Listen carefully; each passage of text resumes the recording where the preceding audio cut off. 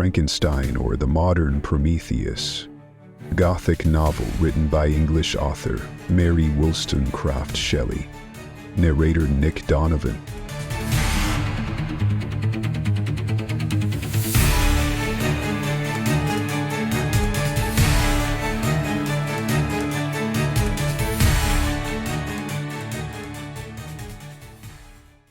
Part 1. Letters. Letter 1. Iceberg, D.C., 11th, 17th. To Mrs. Saville, England. You will rejoice to hear that no disaster has accompanied the commencement of an enterprise which you have regarded with such evil forebodings. I arrived here yesterday, and my first task is to assure my dear sister of my welfare and increasing confidence in the success of my undertaking. I am already far north of London, and as I walk in the streets of Petersburg, I feel a cold northern breeze play upon my cheeks, which braces my nerves and fills me with delight. Do you understand this feeling? This breeze, which has traveled from the regions towards which I am advancing, gives me a foretaste of those icy climes. Inspirited by this wind of promise, my daydreams become more fervid and vivid. I try in vain to be persuaded that the pole is the seat of frost and desolation. It ever presents itself to my imagination as the region of beauty and delight.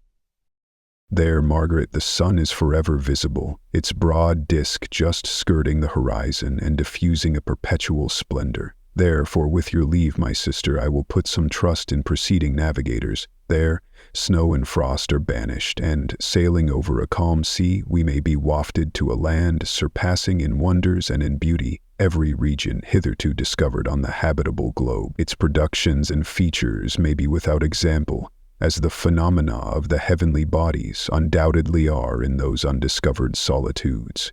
What may not be expected in a country of eternal light? I may there discover the wondrous power which attracts the needle, and may regulate 1,000 celestial observations that require only this voyage to render their seeming eccentricities consistent forever.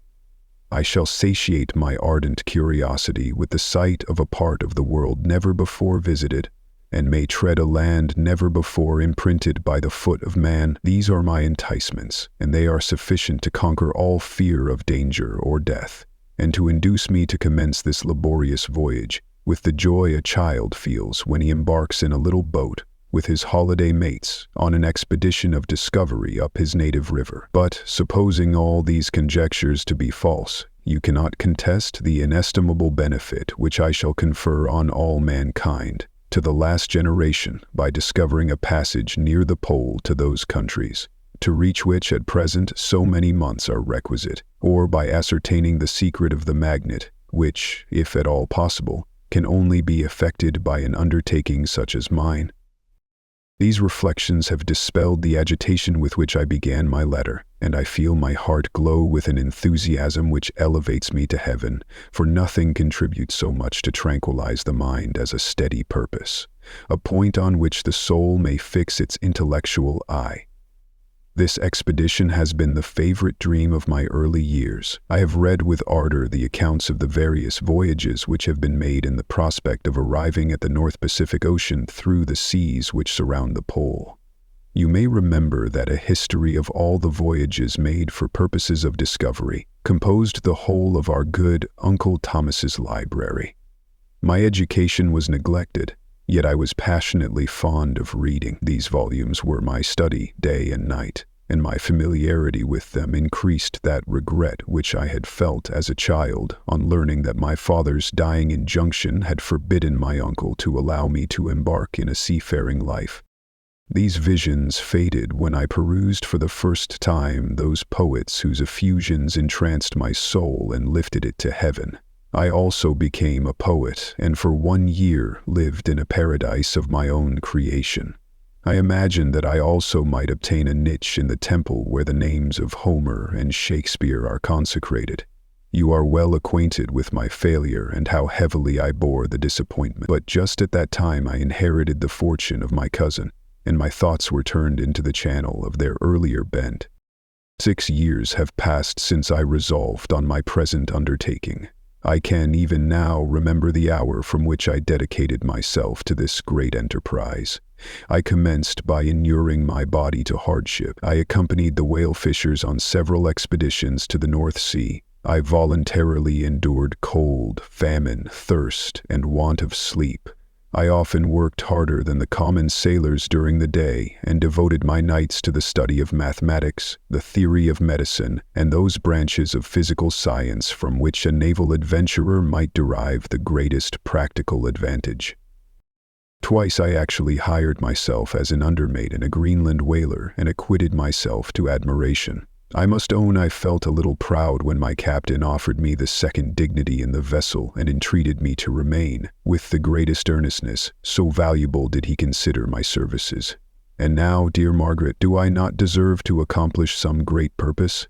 My life might have been passed in ease and luxury, but I preferred glory to every enticement that wealth placed in my path. Oh, that some encouraging voice would answer in the affirmative. My courage and my resolution is firm, but my hopes fluctuate, and my spirits are often depressed. I am about to proceed on a long and difficult voyage, the emergencies of which will demand all my fortitude. I am required not only to raise the spirits of others, but sometimes to sustain my own when theirs are failing. This is the most favorable period for traveling in Russia. They fly quickly over the snow in their sledges. The motion is pleasant, and in my opinion far more agreeable than that of an English stagecoach. The cold is not excessive if you are wrapped in furs, a dress which I have already adopted, for there is a great difference between walking the deck and remaining seated motionless for hours, when no exercise prevents the blood from actually freezing in your veins. I have no ambition to lose my life on the post road between St. Petersburg and Archangel.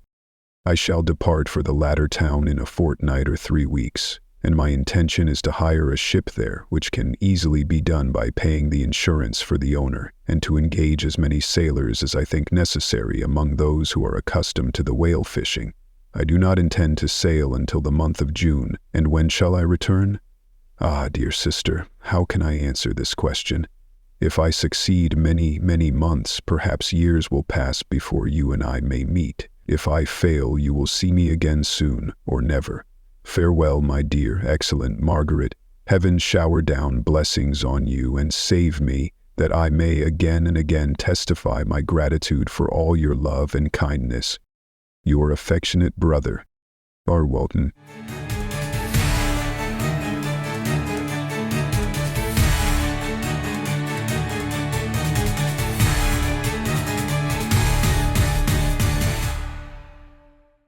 Letter 2. Archangel, 28th March 17. To Mrs. Saville, England. How slowly the time passes here, encompassed as I am by frost and snow. Yet a second step is taken towards my enterprise. I have hired a vessel and am occupied in collecting my sailors. Those whom I have already engaged appear to be men on whom I can depend, and are certainly possessed of dauntless courage. But I have one want which I have never yet been able to satisfy, and the absence of the object of which I now feel as a most severe evil. I have no friend, Margaret. When I am glowing with the enthusiasm of success, there will be none to participate my joy. If I am assailed by disappointment, no one will endeavor to sustain me in dejection. I shall commit my thoughts to paper, it is true, but that is a poor medium for the communication of feeling. I desire the company of a man who could sympathize with me, whose eyes would reply to mine. You may deem me romantic, my dear sister, but I bitterly feel the want of a friend. I have no one near me, gentle yet courageous, possessed of a cultivated as well as of a capacious mind, whose tastes are like my own, to approve or amend my plans. How would such a friend repair the faults of your poor brother? I am too ardent in execution and too impatient of difficulties, but it is a still greater evil to me that I am self-educated. For the first 14 years of my life I ran wild on a common and read nothing but our Uncle Thomas books of voyages. At that age I became acquainted with the celebrated poets of our own country, but it was only when it had ceased to be in my power to derive its most important benefits from such a conviction that I perceived the necessity of becoming acquainted with more languages than that of my native country. Now I am 28, and am in reality more illiterate than many schoolboys of 15. It is true that I have thought more and that my daydreams are more extended and magnificent, but they want, as the painters call it, keeping. And I greatly need a friend who would have sense enough not to despise me as romantic, and affection enough for me to endeavor to regulate my mind. While these are useless complaints, I shall certainly find no friend on the wide ocean, nor even here in Archangel among merchants and seamen. Yet some feelings unallied to the dross of human nature beat even in these rugged bosoms. My lieutenant, for instance, is a man of wonderful courage and enterprise. He is madly desirous of glory, or rather, to word my phrase more characteristically, of advancement in his profession. He is an Englishman, and in the midst of national and professional prejudices, unsoftened by cultivation, retains some of the noblest endowments of humanity. I first became acquainted with him on board a whale vessel. Finding that he was unemployed in this city, I easily engaged him to assist in my enterprise. The master is a person of an excellent disposition, and is remarkable in the ship for his gentleness and the mildness of his discipline. This circumstance, added to his well-known integrity and dauntless courage, made me very desirous to engage him. A youth passed in solitude, my best years spent under your gentle and feminine fosterage, has so refined the groundwork of my character that I cannot overcome an intense distaste to the usual brutality exercised on board ship. I have never believed it to be necessary, and when I heard of a mariner equally noted for his kindliness of heart and the respect and obedience paid to him by his crew, I felt myself peculiarly fortunate in being able to secure his services. I heard of him first in rather a romantic manner, from a lady who owes to him the happiness of her life. This, briefly, is his story. Some years ago, he loved a young Russian lady of moderate fortune, and having amassed a considerable sum in prize money, the father of the girl consented to the match. He saw his mistress once before the destined ceremony, but she was bathed in tears and, throwing herself at his feet, entreated him to spare her, confessing at the same time that she loved another, but that he was poor and that her father would never consent to the union. My generous friend reassured the suppliant, and on being informed of the name of her lover, instantly abandoned his pursuit. He had already bought a farm with his money, on which he had designed to pass the remainder of his life, but he bestowed the whole on his rival, together with the remains of his prize money to purchase stock, and then himself solicited the young woman's father to consent to her marriage with her lover. But the old man decidedly refused, thinking himself bound in honor to my friend, who, when he found the father inexorable, quitted his country, nor returned until he heard that his former mistress was married according to her inclinations. "What a noble fellow!" you will exclaim. He is so, but then he is wholly uneducated. He is as silent as a Turk, and a kind of ignorant carelessness attends him, which, while it renders his conduct the more astonishing, detracts from the interest and sympathy which otherwise he would command. Yet do not suppose, because I complain a little, or because I can conceive a consolation for my toils which I may never know, that I am wavering in my resolutions. Those are as fixed as fate, and my voyage is only now delayed until the weather shall permit my embarkation. The winter has been dreadfully severe, but the spring promises well, and it is considered as a remarkably early season, so that perhaps I may sail sooner than I expected. I shall do nothing rashly. You know me sufficiently to confide in my prudence and considerateness whenever the safety of others is committed to my care. I cannot describe to you my sensations on the near prospect of my undertaking. It is impossible to communicate to you a conception of the trembling sensation, half pleasurable and half fearful, with which I am preparing to depart. I am going to unexplored regions, to the land of mist and snow, but I shall kill no albatross. Therefore do not be alarmed for my safety. Or if I should come back to you as worn and woeful as the ancient mariner, you will smile at my illusion, but I will disclose a secret. I have often attributed my attachment to, my passionate enthusiasm for, the dangerous mysteries of ocean, to that production of the most imaginative of modern poets. There is something at work in my soul which I do not understand. I am practically industrious, painstaking, a workman to execute with perseverance and labor. But besides this, there is a love for the marvelous, a belief in the marvelous, intertwined in all my projects, which hurries me out of the common pathways of men, even to the wild sea and unvisited regions I am about to explore. But to return to dearer considerations, shall I meet you again after having traversed immense seas and returned by the most southern cape of Africa or America? I dare not expect such success, yet I cannot bear to look on the reverse of the picture.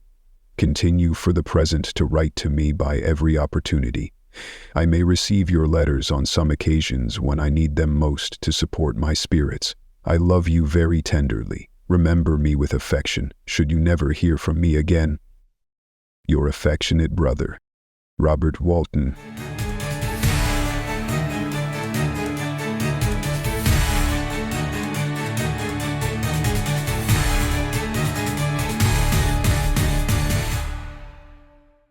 Letter 3, July 7, 17, to Mrs. Seville, England. My dear sister, I write a few lines in haste to say that I am safe and well advanced on my voyage. This letter will reach England by a merchantman now on its homeward voyage from Archangel, more fortunate than I, who may not see my native land, perhaps, for many years.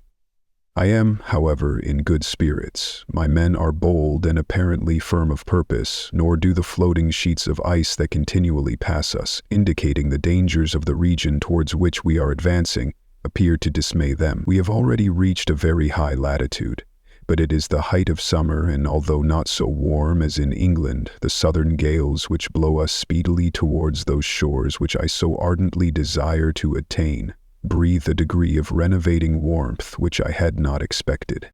No incidents have hitherto befallen us that would make a figure in a letter. 1 or 2 stiff gales and the springing of a leak are accidents which experienced navigators scarcely remember to record, and I shall be well content if nothing worse happen to us during our voyage.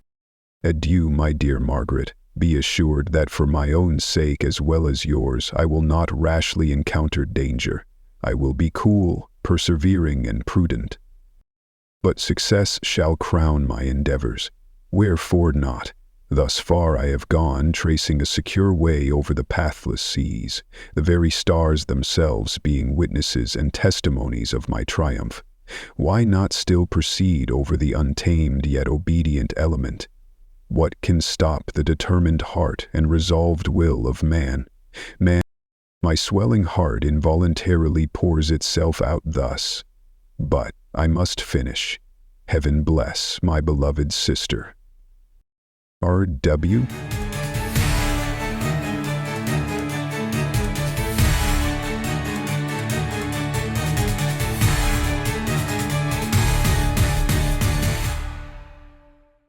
Letter 4, August 5th, 17, to Mrs. Seville, England.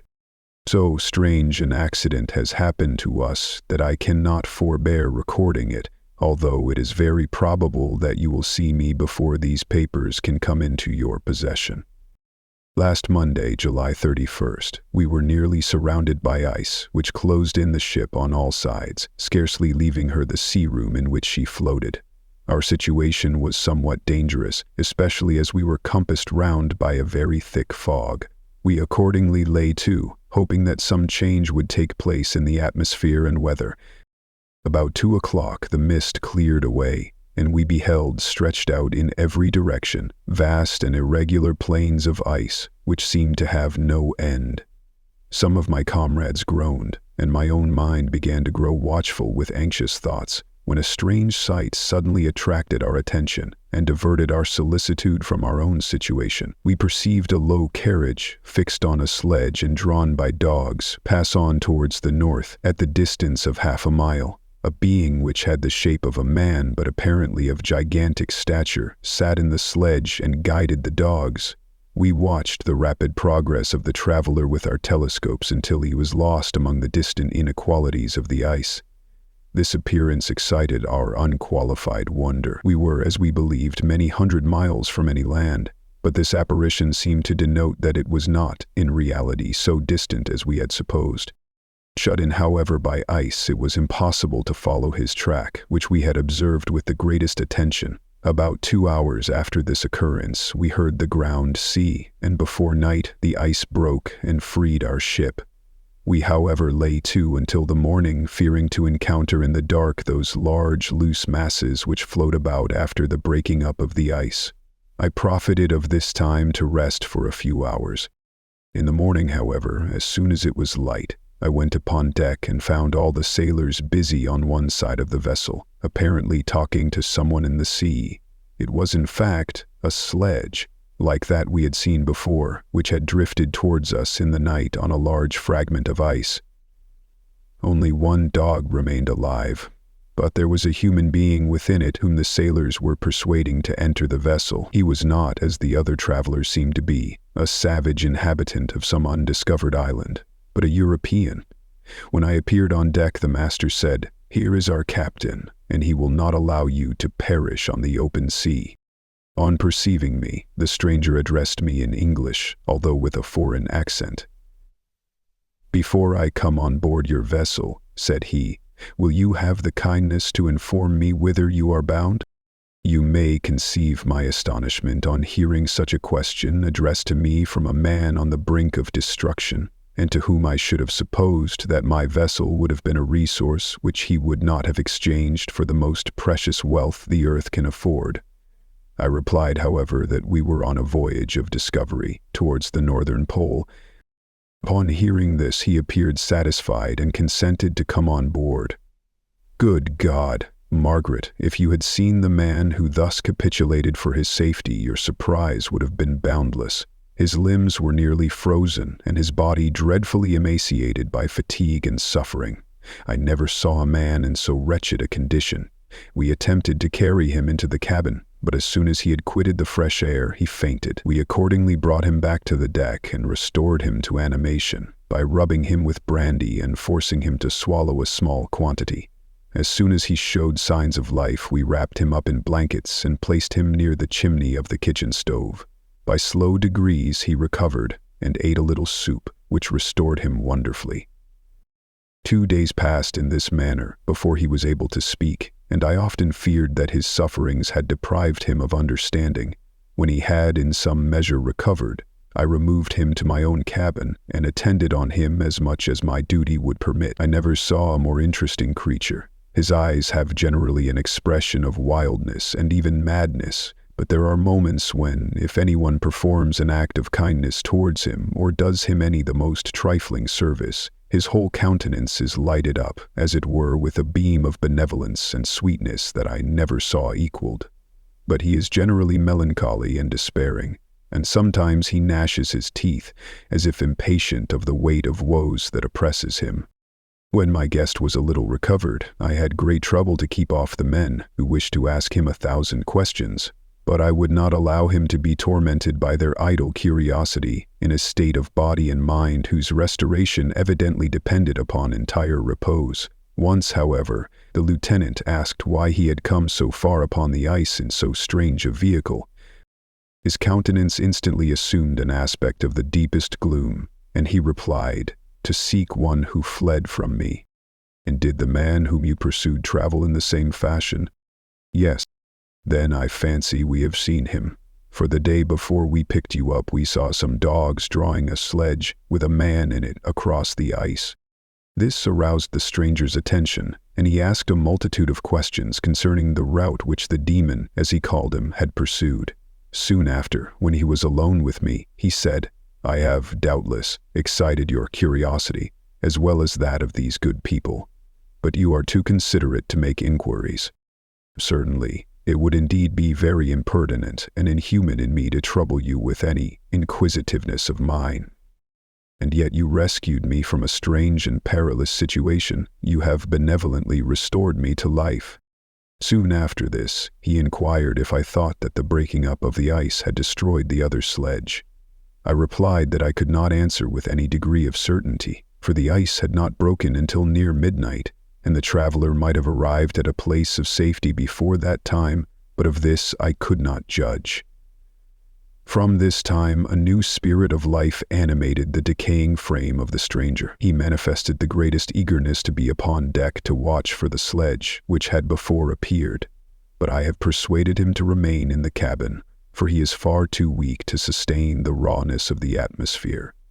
I have promised that someone should watch for him, and give him instant notice if any new object should appear in sight. Such is my journal of what relates to this strange occurrence up to the present day. The stranger has gradually improved in health, but is very silent and appears uneasy when anyone except myself enters his cabin. Yet his manners are so conciliating and gentle that the sailors are all interested in him, although they have had very little communication with him. For my own part, I begin to love him as a brother, and his constant and deep grief fills me with sympathy and compassion. He must have been a noble creature in his better days, being even now in wreck so attractive and amiable. I said in one of my letters, my dear Margaret, that I should find no friend on the wide ocean. Yet I have found a man who, before his spirit had been broken by misery, I should have been happy to have possessed as the brother of my heart. I shall continue my journal concerning the stranger at intervals, should I have any fresh incidents to record. August 13th, 17.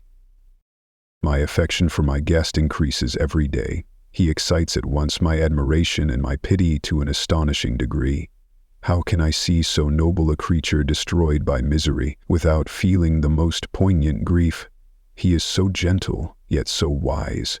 His mind is so cultivated, and when he speaks, although his words are culled with the choicest art, yet they flow with rapidity and unparalleled eloquence. He is now much recovered from his illness, and is continually on the deck, apparently watching for the sledge that preceded his own.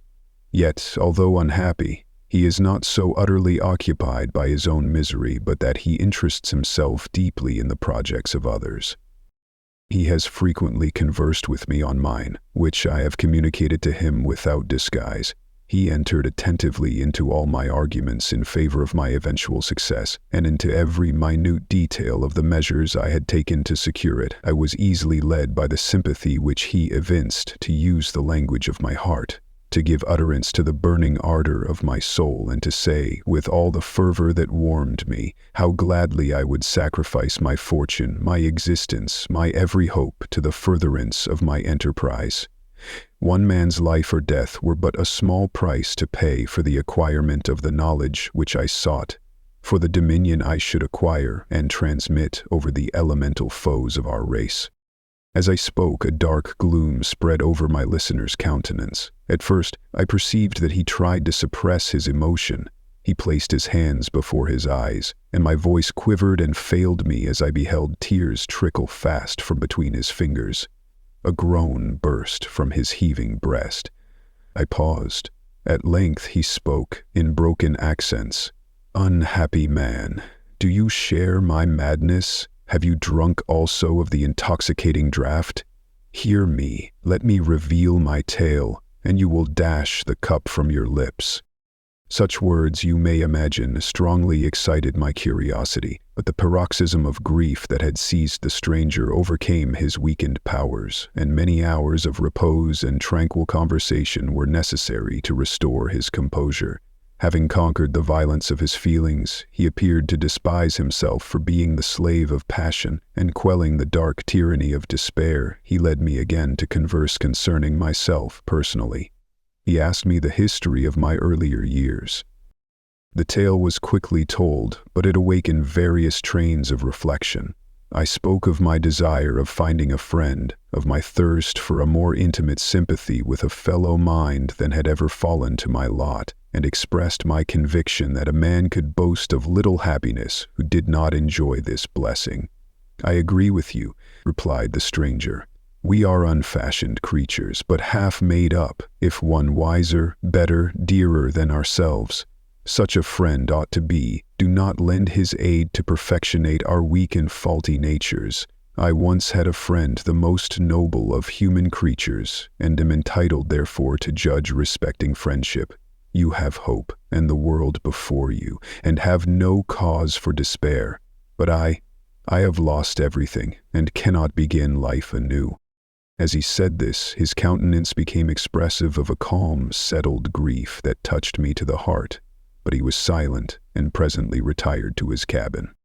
Even broken in spirit as he is, no one can feel more deeply than he does the beauties of nature, the starry sky, the sea, and every sight afforded by these wonderful regions seems still to have the power of elevating his soul from earth. Such a man has a double existence. He may suffer misery and be overwhelmed by disappointments, yet when he has retired into himself, he will be like a celestial spirit that has a halo around him, within whose circle no grief or folly ventures. Will you smile at the enthusiasm I express concerning this divine wanderer? You would not if you saw him. You have been tutored and refined by books and retirement from the world, and you are therefore somewhat fastidious. But this only renders you the more fit to appreciate the extraordinary merits of this wonderful man. Sometimes I have endeavored to discover what quality it is which he possesses that elevates him so immeasurably above any other person I ever knew. I believe it to be an intuitive discernment, a quick but never-failing power of judgment, a penetration into the causes of things, unequaled for clearness and precision. Add to this a facility of expression and a voice whose varied intonations are soul-subduing music. August 1917. Yesterday the stranger said to me, "You may easily perceive, Captain Walton, that I have suffered great and unparalleled misfortunes. I had determined at one time that the memory of these evils should die with me, but you have won me to alter my determination. You seek for knowledge and wisdom, as I once did, and I ardently hope that the gratification of your wishes may not be a serpent to sting you as mine has been. I do not know that the relation of my disasters will be useful to you. Yet, when I reflect that you are pursuing the same course, exposing yourself to the same dangers which have rendered me what I am, I imagine that you may deduce an apt moral from my tale, one that may direct you if you succeed in your undertaking and console you in case of failure. Prepare to hear of occurrences which are usually deemed marvelous. Were we among the tamer scenes of nature, I might fear to encounter your unbelief, perhaps your ridicule, but many things will appear possible in these wild and mysterious regions which would provoke the laughter of those unacquainted with the ever-varied powers of nature. Nor can I doubt but that my tale conveys in its series internal evidence of the truth of the events of which it is composed. You may easily imagine that I was much gratified by the offered communication, yet I could not endure that he should renew his grief by a recital of his misfortunes. I felt the greatest eagerness to hear the promised narrative, partly from curiosity and partly from a strong desire to ameliorate his fate if it were in my power. I expressed these feelings in my answer. "I thank you," he replied, "for your sympathy, but it is useless. My fate is nearly fulfilled. I wait but for one event, and then I shall repose in peace. I understand your feeling," continued he, perceiving that I wished to interrupt him, "but you are mistaken, my friend. If thus you will allow me to name you, nothing can alter my destiny. Listen to my history, and you will perceive how irrevocably it is determined." He then told me that he would commence his narrative the next day when I should be at leisure. This promise drew from me the warmest thanks. I have resolved every night, when I am not imperatively occupied by my duties, to record as nearly as possible in his own words what he has related during the day. If I should be engaged, I will at least make notes. This manuscript will doubtless afford you the greatest pleasure. But to me, who know him and who hear it from his own lips, with what interest and sympathy shall I read it in some future day? Even now, as I commence my task, his full-toned voice swells in my ears. His lustrous eyes dwell on me with all their melancholy sweetness. I see his thin hand raised in animation, while the lineaments of his face are irradiated by the soul within. Strange and harrowing must be his story, frightful the storm which embraced the gallant vessel on its course and wrecked it. Thus,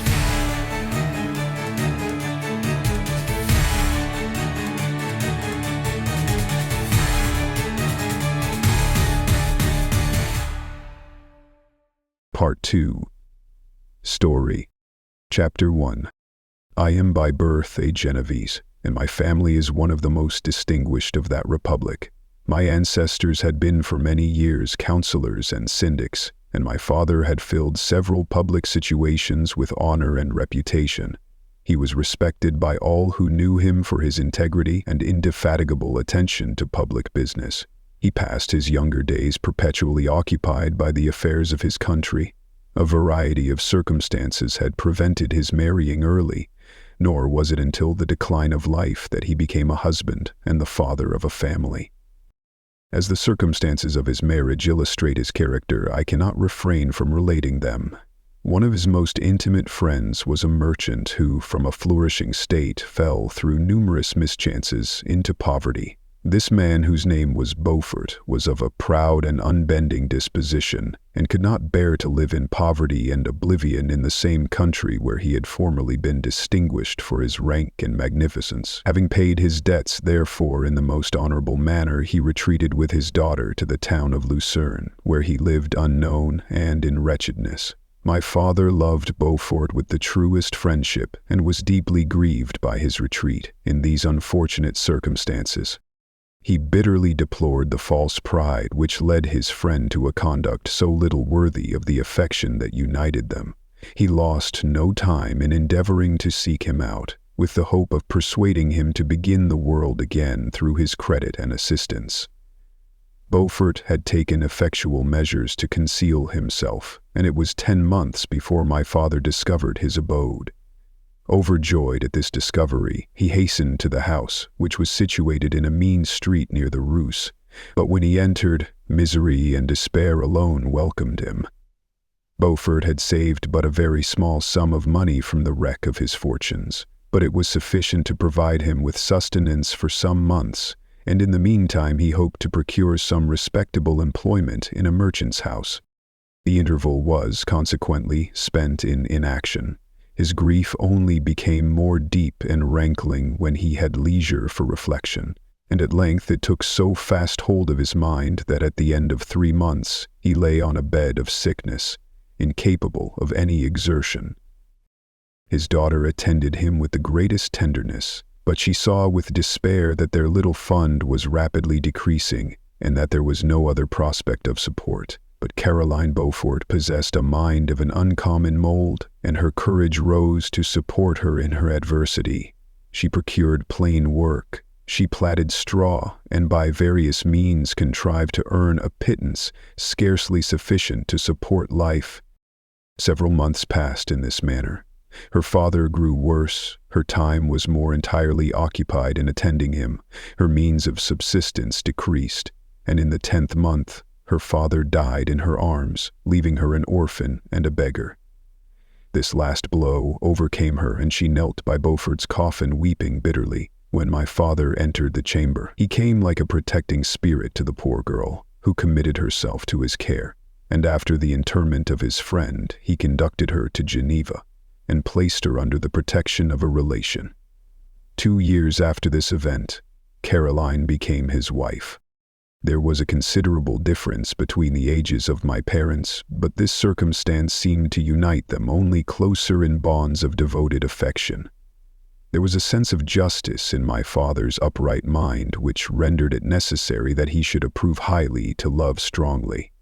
Perhaps during former years he had suffered from the late discovered unworthiness of one beloved, and so was disposed to set a greater value on tried worth. There was a show of gratitude and worship in his attachment to my mother, differing wholly from the doting fondness of age, for it was inspired by reverence for her virtues and a desire to be the means of in some degree recompensing her for the sorrows she had endured, but which gave inexpressible grace to his behavior to her.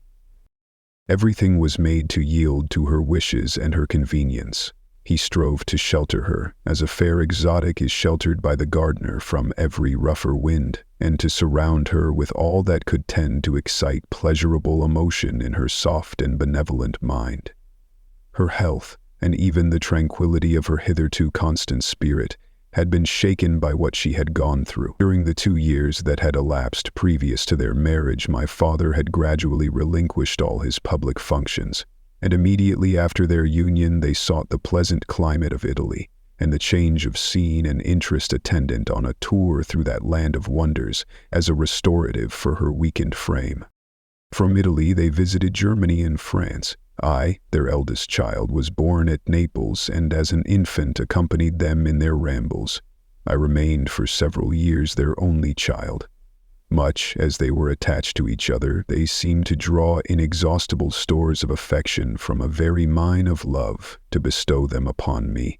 My mother's tender caresses and my father's smile of benevolent pleasure while regarding me are my first recollections. I was their plaything and their idol and something better, their child, the innocent and helpless creature bestowed on them by heaven, whom to bring up to good and whose future lot it was in their hands to direct to happiness or misery according as they fulfilled their duties towards me.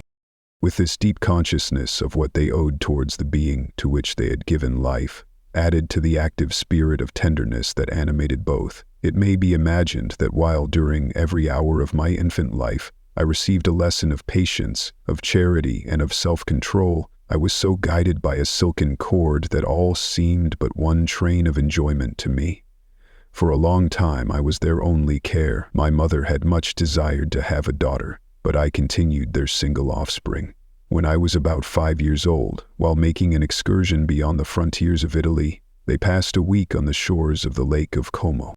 Their benevolent disposition often made them enter the cottages of the poor.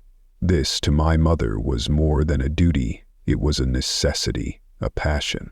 Remembering what she had suffered and how she had been relieved, for her to act in her turn the guardian angel to the afflicted. During one of their walks a poor cot in the foldings of a veil attracted their notice as being singularly disconsolate, while the number of half-clothed children gathered about it spoke of penury in its worst shape. One day, when my father had gone by himself to Milan, my mother, accompanied by me, visited this abode. She found a peasant and his wife, hard-working, bent down by care and labor, distributing a scanty meal to 5 hungry babes.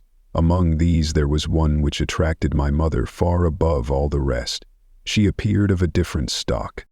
The 4 others were dark-eyed, hardy little vagrants. This child was thin and very fair. Her hair was the brightest living gold, and despite the poverty of her clothing, seemed to set a crown of distinction on her head. Her brow was clear and ample, her blue eyes cloudless, and her lips and the molding of her face so expressive of sensibility and sweetness that none could behold her without looking on her as of a distinct species, a being heaven-sent, and bearing a celestial stamp in all her features.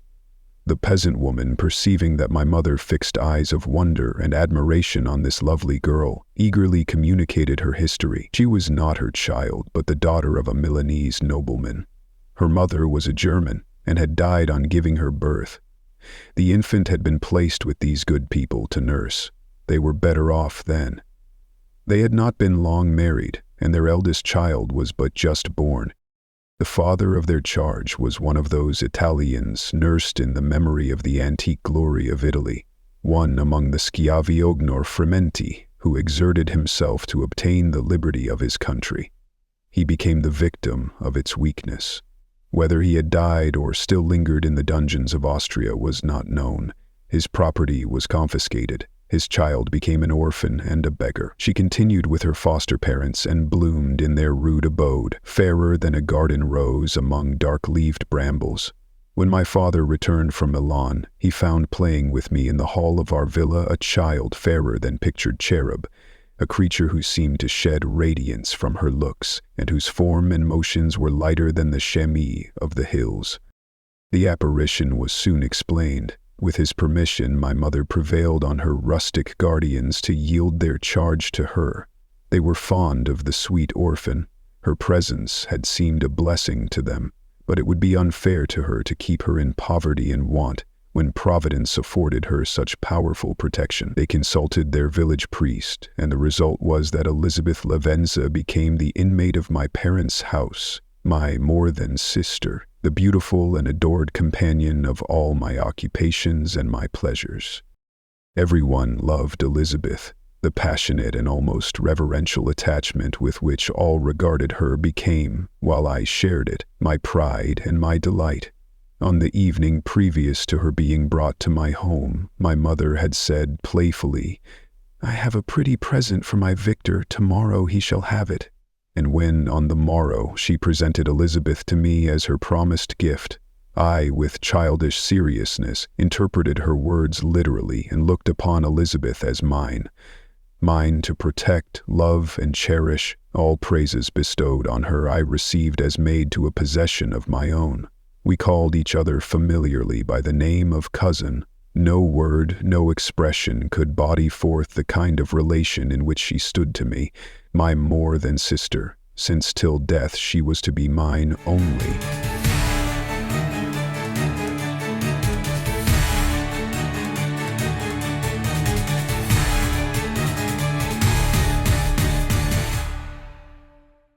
Chapter 2. We were brought up together. There was not quite a year difference in our ages. I need not say that we were strangers to any species of disunion or dispute. Harmony was the soul of our companionship, and the diversity and contrast that subsisted in our characters drew us nearer together.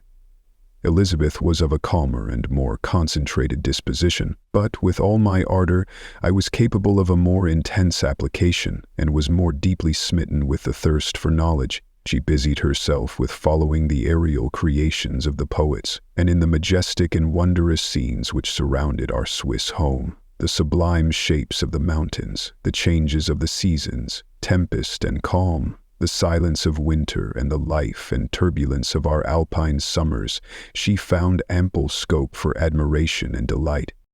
While my companion contemplated with a serious and satisfied spirit the magnificent appearances of things, I delighted in investigating their causes. The world was to me a secret which I desired to divine. Curiosity, earnest research to learn the hidden laws of nature, gladness akin to rapture, as they were unfolded to me, are among the earliest sensations I can remember. On the birth of a second son, my junior by 7 years, my parents gave up entirely their wandering life and fixed themselves in their native country. We possessed a house in Geneva and a campaign on Belle Rive, the eastern shore of the lake, at the distance of rather more than a league from the city.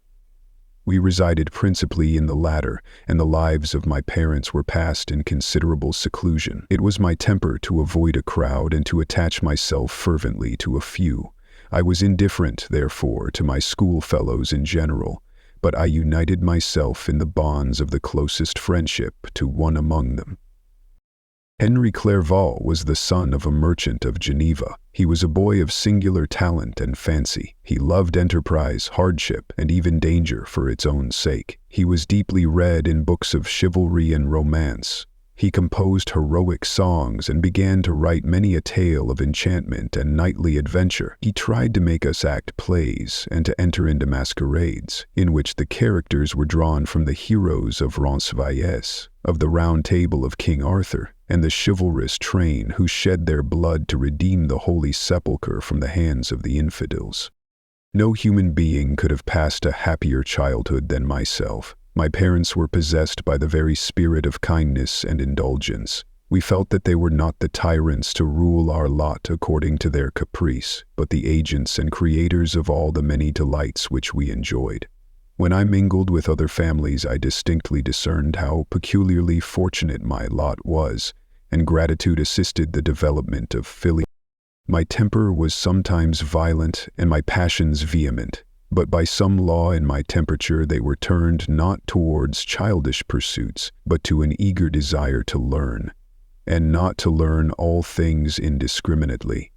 I confess that neither the structure of languages, nor the code of governments, nor the politics of various states possessed attractions for me. It was the secrets of heaven and earth that I desired to learn, and whether it was the outward substance of things or the inner spirit of nature and the mysterious soul of man that occupied me, still my inquiries were directed to the metaphysical or, in its highest sense, the physical secrets of the world. Meanwhile, Clerval occupied himself, so to speak, with the moral relations of things. The busy stage of life, the virtues of heroes, and the actions of men were his theme. and his hope and his dream was to become one among those whose names are recorded in story as the gallant and adventurous benefactors of our species. The saintly soul of Elizabeth shone like a shrine-dedicated lamp in our peaceful home. Her sympathy was ours, her smile, her soft voice, the sweet glance of her celestial eyes were ever there to bless and animate us. She was the living spirit of love to soften and attract. I might have become sullen in my study, raw through the ardor of my nature, but that she was there to subdue me to a semblance of her own gentleness. And Clerval could aught ill entrench on the noble spirit of Clerval, yet he might not have been so perfectly humane, so thoughtful in his generosity, so full of kindness and tenderness amidst his passion for adventurous exploit, had she not unfolded to him the real loveliness of beneficence, and made the doing good the end and aim of his soaring ambition. I feel exquisite pleasure in dwelling on the recollections of childhood, before misfortune had tainted my mind and changed its bright visions of extensive usefulness into gloomy and narrow reflections upon self. Besides, in drawing the picture of my early days, I also record those events which led by insensible steps to my after-tale of misery, for when I would account to myself for the birth of that passion which afterwards ruled my destiny, I find it arise, like a mountain river, from ignoble and almost forgotten sources. But, swelling as it proceeded, it became the torrent which, in its course, has swept away all my hopes and joys. Natural philosophy is the genius that has regulated my fate. I desire, therefore, in this narration, to state those facts which led to my predilection for that science. When I was 13 years of age, we all went on a party of pleasure to the baths near Thonon. The inclemency of the weather obliged us to remain a day confined to the inn. In this house I chanced to find a volume of the works of Cornelius Agrippa. I opened it with apathy. The theory which he attempts to demonstrate and the wonderful facts which he relates soon changed this feeling into enthusiasm. A new light seemed to dawn upon my mind, and bounding with joy I communicated my discovery to my father. My father looked carelessly at the title page of my book and said, "Ah, Cornelius Agrippa. My dear Victor, do not waste your time upon this. It is sad trash." If, instead of this remark, my father had taken the pains to explain to me that the principles of Agrippa had been entirely exploded and that a modern system of science had been introduced which possessed much greater powers than the ancient, because the powers of the latter were chimerical, while those of the former were real and practical, under such circumstances I should certainly have thrown Agrippa aside and have contented my imagination, warmed as it was, by returning with greater ardor to my former studies. It is even possible that the train of my ideas would never have received the fatal impulse that led to my ruin. But the cursory glance my father had taken of my volume by no means assured me that he was acquainted with its contents, and I continued to read with the greatest avidity. When I returned home, my first care was to procure the whole works of this author, and afterwards of Paracelsus and Albertus Magnus. I read and studied the wild fancies of these writers with delight. They appeared to me treasures known to few besides myself. I have described myself as always having been imbued with a fervent longing to penetrate the secrets of nature. In spite of the intense labor and wonderful discoveries of modern philosophers, I always came from my studies discontented and unsatisfied. Sir Isaac Newton is said to have avowed that he felt like a child picking up shells beside the great and unexplored ocean of truth. Those of his successors in each branch of natural philosophy with whom I was acquainted appeared even to my boy's apprehensions as tyros, engaged in the same pursuit. The untaught peasant beheld the elements around him and was acquainted with their practical uses. The most learned philosopher knew little more. He had partially unveiled the face of nature, but her immortal lineaments were still a wonder and a mystery. He might dissect and anatomize and give names, but not to speak of a final cause. Causes in their secondary and tertiary grades were utterly unknown to him. I had gazed upon the fortifications and impediments that seemed to keep human beings from entering the citadel of nature, and rashly and ignorantly I had repined. But here were books, and here were men who had penetrated deeper and knew more. I took their word for all that they averred. and I became their disciple. It may appear strange that such should arise in the 18th century, but while I followed the routine of education in the schools of Geneva, I was, to a great degree, self-taught with regard to my favorite studies. My father was not scientific, and I was left to struggle with a child's blindness, added to a student's thirst for knowledge. Under the guidance of my new preceptors, I entered with the greatest diligence into the search of the philosopher's stone and the elixir of life, but the latter soon obtained my undivided attention. Wealth was an inferior object, but what glory would attend the discovery if I could banish disease from the human frame and render man invulnerable to any but a violent death? Nor were these my only visions. The raising of ghosts or devils was a promise liberally accorded by my favorite authors, the fulfillment of which I most eagerly sought, and if my incantations were always unsuccessful, I attributed the failure rather to my own inexperience and mistake than to a want of skill or fidelity in my instructors. And thus, for a time, I was occupied by exploded systems, mingling, like an unadapt, 1,000 contradictory theories, and floundering desperately in a very slough of multifarious knowledge, guided by an ardent imagination and childish reasoning, till an accident again changed the current of my ideas. When I was about 15 years old, we had retired to our house near Belrive, when we witnessed a most violent and terrible thunderstorm. It advanced from behind the mountains of Jura, and the thunder burst at once with frightful loudness from various quarters of the heavens. I remained, while the storm lasted, watching its progress with curiosity and delight. As I stood at the door, on a sudden I beheld a stream of fire issue from an old and beautiful oak which stood about 20 yards from our house, and so soon as the dazzling light vanished, the oak had disappeared, and nothing remained but a blasted stump. When we visited it the next morning, we found the tree shattered in a singular manner. It was not splintered by the shock, but entirely reduced to thin ribbons of wood. I never beheld anything so utterly destroyed. Before this, I was not unacquainted with the more obvious laws of electricity. On this occasion, a man of great research in natural philosophy was with us, and excited by this catastrophe, he entered on the explanation of a theory which he had formed on the subject of electricity and galvanism, which was at once new and astonishing to me. All that he said threw greatly into the shade Cornelius Agrippa, Albertus Magnus, and Paracelsus, the lords of my imagination. But by some fatality, the overthrow of these men disinclined me to pursue my accustomed studies. It seemed to me as if nothing would or could ever be known. All that had so long engaged my attention suddenly grew despicable. By one of those caprices of the mind which we are perhaps most subject to in early youth, I at once gave up my former occupations, set down natural history in all its progeny as a deformed and abortive creation, and entertained the greatest disdain for a would-be science which could never even step within the threshold of real knowledge. In this mood of mind, I betook myself to the mathematics and the branches of study appertaining to that science, as being built upon secure foundations, and so worthy of my consideration. Thus strangely are our souls constructed, and by such slight ligaments are we bound to prosperity or ruin. When I look back, it seems to me as if this almost miraculous change of inclination and will was the immediate suggestion of the guardian angel of my life, the last effort made by the spirit of preservation to avert the storm that was even then hanging in the stars and ready to envelop me. Her victory was announced by an unusual tranquility and gladness of soul which followed the relinquishing of my ancient and latterly tormenting studies.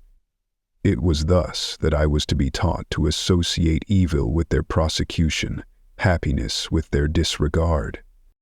It was a strong effort of the spirit of good, but it was ineffectual. Destiny was too potent, and her immutable laws had decreed my utter and terrible destruction.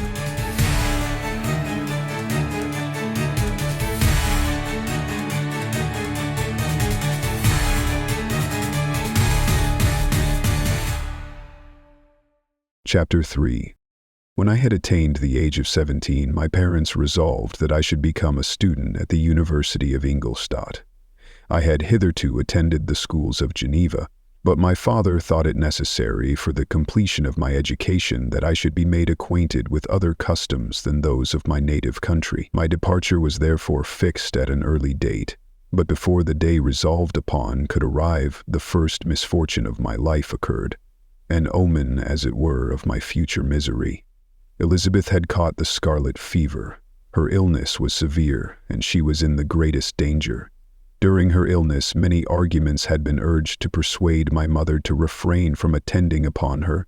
She had at first yielded to her entreaties, but when she heard that the life of her favorite was menaced, she could no longer control her anxiety. She attended her sickbed. Her watchful attentions triumphed over the malignity of the distemper. Elizabeth was saved, but the consequences of this imprudence were fatal to her preserver. On the third day my mother sickened. Her fever was accompanied by the most alarming symptoms, and the looks of her medical attendants prognosticated the worst event. On her deathbed, the fortitude and benignity of this best of women did not desert her. She joined the hands of Elizabeth and myself. "My children," she said, "my firmest hopes of future happiness were placed on the prospect of your union. This expectation will now be the consolation of your father. Elizabeth, my love, you must supply my place to my younger children. Alas, I regret that I am taken from you, and, happy and beloved as I have been, is it not hard to quit you all? But these are not thoughts befitting me. I will endeavor to resign myself cheerfully to death and will indulge a hope of meeting you in another world." She died calmly, and her countenance expressed affection even in death. I need not describe the feelings of those whose dearest ties are rent by that most irreparable evil, the void that presents itself to the soul, and the despair that is exhibited on the countenance. It is so long before the mind can persuade itself that she whom we saw every day, and whose very existence appeared a part of our own, can have departed forever, that the brightness of a beloved eye can have been extinguished, and the sound of a voice so familiar and dear to the ear can be hushed, never more to be heard. These are the reflections of the first days, but when the lapse of time proves the reality of the evil, then the actual bitterness of grief commences. Yet from whom has not that rude hand rent away some dear connection? And why should I describe a sorrow which all have felt and must feel? The time at length arrives when grief is rather an indulgence than a necessity, and the smile that plays upon the lips, although it may be deemed a sacrilege, is not banished. My mother was dead, but we had still duties which we ought to perform. We must continue our course with the rest, and learn to think ourselves fortunate whilst one remains whom the spoiler has not seized. My departure for Ingolstadt, which had been deferred by these events, was now again determined upon. I obtained from my father a respite of some weeks. It appeared to me sacrilege so soon to leave the repose, akin to death, of the house of mourning and to rush into the thick of life. I was new to sorrow, but it did not the less alarm me. I was unwilling to quit the sight of those that remained to me, and above all I desired to see my sweet Elizabeth in some degree consoled. She indeed veiled her grief and strove to act the comforter to us all. She looked steadily on life, and assumed its duties with courage and zeal. She devoted herself to those whom she had been taught to call her uncle and cousins. Never was she so enchanting as at this time, when she recalled the sunshine of her smiles and spent them upon us. She forgot even her own regret in her endeavors to make us forget. The day of my departure at length arrived. Clerval spent the last evening with us. He had endeavored to persuade his father to permit him to accompany me and to become my fellow student, but in vain. His father was a narrow-minded trader and saw idleness and ruin in the aspirations and ambition of his son. Henry deeply felt the misfortune of being debarred from a liberal education. He said little, but when he spoke I read in his kindling eye and in his animated glance a restrained but firm resolve not to be chained to the miserable details of commerce. We sat late.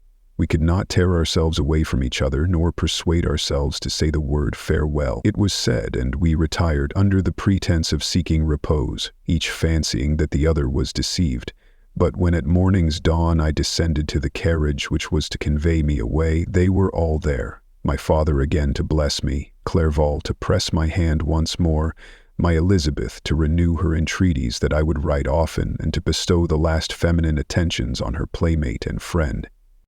I threw myself into the chaise that was to convey me away and indulged in the most melancholy reflections. I, who had ever been surrounded by amiable companions, continually engaged in endeavoring to bestow mutual pleasure, I was now alone. In the university whither I was going, I must form my own friends and be my own protector. My life had hitherto been remarkably secluded and domestic, and this had given me invincible repugnance to new countenances. I loved my brothers, Elizabeth and Clerval. These were old, familiar faces, but I believed myself totally unfitted for the company of strangers. Such were my reflections as I commenced my journey, but as I proceeded, my spirits and hopes rose. I ardently desired the acquisition of knowledge. I had often, when at home, thought it hard to remain during my youth cooped up in one place, and had longed to enter the world and take my station among other human beings. Now my desires were complied with, and it would indeed have been folly to repent. I had sufficient leisure for these and many other reflections during my journey to Ingolstadt, which was long and fatiguing. At length the high white steeple of the town met my eyes. I alighted and was conducted to my solitary apartment to spend the evening as I pleased. The next morning I delivered my letters of introduction and paid a visit to some of the principal professors. Chance, or rather the evil influence, the angel of destruction which asserted omnipotent sway over me from the moment I turned my reluctant steps from my father's door, led me first to Mere Krempe, professor of natural philosophy. He was an uncouth man, but deeply imbued in the secrets of his science. He asked me several questions concerning my progress in the different branches of science appertaining to natural philosophy. I replied carelessly and partly in contempt, mentioned the names of my alchemists as the principal authors I had studied. The professor stared. "Have you," he said, "really spent your time in studying such nonsense?"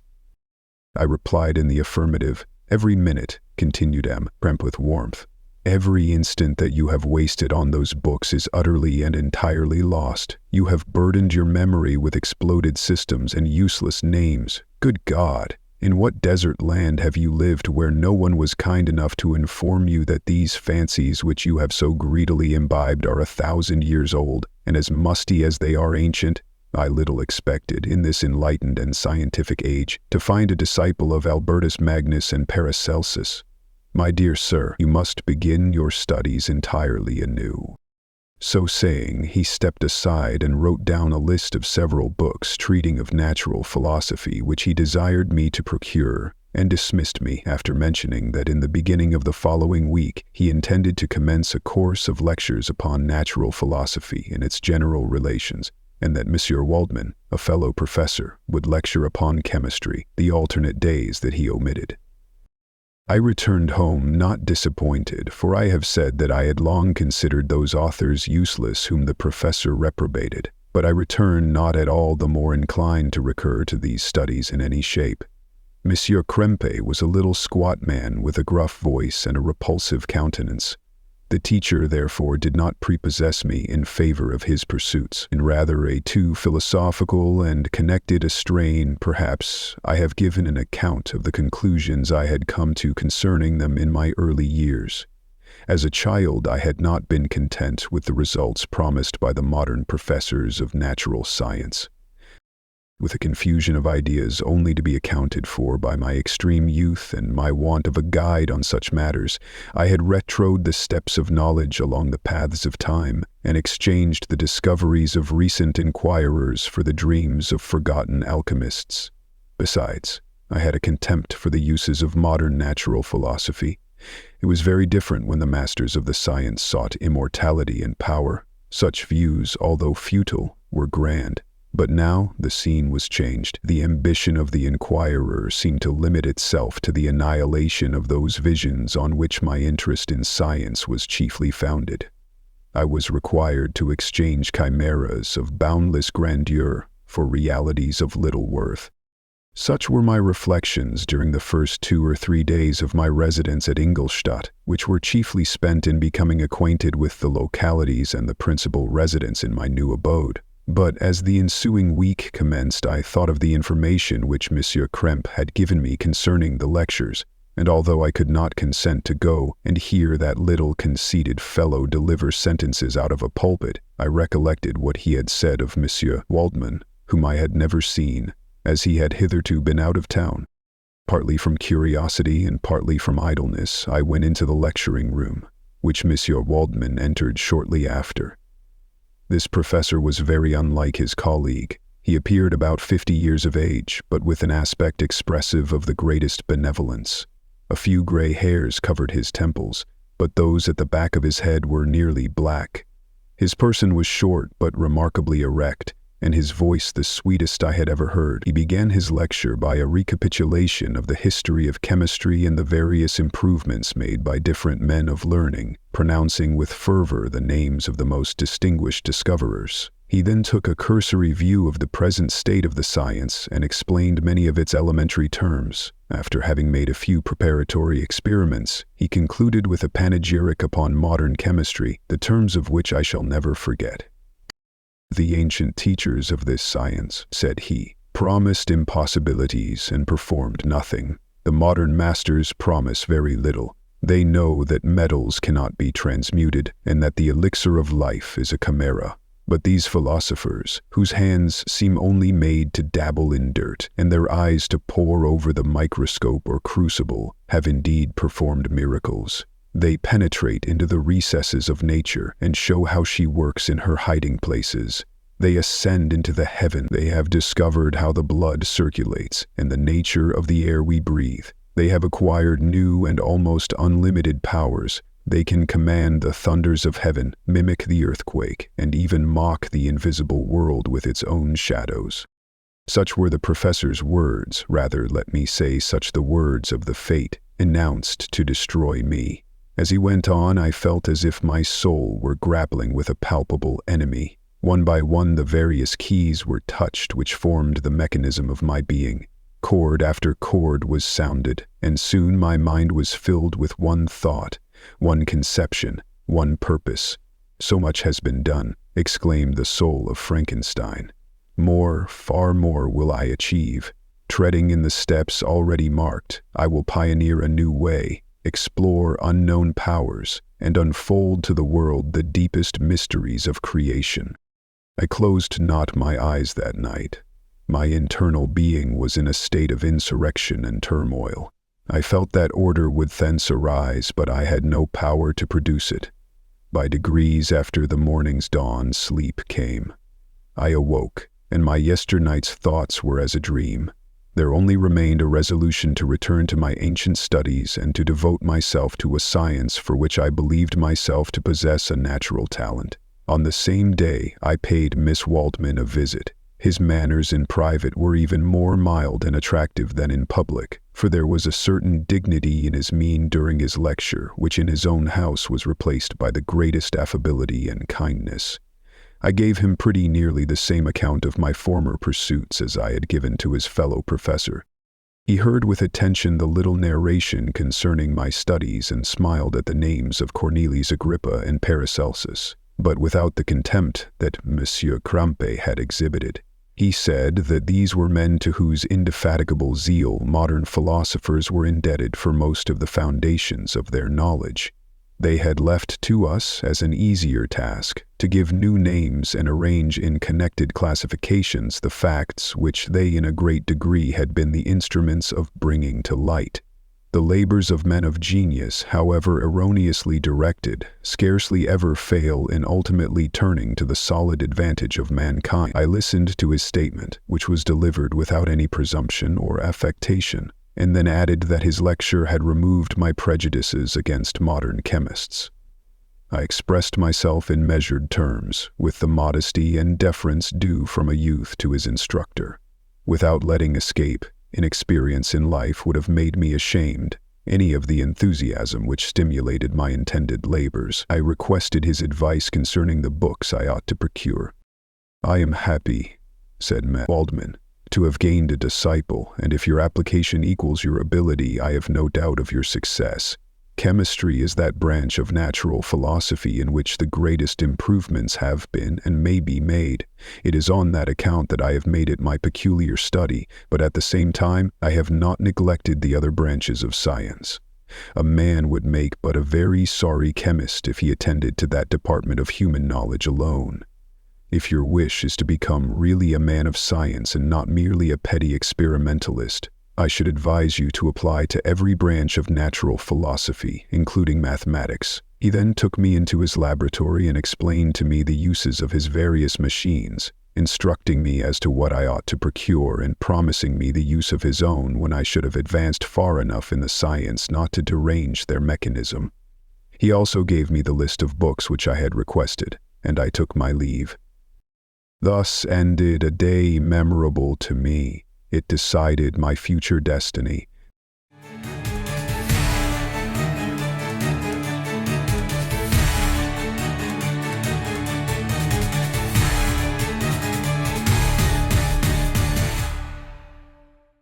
Chapter 4. From this day, natural philosophy, and particularly chemistry in the most comprehensive sense of the term, became nearly my sole occupation. I read with ardor those works, so full of genius and discrimination, which modern inquirers have written on these subjects. I attended the lectures, and cultivated the acquaintance of the men of science of the university, and I found even in Miss Krempe a great deal of sound sense and real information, combined, it is true, with a repulsive physiognomy and manners, but not on that account the less valuable. In Monsieur Waldman I found a true friend. His gentleness was never tinged by dogmatism, and his instructions were given with an air of frankness and good nature that banished every idea of pedantry. In 1,000 ways he smoothed for me the path of knowledge and made the most abstruse inquiries clear and facile to my apprehension. My application was at first fluctuating and uncertain. It gained strength as I proceeded and soon became so ardent and eager that the stars often disappeared in the light of morning, whilst I was yet engaged in my laboratory. As I applied so closely, it may be easily conceived that my progress was rapid. My ardor was indeed the astonishment of the students, and my proficiency that of the masters. Professor Krempe often asked me with a sly smile how Cornelius Agrippa went on, whilst Monsieur Waldman expressed the most heartfelt exultation in my progress. 2 years passed in this manner, during which I paid no visit to Geneva but was engaged heart and soul in the pursuit of some discoveries which I hoped to make. None but those who have experienced them can conceive of the enticements of science. In other studies you go as far as others have gone before you, and there is nothing more to know. But in a scientific pursuit there is continual food for discovery and wonder.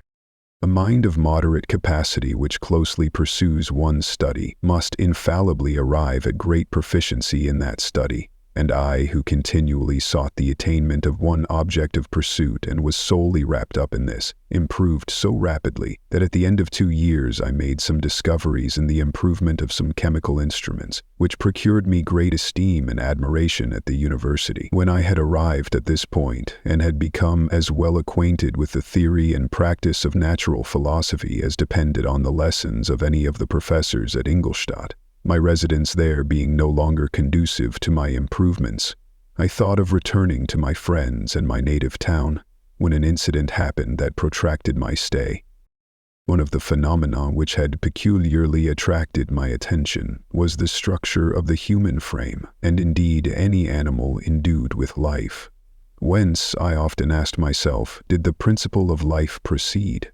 It was a bold question, and one which has ever been considered as a mystery. Yet with how many things are we upon the brink of becoming acquainted, if cowardice or carelessness did not restrain our inquiries. I revolved these circumstances in my mind, and determined thenceforth to apply myself more particularly to those branches of natural philosophy which relate to physiology.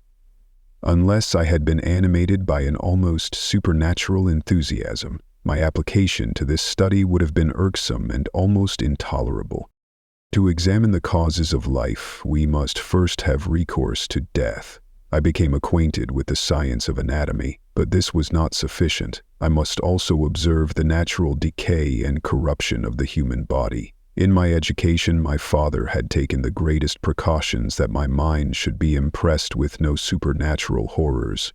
I do not ever remember to have trembled at a tale of superstition, or to have feared the apparition of a spirit. Darkness had no effect upon my fancy, and a churchyard was to me merely the receptacle of bodies deprived of life, which, from being the seat of beauty and strength, had become food for the worm.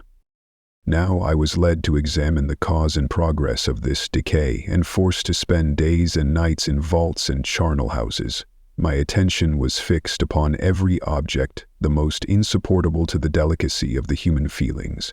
I saw how the fine form of man was degraded and wasted. I beheld the corruption of death succeed to the blooming cheek of life.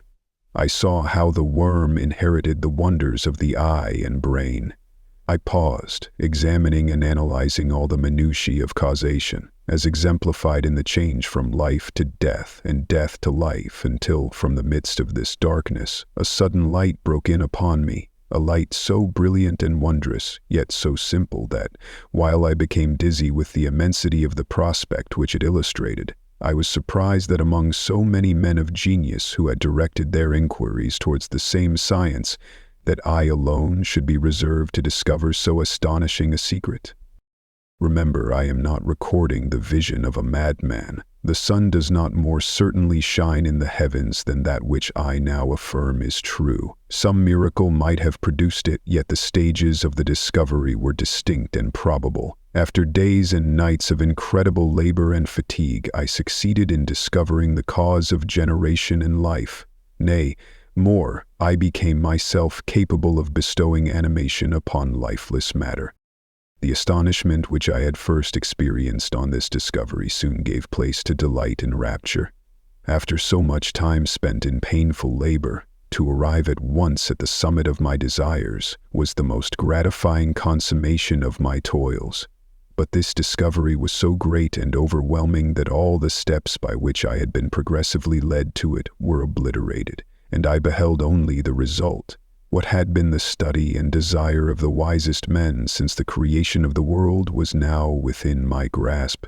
Not that, like a magic scene, it all opened upon me at once. The information I had obtained was of a nature rather to direct my endeavors so soon as I should point them towards the object of my search than to exhibit that object already accomplished. I was like the Arabian who had been buried with the dead and found a passage to life, aided only by one glimmering and seemingly ineffectual light. I see by your eagerness and the wonder and hope which your eyes express, my friend, that you expect to be informed of the secret with which I am acquainted. That cannot be. Listen patiently until the end of my story, and you will easily perceive why I am reserved upon that subject. I will not lead you on, unguarded and ardent as I then was, to your destruction and infallible misery. Learn from me, if not by my precepts, at least by my example, how dangerous is the acquirement of knowledge, and how much happier that man is who believes his native town to be the world, than he who aspires to become greater than his nature will allow.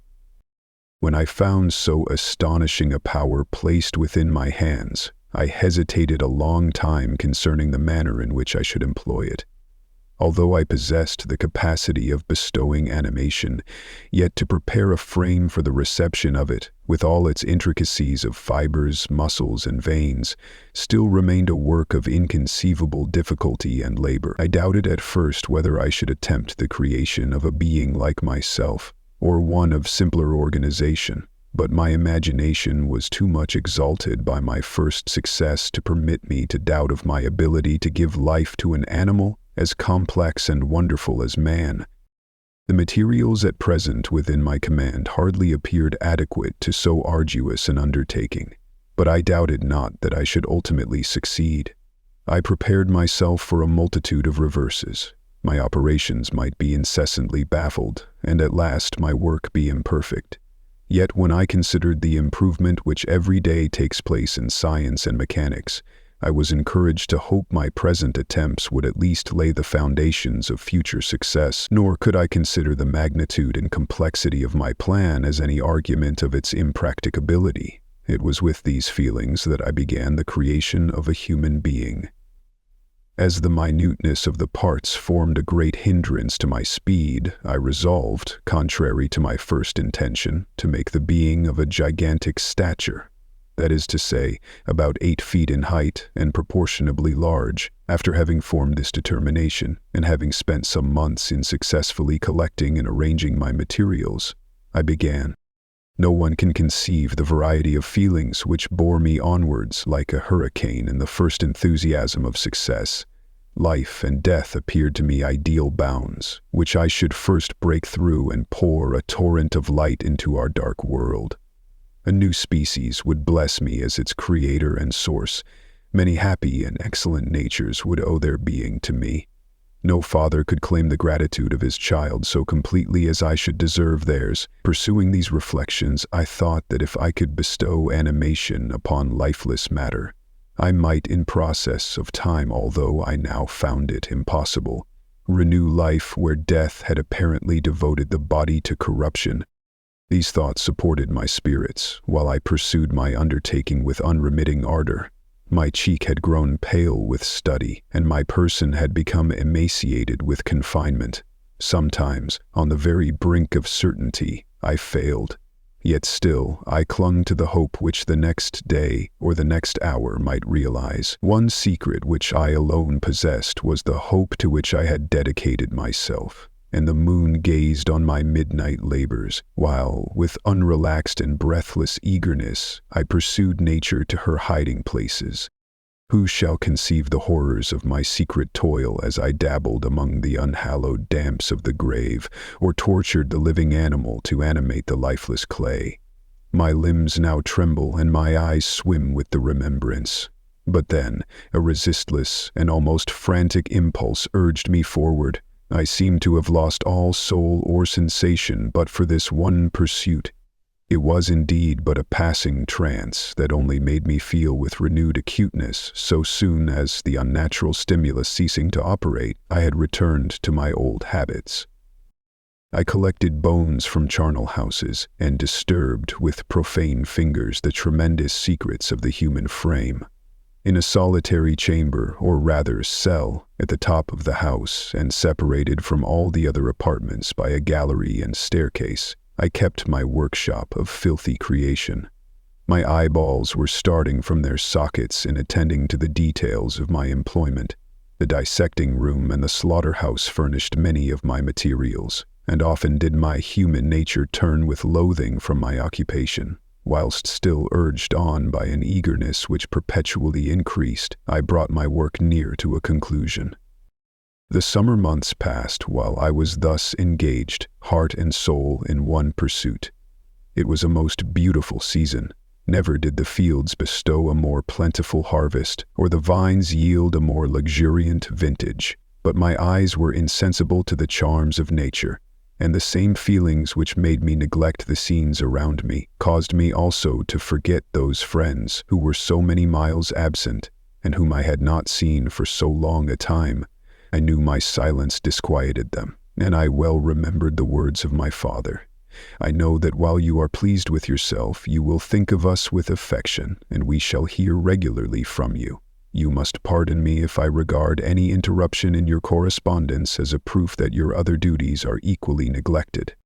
I knew well, therefore, what would be my father's feelings, but I could not tear my thoughts from my employment, loathsome in itself, but which had taken an irresistible hold of my imagination.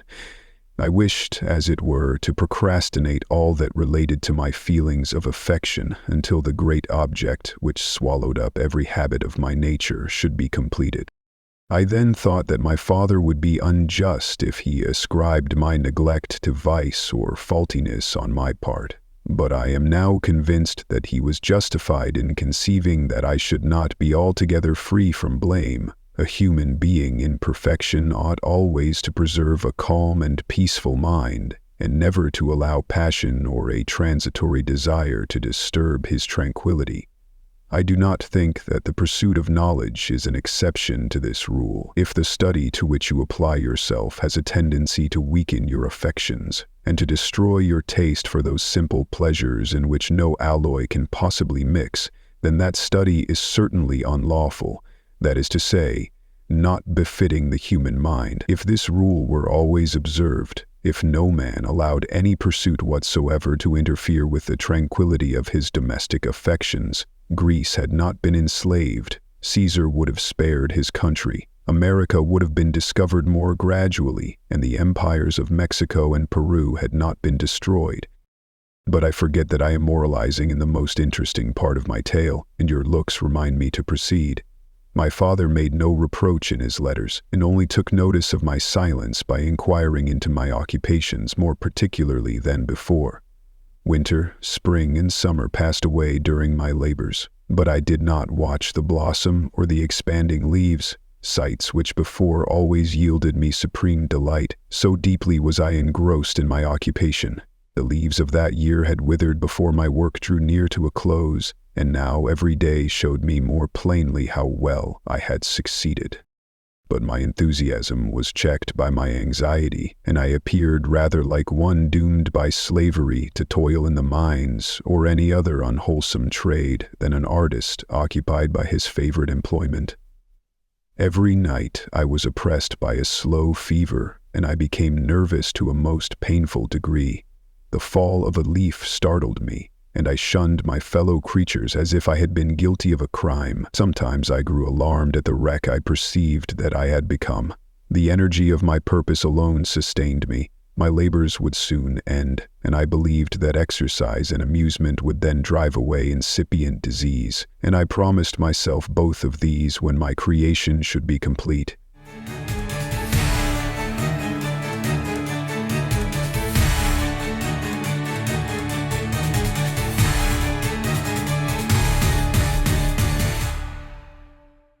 Chapter 5. It was on a dreary night of November that I beheld the accomplishment of my toils. With an anxiety that almost amounted to agony, I collected the instruments of life around me, that I might infuse a spark of being into the lifeless thing that lay at my feet. It was already 1 in the morning. The rain pattered dismally against the panes, and my candle was nearly burnt out when, by the glimmer of the half-extinguished light, I saw the dull yellow eye of the creature open. It breathed hard, and a convulsive motion agitated its limbs. How can I describe my emotions at this catastrophe, or how delineate the wretch whom with such infinite pains and care I had endeavored to form? His limbs were in proportion, and I had selected his features as beautiful. Beautiful! Great God! His yellow skin scarcely covered the work of muscles and arteries beneath. His hair was of a lustrous black and flowing, his teeth of a pearly whiteness.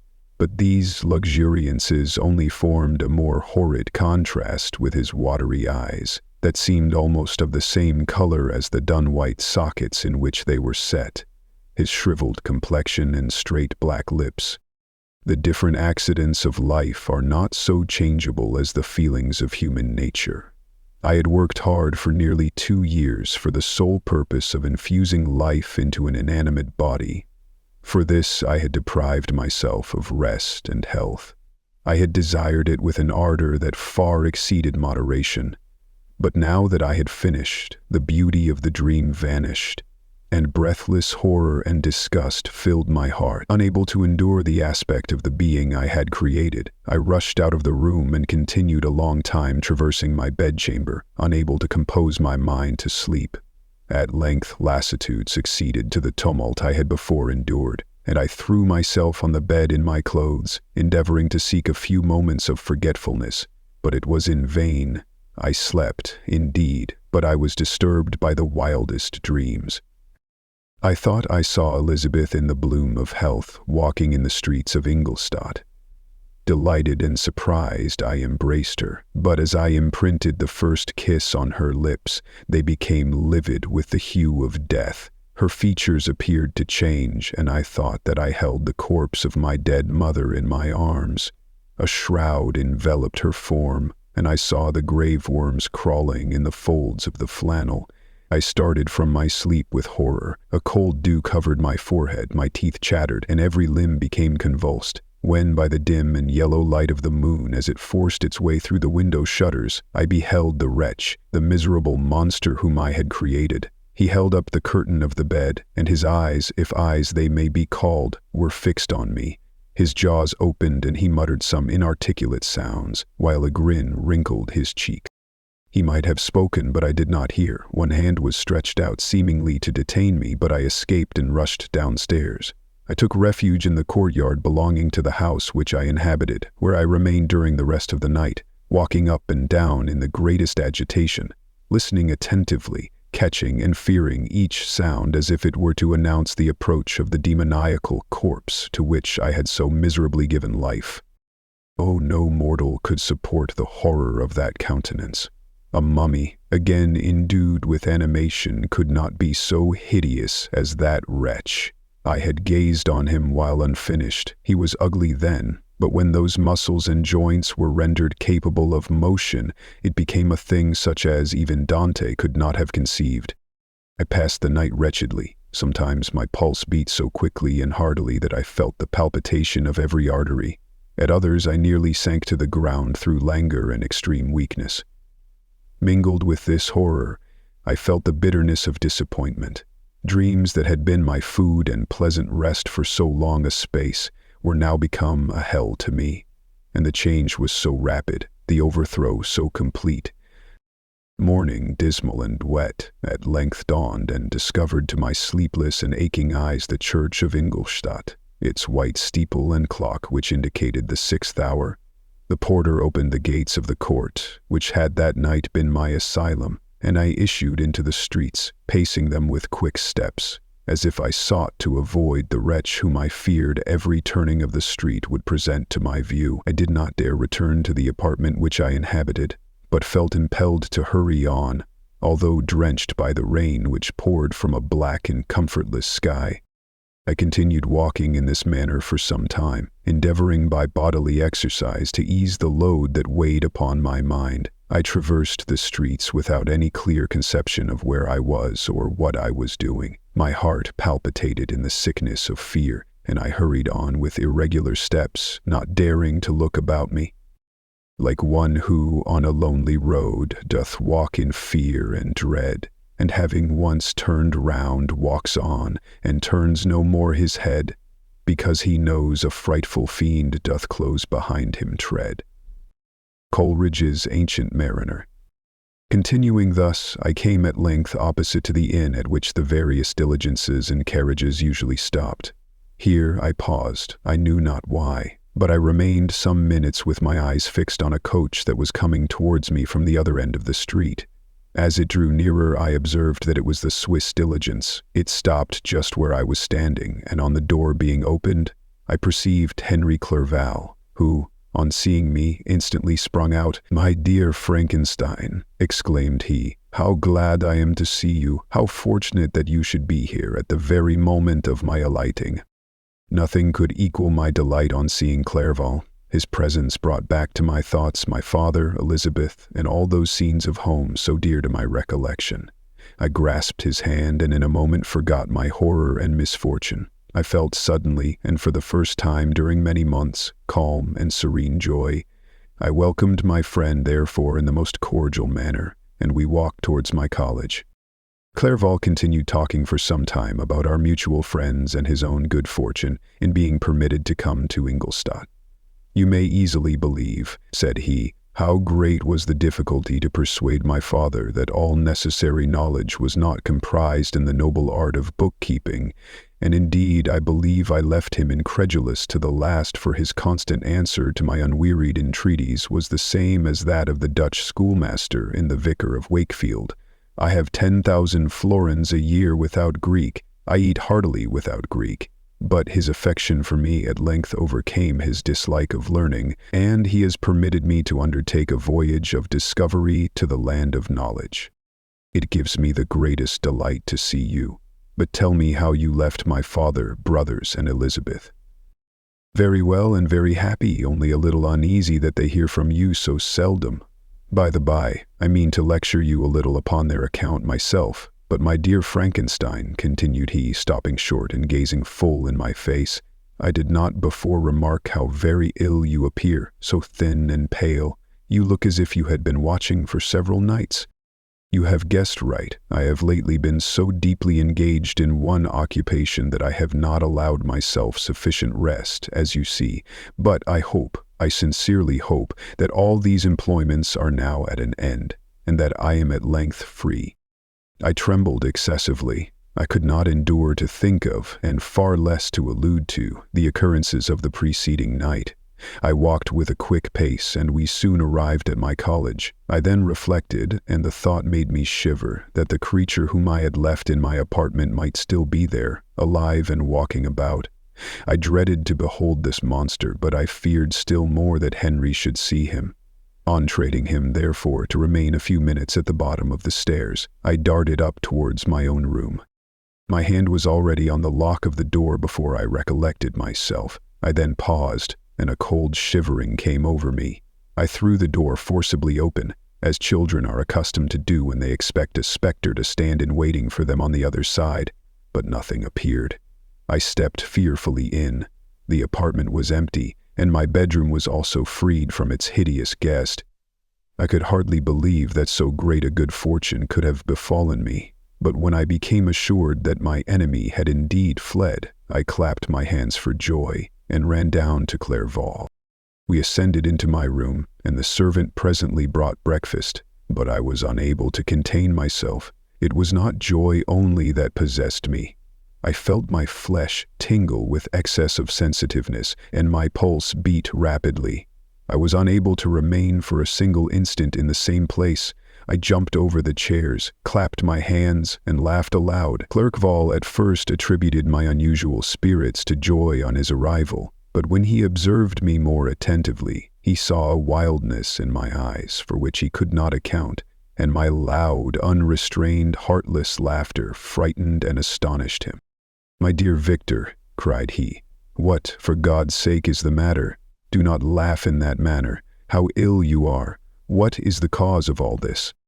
"Do not ask me," cried I, putting my hands before my eyes, for I thought I saw the dreaded spectre glide into the room. "He can tell. Oh, save me! Save me!" I imagined that the monster seized me. I struggled furiously and fell down in a fit. Poor Clairvaux! What must have been his feelings? A meeting which he anticipated with such joy, so strangely turned to bitterness. But I was not the witness of his grief, for I was lifeless, and did not recover my senses for a long, long time. This was the commencement of a nervous fever which confined me for several months. During all that time, Henry was my only nurse. I afterwards learned that, knowing my father's advanced age and unfitness for so long a journey, and how wretched my sickness would make Elizabeth, he spared them this grief by concealing the extent of my disorder. He knew that I could not have a more kind and attentive nurse than himself, and, firm in the hope he felt of my recovery, he did not doubt that, instead of doing harm, he performed the kindest action that he could towards them. But I was in reality very ill, and surely nothing but the unbounded and unremitting attentions of my friend could have restored me to life.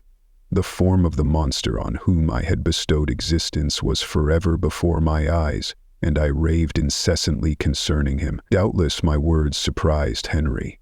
He at first believed them to be the wanderings of my disturbed imagination, but the pertinacity with which I continually recurred to the same subject persuaded him that my disorder indeed owed its origin to some uncommon and terrible event. By very slow degrees, and with frequent relapses that alarmed and grieved my friend, I recovered. I remember the first time I became capable of observing outward objects with any kind of pleasure. I perceived that the fallen leaves had disappeared, and that the young buds were shooting forth from the trees that shaded my window. It was a divine spring, and the season contributed greatly to my convalescence. I felt also sentiments of joy and affection revive in my bosom. My gloom disappeared, and in a short time I became as cheerful as before I was attacked by the fatal passion. "Dearest Clairval," exclaimed I, "how kind, how very good you are to me! This whole winter, instead of being spent in study, as you promised yourself, has been consumed in my sick room. How shall I ever repay you?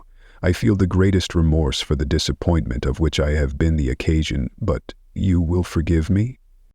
You will repay me entirely if you do not discompose yourself, but get well as fast as you can. And since you appear in such good spirits, I may speak to you on one subject, may I not?" I trembled. One subject? What could it be? Could he allude to an object on whom I dared not even think? "Compose yourself," said Clerval, who observed my change of color. "I will not mention it if it agitates you, but your father and cousin would be very happy if they received a letter from you in your own handwriting. They hardly know how ill you have been, and are uneasy at your long silence." "Is that all, my dear Henry? How could you suppose that my first thought would not fly towards those dear, dear friends whom I love and who are so deserving of my love?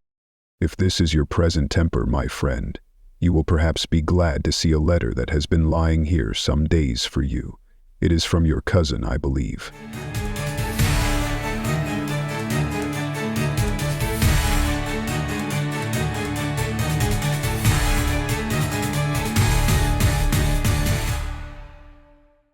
Chapter 6.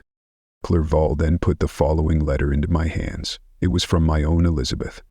"My dearest cousin, you have been ill, very ill, and even the constant letters of dear kind Henry are not sufficient to reassure me on your account. You are forbidden to write, to hold a pen, yet one word from you, dear Victor, is necessary to calm our apprehensions. For a long time I have thought that each post would bring this line, and my persuasions have restrained my uncle from undertaking a journey to Ingolstadt. I have prevented his encountering the inconveniences and perhaps dangers of so long a journey, yet how often have I regretted not being able to perform it myself. I figure to myself that the task of attending on your sickbed has devolved on some mercenary old nurse, who could never guess your wishes nor minister to them with the care and affection of your poor cousin. Yet that is over now. Clerval writes that, indeed, you are getting better. I eagerly hope that you will confirm this intelligence soon, in your own handwriting. Get well and return to us. You will find a happy, cheerful home, and friends who love you dearly. Your father's health is vigorous, and he asks but to see you, but to be assured that you are well, and not a care will ever cloud his benevolent countenance. How pleased you would be to remark the improvement of our Ernest. He is now 16 and full of activity and spirit. He is desirous to be a true Swiss and to enter into foreign service. But we cannot part with him, at least until his elder brother returns to us. My uncle is not pleased with the idea of a military career in a distant country, but Ernest never had your powers of application. He looks upon study as an odious fetter. His time is spent in the open air, climbing the hills or rowing on the lake. I fear that he will become an idler unless we yield the point and permit him to enter on the profession which he has selected. Little alteration, except the growth of our dear children, has taken place since you left us. The blue lake and snow-clad mountains, they never change, and I think our placid home and our contented hearts are regulated by the same immutable laws. My trifling occupations take up my time and amuse me, and I am rewarded for any exertions by seeing none but happy, kind faces around me. Since you left us, but one change has taken place in our little household. Do you remember on what occasion Justine Moritz entered our family? Probably you do not. I will relate her history, therefore, in a few words. Madame Moritz, her mother, was a widow with 4 children, of whom Justine was the third. This girl had always been the favorite of her father, but through a strange perversity her mother could not endure her, and after the death of M. Moritz treated her very ill. My aunt observed this, and when Justine was 12 years of age, prevailed on her mother to allow her to live at our house. The republican institutions of our country have produced simpler and happier manners than those which prevail in the great monarchies that surround it. Hence there is less distinction between the several classes of its inhabitants, and the lower orders, being neither so poor nor so despised, their manners are more refined and moral. A servant in Geneva does not mean the same thing as a servant in France and England. Justine thus received in our family, learned the duties of a servant, a condition which, in our fortunate country, does not include the idea of ignorance and a sacrifice of the dignity of a human being. Justine, you may remember, was a great favorite of yours, and I recollect you once remarked that if you were in an ill humor, one glance from Justine could dissipate it, for the same reason that Ariosto gives concerning the beauty of Angelica. She looked so frank-hearted and happy. My aunt conceived a great attachment for her, by which she was induced to give her an education superior to that which she had at first intended. This benefit was fully repaid. Justine was the most grateful little creature in the world. I do not mean that she made any professions. I never heard one pass her lips, but you could see by her eyes that she almost adored her protectress. Although her disposition was gay and in many respects inconsiderate, yet she paid the greatest attention to every gesture of my aunt. She thought her the model of all excellence and endeavored to imitate her phraseology and manners, so that even now she often reminds me of her. When my dearest aunt died, everyone was too much occupied in their own grief to notice poor Justine, who had attended her during her illness with the most anxious affection. Poor Justine was very ill, but other trials were reserved for her. One by one, her brothers and sister died, and her mother, with the exception of her neglected daughter, was left childless. The conscience of the woman was troubled. She began to think that the deaths of her favorites was a judgment from heaven to chastise her partiality. She was a Roman Catholic, and I believe her confessor confirmed the idea which she had conceived. Accordingly, a few months after your departure for Ingolstadt, Justine was called home by her repentant mother. Poor girl! She wept when she quitted our house. She was much altered since the death of my aunt. Grief had given softness and a winning mildness to her manners, which had before been remarkable for vivacity. Nor was her residence at her mother's house of a nature to restore her gaiety. The poor woman was very vacillating in her repentance.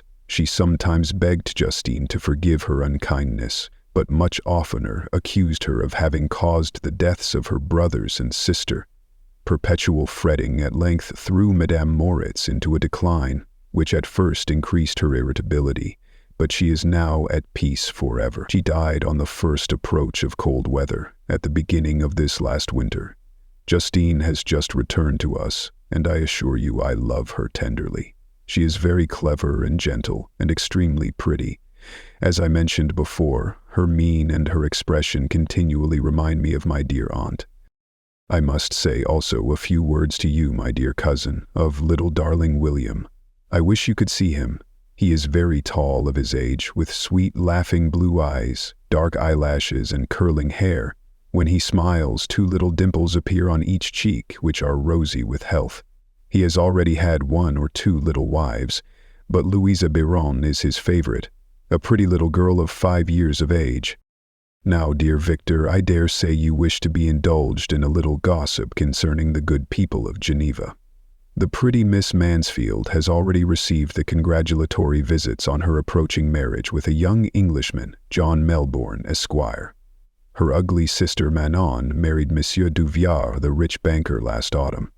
Your favorite schoolfellow, Louis Manoir, has suffered several misfortunes since the departure of Clerval from Geneva, but he has already recovered his spirits, and is reported to be on the point of marrying a lively, pretty Frenchwoman, Madame Tavernet. She is a widow and much older than Manoir, but she is very much admired and a favorite with everybody. I have written myself into better spirits, dear cousin, but my anxiety returns upon me as I conclude. Write, dearest Victor. 1 line, 1 word will be a blessing to us. 10,000 thanks to Henry for his kindness, his affection, and his many letters. We are sincerely grateful. Adieu, my cousin. Take care of yourself, and, I entreat you, write. Elizabeth Lavensa. Geneva, March 18, 17. Dear, dear Elizabeth, I exclaimed when I had read her letter. I will write instantly and relieve them from the anxiety they must feel. I wrote, and this exertion greatly fatigued me, but my convalescence had commenced, and proceeded regularly. In another fortnight I was able to leave my chamber. One of my first duties on my recovery was to introduce Clerval to the several professors of the university. In doing this, I underwent a kind of rough usage ill-befitting the wounds that my mind had sustained ever since the fatal night, the end of my labors, and the beginning of my misfortunes. I had conceived a violent antipathy even to the name of natural philosophy, when I was otherwise quite restored to health. The sight of a chemical instrument would renew all the agony of my nervous symptoms. Henry saw this, and had removed all my apparatus from my view. He had also changed my apartment, for he perceived that I had acquired a dislike for the room which had previously been my laboratory. But these cares of Clerval were made of no avail when I visited the professors. M. Waldman inflicted torture when he praised, with kindness and warmth, the astonishing progress I had made in the sciences. He soon perceived that I disliked the subject, but not guessing the real cause, he attributed my feelings to modesty, and changed the subject from my improvement to the science itself, with a desire, as I evidently saw, of drawing me out. What could I do? He meant to please, and he tormented me. I felt as if he had placed carefully, one by one, in my view, those instruments which were to be afterwards used in putting me to a slow and cruel death. I writhed under his words, yet dared not exhibit the pain I felt. Clerval, whose eyes and feelings were always quick in discerning the sensations of others, declined the subject, alleging in excuse his total ignorance, and the conversation took a more general turn. I thanked my friend from my heart, but I did not speak.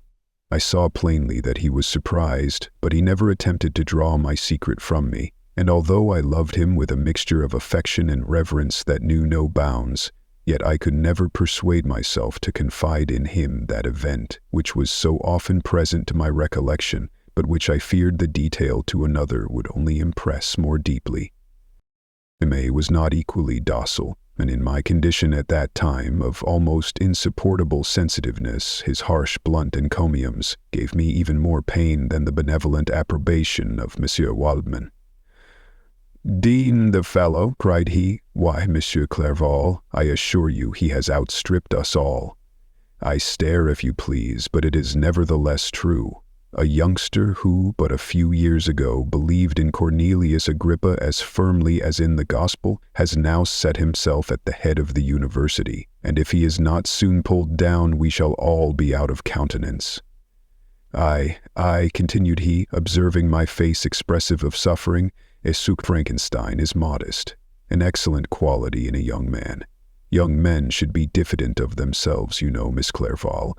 I was myself when young, but that wears out in a very short time." M. Krempe had now commenced an eulogy on himself, which happily turned the conversation from a subject that was so annoying to me.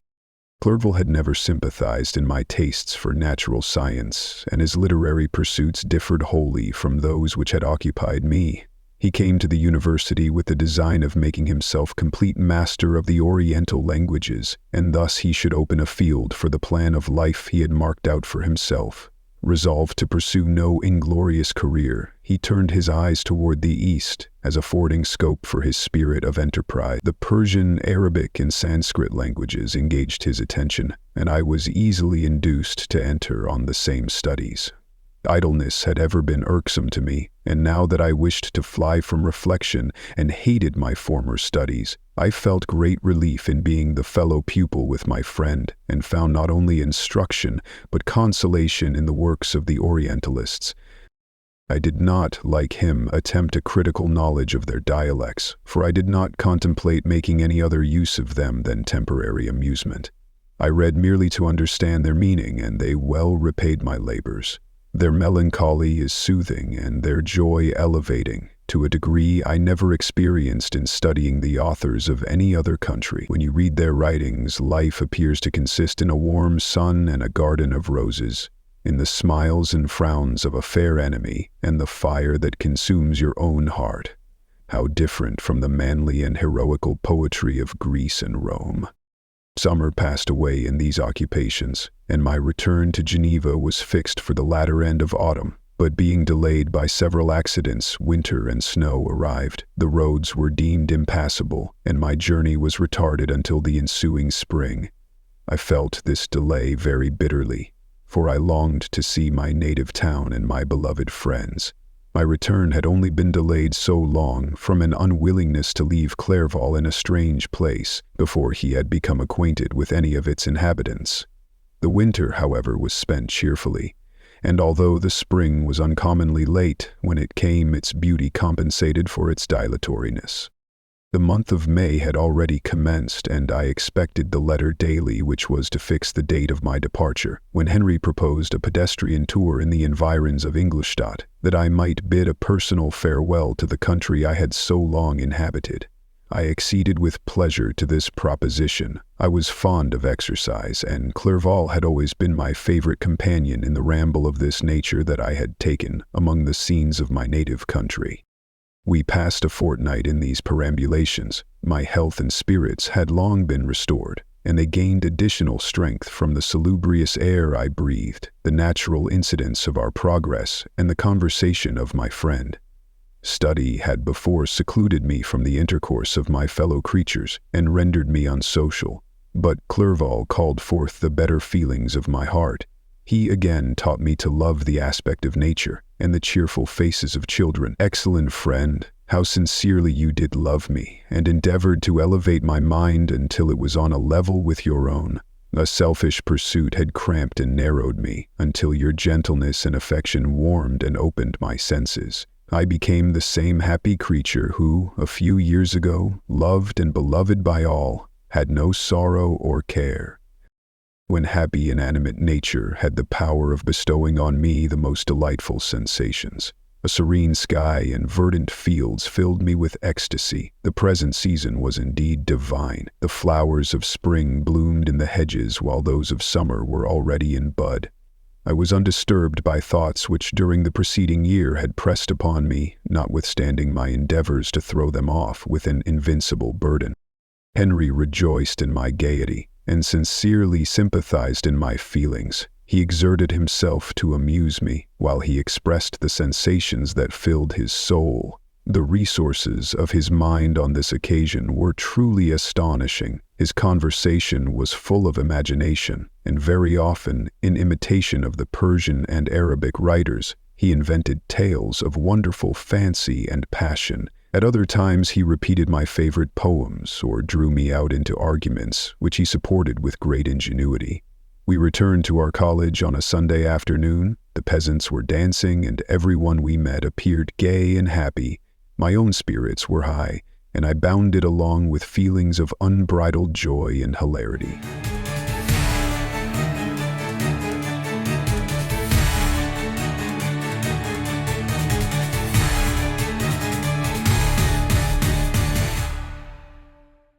Chapter 7. On my return, I found the following letter from my father. My dear Victor, you have probably waited impatiently for a letter to fix the date of your return to us, and I was at first tempted to write only a few lines, merely mentioning the day on which I should expect you, but that would be a cruel kindness, and I dare not do it. What would be your surprise, my son, when you expected a happy and glad welcome, to behold, on the contrary, tears and wretchedness? And how, Victor, can I relate our misfortune? Absence cannot have rendered you callous to our joys and griefs, and how shall I inflict pain on my long-absent son? I wish to prepare you for the woeful news, but I know it is impossible. Even now your eye skims over the page to seek the words which are to convey to you the horrible tidings. William is dead, that sweet child, whose smiles delighted and warmed my heart, who was so gentle, yet so gay. Victor, he is murdered. I will not attempt to console you, but will simply relate the circumstances of the transaction. Last Thursday, May 7th, I, my niece, and your two brothers went to walk in Plain Palais. The evening was warm and serene, and we prolonged our walk farther than usual. It was already dusk before we thought of returning, and then we discovered that William and Ernest, who had gone on before, were not to be found. We accordingly rested on a seat until they should return. Presently Ernest came, and inquired if we had seen his brother. He said that he had been playing with him, that William had run away to hide himself, and that he vainly sought for him, and afterwards waited for a long time, but that he did not return. This account rather alarmed us, and we continued to search for him until night fell, when Elizabeth conjectured that he might have returned to the house. He was not there. We returned again with torches, for I could not rest when I thought that my sweet boy had lost himself and was exposed to all the damps and dews of night. Elizabeth also suffered extreme anguish. About 5 in the morning I discovered my lovely boy, whom the night before I had seen blooming and active in health, stretched on the grass, livid and motionless. The print of the murderer's finger was on his neck. I was conveyed home, and the anguish that was visible in my countenance betrayed the secret to Elizabeth. She was very earnest to see the corpse. At first I attempted to prevent her, but she persisted, and entering the room where it lay, hastily examined the neck of the victim, and clasping her hands exclaimed, "O God, I have murdered my darling child." She fainted and was restored with extreme difficulty.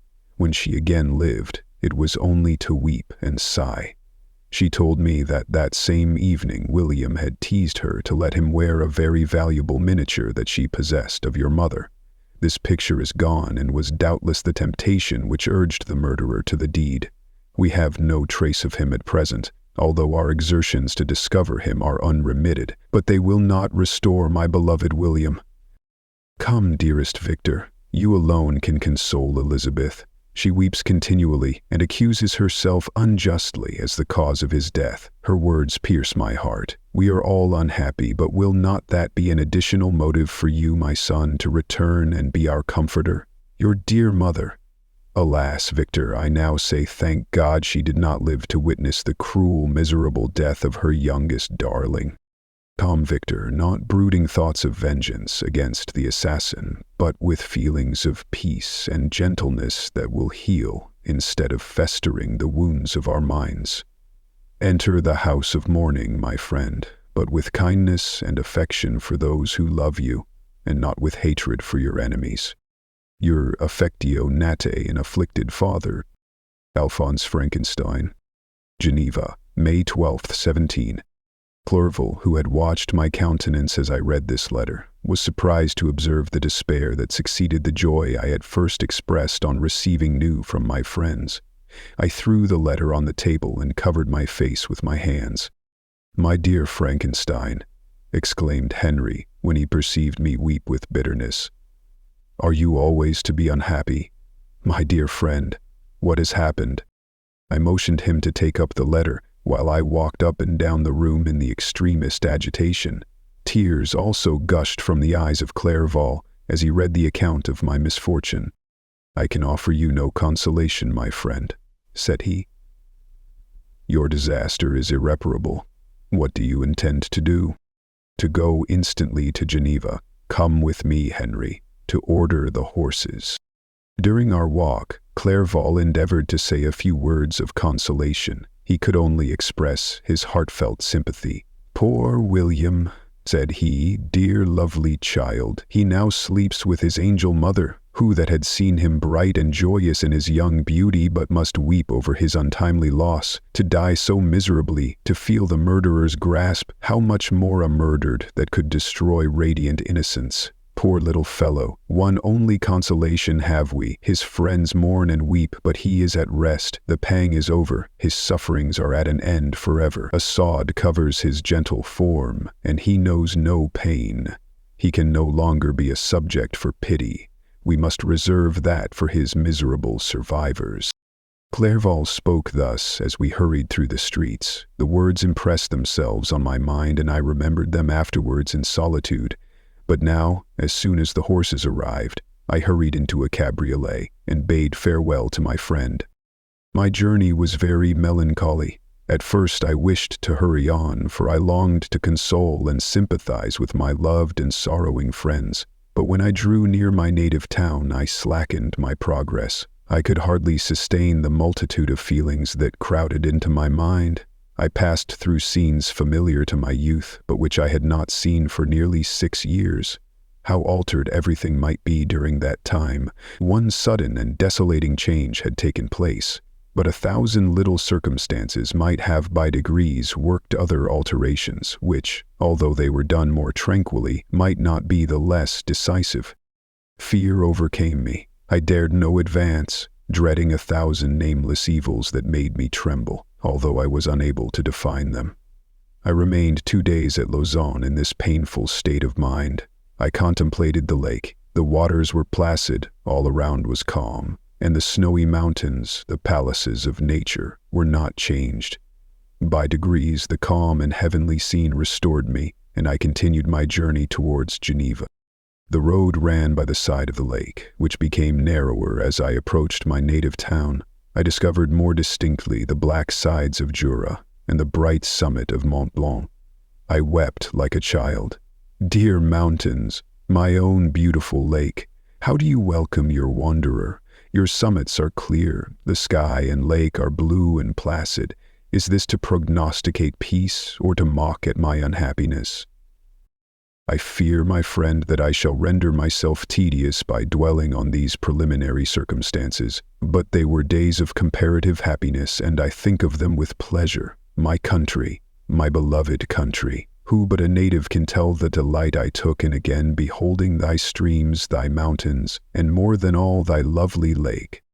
Yet as I drew nearer home, grief and fear again overcame me. Night also closed around, and when I could hardly see the dark mountains, I felt still more gloomily. The picture appeared a vast and dim scene of evil, and I foresaw obscurely that I was destined to become the most wretched of human beings.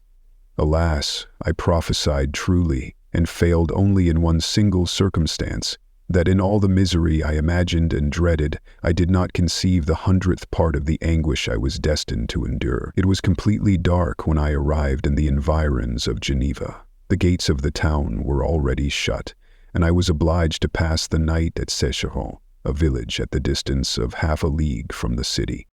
The sky was serene, and as I was unable to rest, I resolved to visit the spot where my poor William had been murdered. As I could not pass through the town, I was obliged to cross the lake in a boat to arrive at Plain Palais.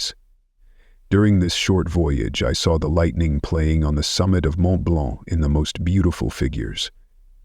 The storm appeared to approach rapidly, and on landing, I ascended a low hill that I might observe its progress. It advanced, the heavens were clouded, and I soon felt the rain coming slowly in large drops, but its violence quickly increased. I quitted my seat and walked on, although the darkness and storm increased every minute, and the thunder burst with a terrific crash over my head. It was echoed from Salève, the Jura, and the Alps of Savoy. Vivid flashes of lightning dazzled my eyes, illuminating the lake, making it appear like a vast sheet of fire. Then for an instant everything seemed of a pitchy darkness, until the eye recovered itself from the preceding flash. The storm, as is often the case in Switzerland, appeared at once in various parts of the heavens. The most violent storm hung exactly north of the town, over the part of the lake which lies between the promontory of Bellerive and the village of Coppet. Another storm enlightened Jura with faint flashes, and another darkened and sometimes disclosed the Mole, a peaked mountain to the east of the lake. While I watched the tempest, so beautiful yet terrific, I wandered on with a hasty step. This noble war in the sky elevated my spirits. I clasped my hands and exclaimed aloud, "William, dear angel, this is thy funeral, this thy dirge." As I said these words, I perceived in the gloom a figure which stole from behind a clump of trees near me. I stood fixed, gazing intently. I could not be mistaken. A flash of lightning illuminated the object and discovered its shape plainly to me. Its gigantic stature and the deformity of its aspect, more hideous than belongs to humanity, instantly informed me that it was the wretch, the filthy Damon, to whom I had given life. What did he there? Could he be? I shuddered at the conception. The murderer of my brother. No sooner did that idea cross my imagination than I became convinced of its truth. My teeth chattered, and I was forced to lean against a tree for support. The figure passed me quickly, and I lost it in the gloom. Nothing in human shape could have destroyed the fair child. He was the murderer. I could not doubt it. The mere presence of the idea was an irresistible proof of the fact. I thought of pursuing the devil, but it would have been in vain, for another flash discovered him to me hanging among the rocks of the nearly perpendicular ascent of Mont Salvé, a hill that bounds Plainpalais on the south. He soon reached the summit and disappeared. I remained motionless. The thunder ceased, but the rain still continued, and the scene was enveloped in an impenetrable darkness. I revolved in my mind the events which I had until now sought to forget, the whole train of my progress toward the creation, the appearance of the works of my own hands at my bedside, its departure. 2 years had now nearly elapsed since the night on which he first received life. And was this his first crime? Alas, I had turned loose into the world a depraved wretch, whose delight was in carnage and misery, had he not murdered my brother. No one can conceive the anguish I suffered during the remainder of the night, which I spent, cold and wet, in the open air. But I did not feel the inconvenience of the weather. My imagination was busy in scenes of evil and despair. I considered the being whom I had cast among mankind, and endowed with the will and power to effect purposes of horror, such as the deed which he had now done, nearly in the light of my own vampire, my own spirit let loose from the grave, and forced to destroy all that was dear to me.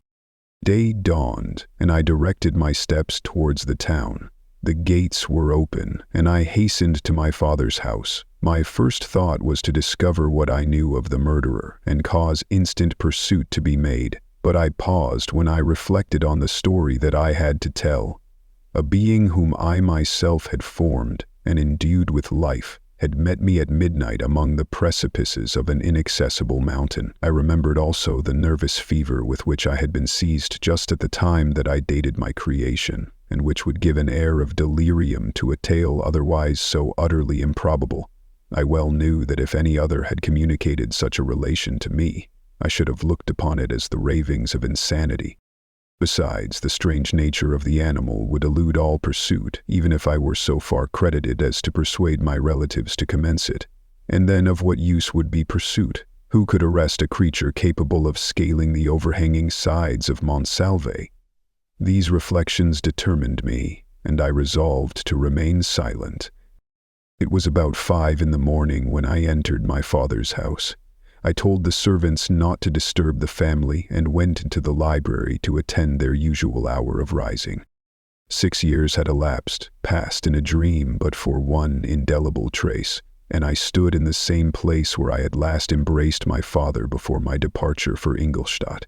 Beloved and venerable parent, he still remained to me. I gazed on the picture of my mother which stood over the mantelpiece. It was an historical subject, painted at my father's desire, and represented Caroline Beaufort in an agony of despair, kneeling by the coffin of her dead father. Her garb was rustic, and her cheek pale, but there was an air of dignity and beauty that hardly permitted the sentiment of pity. Below this picture was a miniature of William, and my tears flowed when I looked upon it. While I was thus engaged, Ernest entered. He had heard me arrive and hastened to welcome me. "Welcome, my dearest Victor," said he. "Ah, I wish you had come 3 months ago, and then you would have found us all joyous and delighted. You come to us now to share a misery which nothing can alleviate, yet your presence will, I hope, revive our father, who seems sinking under his misfortune, and your persuasions will induce poor Elizabeth to cease her vain and tormenting self-accusations. Poor William, he was our darling and our pride." Tears, unrestrained, fell from my brother's eyes. A sense of mortal agony crept over my frame. Before, I had only imagined the wretchedness of my desolated home. The reality came on me as a new and a not less terrible disaster. I tried to calm Ernest. I inquired more minutely concerning my father, and here I named my cousin. "She, most of all," said Ernest, "requires consolation. She accused herself of having caused the death of my brother, and that made her very wretched. But since the murderer has been discovered—" "The murderer discovered? Good God, how can that be? Who could attempt to pursue him? It is impossible. One might as well try to overtake the winds or confine a mountain stream with a straw. I saw him too. He was free last night.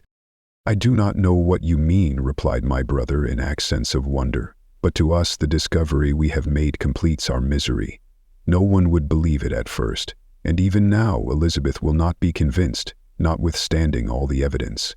Indeed, who would credit that Justine Moritz, who was so amiable and fond of all the family, could suddenly become so capable of so frightful, so appalling a crime? Justine Moritz, poor girl, is she the accused? But it is wrongfully. Everyone knows that. No one believes it, surely, Ernest?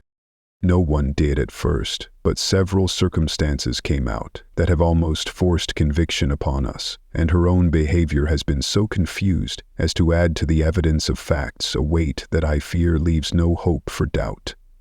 But she will be tried today, and you will then hear all. He then related that, the morning on which the murder of poor William had been discovered, Justine had been taken ill and confined to her bed for several days. During this interval, one of the servants happening to examine the apparel she had worn on the night of the murder had discovered in her pocket the picture of my mother, which had been judged to be the temptation of the murderer. The servant instantly showed it to one of the others, who, without saying a word to any of the family, went to a magistrate, and upon their deposition, Justine was apprehended. On being charged with the fact, the poor girl confirmed the suspicion in a great measure by her extreme confusion of manner. This was a strange tale, but it did not shake my faith, and I replied earnestly, "You are all mistaken. I know the murderer. Justine, poor, good Justine, is innocent." At that instant my father entered. I saw unhappiness deeply impressed on his countenance, but he endeavored to welcome me cheerfully, and after we had exchanged our mournful greeting, would have introduced some other topic than that of our disaster, had not Ernest exclaimed, "Good God, Papa, Victor says that he knows who was the murderer of poor William." "We do also, unfortunately," replied my father, "for indeed I had rather have been forever ignorant than have discovered so much depravity and ungratitude in one I valued so highly. My dear father, you are mistaken. Justine is innocent. If she is, God forbid that she should suffer as guilty. She is to be tried today, and I sincerely hope, that she will be acquitted." This speech calmed me. I was firmly convinced in my own mind that Justine, and indeed every human being, was guiltless of this murder. I had no fear, therefore, that any circumstantial evidence could be brought forward strong enough to convict her. My tale was not one to announce publicly. Its astounding horror would be looked upon as madness by the vulgar, did any one indeed exist, except I, the Creator, who would believe, unless his senses convinced him, in the existence of the living monument of presumption and rash ignorance which I had let loose upon the world. We were soon joined by Elizabeth. Time had altered her since I last beheld her. It had endowed her with loveliness surpassing the beauty of her childish years. There was the same candor, the same vivacity, but it was allied to an expression more full of sensibility and intellect. She welcomed me with the greatest affection. "Your arrival, my dear cousin," said she, "fills me with hope. You perhaps will find some means to justify my poor guiltless Justine. Alas, who is safe if she be convicted of crime? I rely on her innocence as certainly as I do upon my own. Our misfortune is doubly hard to us. We have not only lost that lovely darling boy, but this poor girl whom I sincerely love is to be torn away by even a worse fate. If she is condemned, I never shall know joy more. But she will not. I am sure she will not, and then I shall be happy again, even after the sad death of my little William." "She is innocent, my Elizabeth," said I, "and that shall be proved. Fear nothing, but let your spirits be cheered by the assurance of her acquittal." "How kind and generous you are. Everyone else believes in her guilt, and that made me wretched, for I knew that it was impossible, and to see everyone else prejudiced in so deadly a manner rendered me hopeless and despairing." She wept. "Dearest niece," said my father, Dry your tears. If she is, as you believe, innocent, rely on the justice of our laws and the activity with which I shall prevent the slightest shadow of partiality.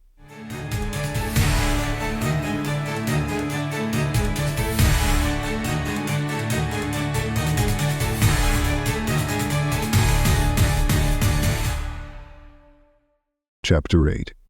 We passed a few sad hours until 11 o'clock, when the trial was to commence. My father and the rest of the family being obliged to attend as witnesses, I accompanied them to the court. During the whole of this wretched mockery of justice, I suffered living torture. It was to be decided whether the result of my curiosity and lawless devices would cause the death of two of my fellow beings. One a smiling babe full of innocence and joy, the other far more dreadfully murdered, with every aggravation of infamy that could make the murder memorable in horror. Justine also was a girl of merit and possessed qualities which promised to render her life happy. Now all was to be obliterated in an ignominious grave, and I the cause. 1,000 times rather would I have confessed myself guilty of the crime ascribed to Justine. But I was absent when it was committed, and such a declaration would have been considered as the ravings of a madman, and would not have exculpated her who suffered through me. The appearance of Justine was calm. She was dressed in mourning, and her countenance, always engaging, was rendered by the solemnity of her feelings exquisitely beautiful.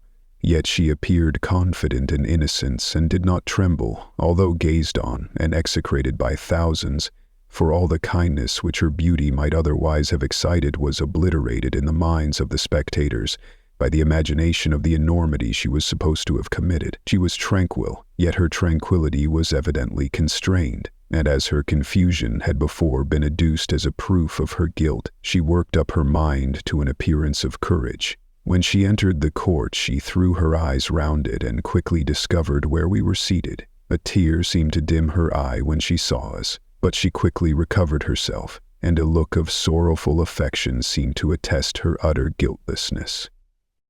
The trial began, and after the advocate against her had stated the charge, several witnesses were called. Several strange facts combined against her, which might have staggered anyone who had not such proof of her innocence as I had. She had been out the whole of the night on which the murder had been committed, and towards morning had been perceived by a market woman not far from the spot where the body of the murdered child had been afterwards found. The woman asked her what she did there, but she looked very strangely, and only returned a confused and unintelligible answer. She returned to the house about 8 o'clock, and when one inquired where she had passed the night, she replied that she had been looking for the child, and demanded earnestly if anything had been heard concerning him. When shown the body, she fell into violent hysterics and kept her bed for several days. The picture was then produced which the servant had found in her pocket, and when Elizabeth, in a faltering voice, proved that it was the same which an hour before the child had been missed, she had placed round his neck, a murmur of horror and indignation filled the court. Justine was called on for her defense. As the trial had proceeded, her countenance had altered. Surprise, horror, and misery were strongly expressed. Sometimes she struggled with her tears, but when she was desired to plead, she collected her powers and spoke in an audible although variable voice.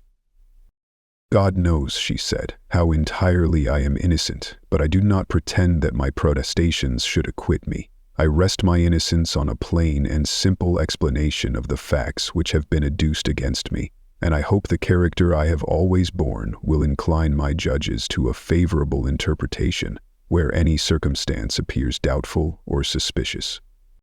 She then related that, by the permission of Elizabeth, she had passed the evening of the night on which the murder had been committed at the house of an aunt at Chain, a village situated at about a league from Geneva.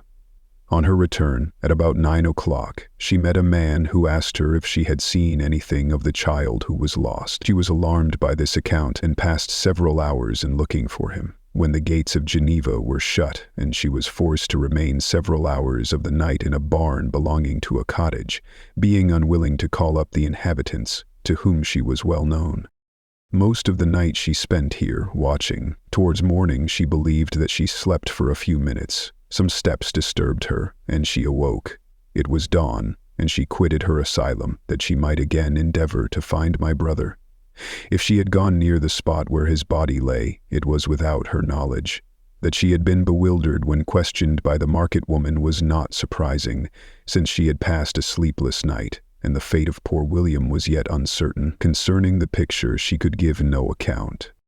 "I know," continued the unhappy victim, "how heavily and fatally this one circumstance weighs against me, but I have no power of explaining it, and when I have expressed my utter ignorance, I am only left to conjecture concerning the probabilities by which it might have been placed in my pocket. But here also I am checked. I believe that I have no enemy on earth, and none surely would have been so wicked as to destroy me wantonly, did the murderer place it there. I know of no opportunity afforded him for so doing.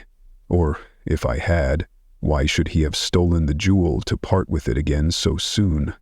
I commit my cause to the justice of my judges, yet I see no room for hope. I beg permission to have a few witnesses examined concerning my character, and if their testimony shall not overweigh my supposed guilt, I must be condemned, although I would pledge my salvation on my innocence." Several witnesses were called who had known her for many years, and they spoke well of her, but fear and hatred of the crime of which they supposed her guilty rendered them timorous and unwilling to come forward. Elizabeth saw even this last resource, her excellent dispositions and irreproachable conduct, about to fail the accused, when, although violently agitated, she desired permission to address the court. "I am," said she, "the cousin of the unhappy child who was murdered, or rather his sister, for I was educated by and have lived with his parents ever since, and even long before his birth.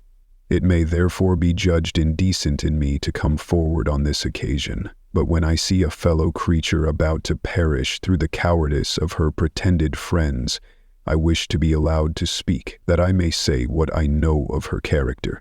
I am well acquainted with the accused. I have lived in the same house with her, at one time for 5 and at another for nearly 2 years. During all that period she appeared to me the most amiable and benevolent of human creatures. She nursed Madame Frankenstein, my aunt, in her last illness with the greatest affection and care, and afterwards attended her own mother during a tedious illness in a manner that excited the admiration of all who knew her, after which she again lived in my uncle's house, where she was beloved by all the family. She was warmly attached to the child who is now dead, and acted towards him like a most affectionate mother. For my own part, I do not hesitate to say that, notwithstanding all the evidence produced against her, I believe and rely on her perfect innocence. She had no temptation for such an action. As to the bauble on which the chief proof rests, if she had earnestly desired it, I should have willingly given it to her. So much do I esteem and value her." A murmur of approbation followed Elizabeth's simple and powerful appeal, but it was excited by her generous interference, and not in favor of poor Justine, on whom the public indignation was turned with renewed violence, charging her with the blackest ingratitude. She herself wept as Elizabeth spoke, but she did not answer. My own agitation and anguish was extreme during the whole trial. I believed in her innocence, I knew it. Could the demon who had, I did not for a minute doubt, murdered my brother, also in his hellish sport have betrayed the innocent to death and ignominy?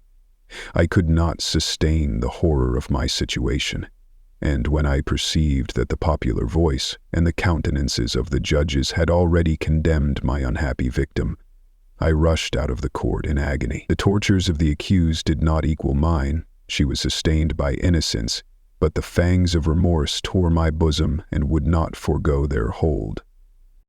I passed a night of unmingled wretchedness.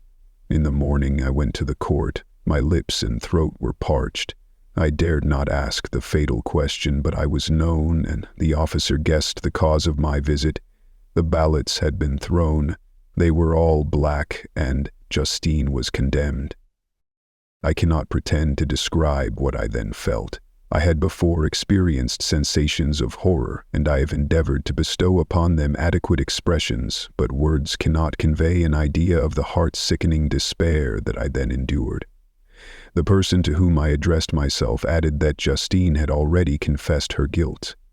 That evidence, he observed, was hardly required in so glaring a case, but I am glad of it, and indeed, none of our judges like to condemn a criminal upon circumstantial evidence, be it ever so decisive. This was strange and unexpected intelligence. What could it mean? Had my eyes deceived me? And was I really as mad as the whole world would believe me to be if I disclosed the object of my suspicions? I hastened to return home, and Elizabeth eagerly demanded the result. "My cousin," replied I, "it is decided as you may have expected. All judges had rather that 10 innocent should suffer than that 1 guilty should escape. But she has confessed." This was a dire blow to poor Elizabeth, who had relied with firmness upon Justine's innocence. "Alas," said she, "how shall I ever again believe in human goodness? Justine, whom I loved and esteemed as my sister, how could she put on those smiles of innocence only to betray? Her mild eyes seemed incapable of any severity or guile, and yet she has committed a murder." Soon after we heard that the poor victim had expressed a desire to see my cousin. My father wished her not to go, but said that he left it to her own judgment and feelings to decide. "Yes," said Elizabeth, "I will go, although she is guilty, and you, Victor, shall accompany me. I cannot go alone." The idea of this visit was torture to me, yet I could not refuse. We entered the gloomy prison chamber and beheld Justine sitting on some straw at the farther end. Her hands were manacled, and her head rested on her knees. She rose on seeing us enter, and when we were left alone with her, she threw herself at the feet of Elizabeth, weeping bitterly. My cousin wept also. "Oh, Justine," said she, "why did you rob me of my last consolation? I relied on your innocence, and although I was then very wretched, I was not so miserable as I am now. And do you also believe that I am so very, very wicked? Do you also join with my enemies to crush me, to condemn me as a murderer?" Her voice was suffocated with sobs. "Rise, my poor girl," said Elizabeth. "Why do you kneel if you are innocent? I am not one of your enemies. I believed you guiltless, notwithstanding every evidence, until I heard that you had yourself declared your guilt.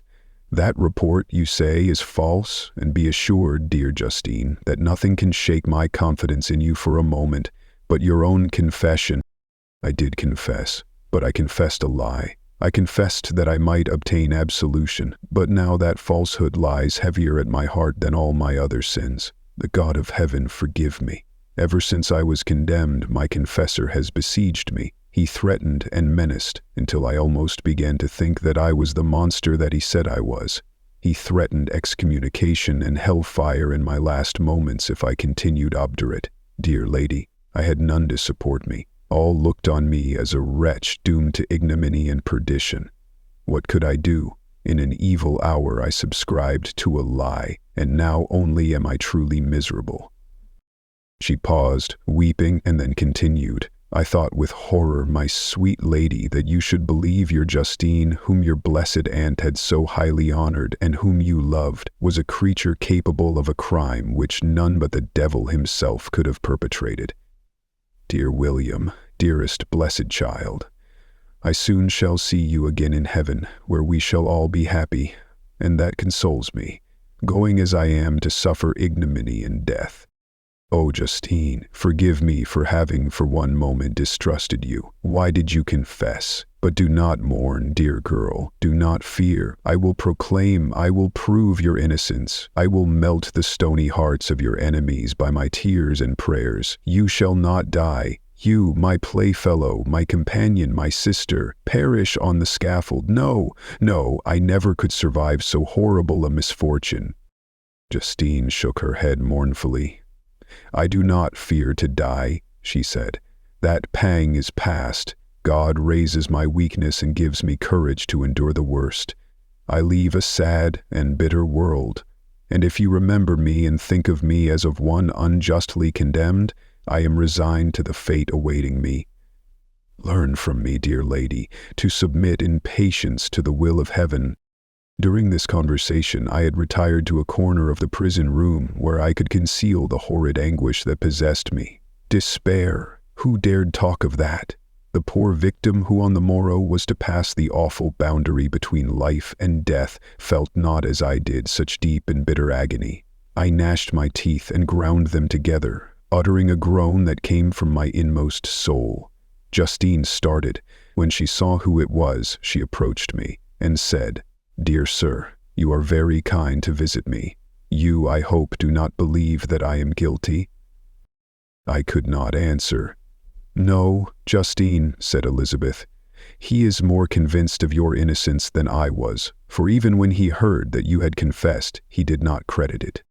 I truly thank him. In these last moments, I feel the sincerest gratitude towards those who think of me with kindness.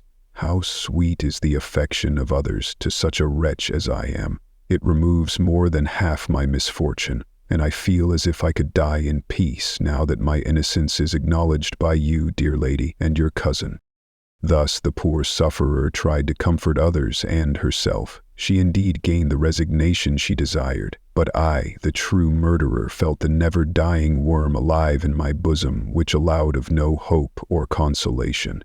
Elizabeth also wept and was unhappy, but hers also was the misery of innocence, which, like a cloud that passes over the fair moon, for a while hides but cannot tarnish its brightness. Anguish and despair had penetrated into the core of my heart. I bore a hell within me which nothing could extinguish. We stayed several hours with Justine, and it was with great difficulty that Elizabeth could tear herself away. "I wish," cried she, "that I were to die with you. I cannot live in this world of misery." Justine assumed an air of cheerfulness, while she, with difficulty, repressed her bitter tears. She embraced Elizabeth and said, in a voice of half-repressed emotion, "Farewell, sweet lady, dearest Elizabeth, my beloved and only friend. May heaven in its bounty bless and preserve you. May this be the last misfortune that you will ever suffer. Live and be happy and make others so." And on the morrow Justine died. Elizabeth's heart-rending eloquence failed to move the judges from their settled conviction in the criminality of the saintly sufferer. My passionate and indignant appeals were lost upon them, and when I received their cold answers and heard the harsh, unfeeling reasoning of these men, my purposed avowal died away on my lips. Thus I might proclaim myself a madman, but not revoke the sentence passed upon my wretched victim. She perished on the scaffold as a murderess. From the tortures of my own heart, I turned to contemplate the deep and voiceless grief of my Elizabeth. This also was my doing, and my father's woe, and the desolation of that late so smiling home, all was the work of my thrice accursed hands. Ye weep, unhappy ones, but these are not your last tears. Again shall you raise the funeral wail, and the sound of your lamentations shall again and again be heard. Frankenstein, your son, your kinsman, your early much-loved friend, he who would spend each vital drop of blood for your sakes, who has no thought nor sense of joy except as it is mirrored also in your dear countenances, who would fill the air with blessings and spend his life in serving you. He bids you weep, to shed countless tears, happy beyond his hopes, if thus inexorable fate be satisfied, and if the destruction pause before the peace of the grave have succeeded to your sad torments. Thus spoke my prophetic soul as, torn by remorse, horror, and despair, I beheld those I loved spend vain sorrow upon the graves of William and Justine, the first hapless victims to my unhallowed arts.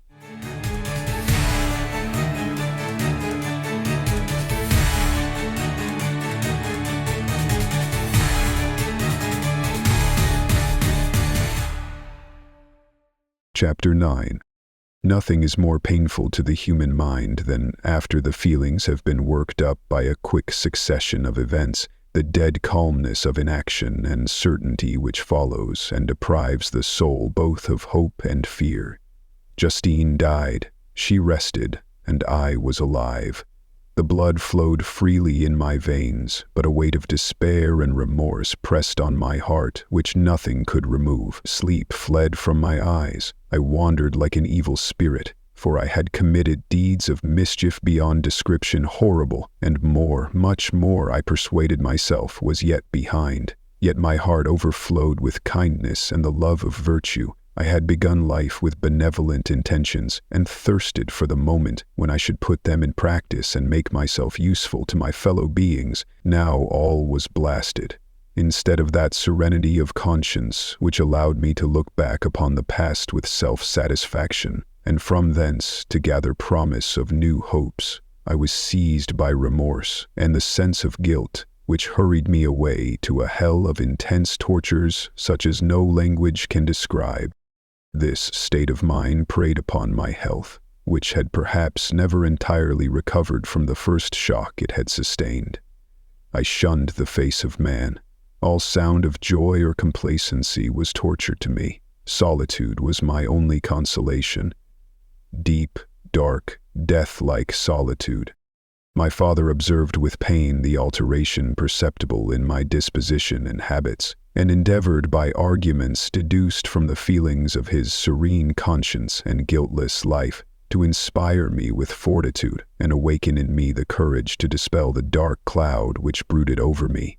"Do you think, Victor," said he, "that I do not suffer also? No one could love a child more than I loved your brother." Tears came into his eyes as he spoke. "But is it not a duty to the survivors that we should refrain from augmenting their unhappiness by an appearance of immoderate grief? It is also a duty owed to yourself, for excessive sorrow prevents improvement or enjoyment or even the discharge of daily usefulness, without which no man is fit for society." This advice, although good, was totally inapplicable to my case. I should have been the first to hide my grief and console my friends if remorse had not mingled its bitterness and terror its alarm with my other sensations. Now I could only answer my father with a look of despair and endeavor to hide myself from his view. About this time we retired to our house at Belrive. This change was particularly agreeable to me.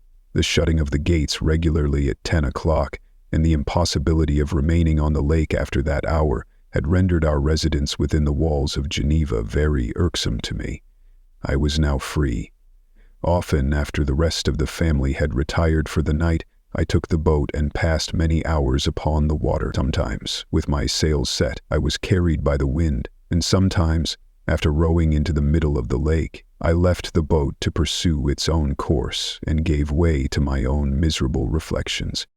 I was often tempted, when all was at peace around me, and I the only unquiet thing that wandered restless in a scene so beautiful and heavenly, if I except some bat or the frogs whose harsh and interrupted croaking was heard only when I approached the shore.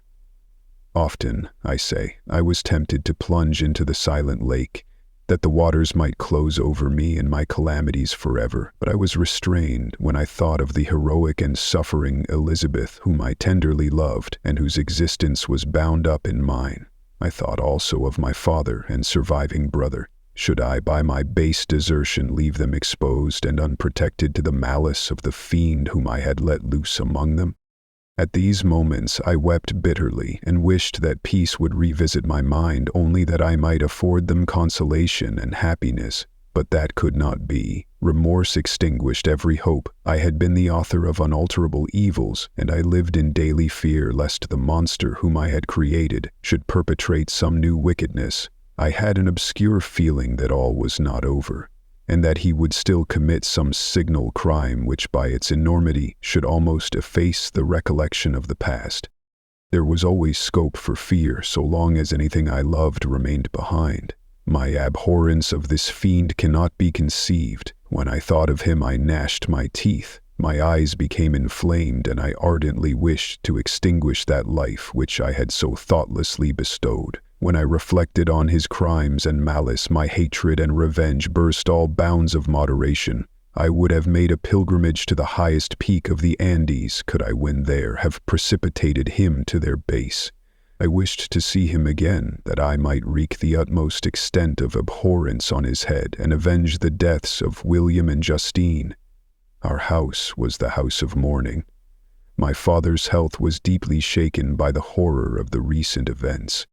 Elizabeth was sad and desponding. She no longer took delight in her ordinary occupations. All pleasures seemed to her sacrilege toward the dead. Eternal woe and tears, she then thought, was the just tribute she should pay to innocence so blasted and destroyed. She was no longer that happy creature who in earlier youth wandered with me on the banks of the lake and talked with ecstasy of our future prospects. The first of those sorrows which are sent to wean us from the earth had visited her, and its dimming influence quenched her dearest smiles. "When I reflect, my dear cousin," said she, "on the miserable death of Justine Moritz, I no longer see the world and its works as they before appeared to me. Before, I looked upon the accounts of vice and injustice that I read in books or heard from others as tales of ancient days or imaginary evils. At least they were remote and more familiar to reason than to the imagination.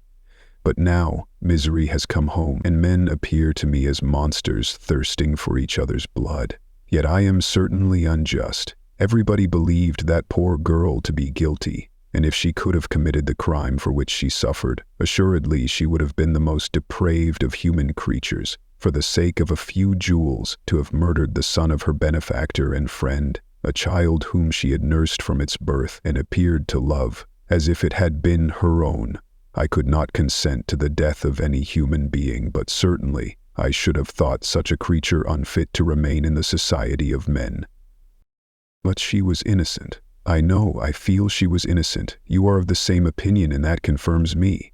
Alas, Victor, when falsehood can look so like the truth, who can assure themselves of certain happiness? I feel as if I were walking on the edge of a precipice, towards which thousands are crowding and endeavoring to plunge me into the abyss. William and Justine were assassinated, and the murderer escapes. He walks about the world free and perhaps respected. But even if I were condemned to suffer on the scaffold for the same crimes, I would not change places with such a wretch." I listened to this discourse with the extremest agony. I, not in deed, but in effect, was the true murderer. Elizabeth read my anguish in my countenance, and kindly taking my hand, said, "My dearest friend, you must calm yourself. These events have affected me, God knows how deeply, but I am not so wretched as you are. There is an expression of despair and sometimes of revenge in your countenance that makes me tremble. Dear Victor, banish these dark passions. Remember the friends around you, who center all their hopes in you. Have we lost the power of rendering you happy? Ah, while we love, while we are true to each other, here in this land of peace and beauty, your native country, we may reap every tranquil blessing. What can disturb our peace?" And could not such words from her, whom I fondly prized before every other gift of fortune, suffice to chase away the fiend that lurked in my heart? Even as she spoke, I drew near to her, as if in terror lest at that very moment the destroyer had been near to rob me of her. Thus not the tenderness of friendship, nor the beauty of earth nor of heaven, could redeem my soul from woe. The very accents of love were ineffectual. I was encompassed by a cloud which no beneficial influence could penetrate, the wounded deer dragging its fainting limbs to some untrodden brake. There to gaze upon the arrow which had pierced it, and to die, was but a type of me. Sometimes I could cope with the sullen despair that overwhelmed me, but sometimes the whirlwind passions of my soul drove me to seek, by bodily exercise and by change of place, some relief from my intolerable sensations. It was during an access of this kind that I suddenly left my home, and bending my steps towards the near alpine valleys, sought in the magnificence, the eternity of such scenes, to forget myself and my ephemeral, because human, sorrows. My wanderings were directed towards the valley of Chamonix. I had visited it frequently during my boyhood. 6 years had passed since then. I was a wreck, but naught had changed in those savage and enduring scenes. I performed the first part of my journey on horseback. I afterwards hired a mule, as the more sure-footed and least liable to receive injury on these rugged roads. The weather was fine. It was about the middle of the month of August, nearly 2 months after the death of Justine, that miserable epoch from which I dated all my woe. The weight upon my spirit was sensibly lightened as I plunged yet deeper in the ravine of Arve. The immense mountains and precipices that overhung me on every side, The sound of the river raging among the rocks and the dashing of the waterfalls around spoke of a power mighty as omnipotence, and I ceased to fear or to bend before any being less almighty than that which had created and ruled the elements, here displayed in their most terrific guise.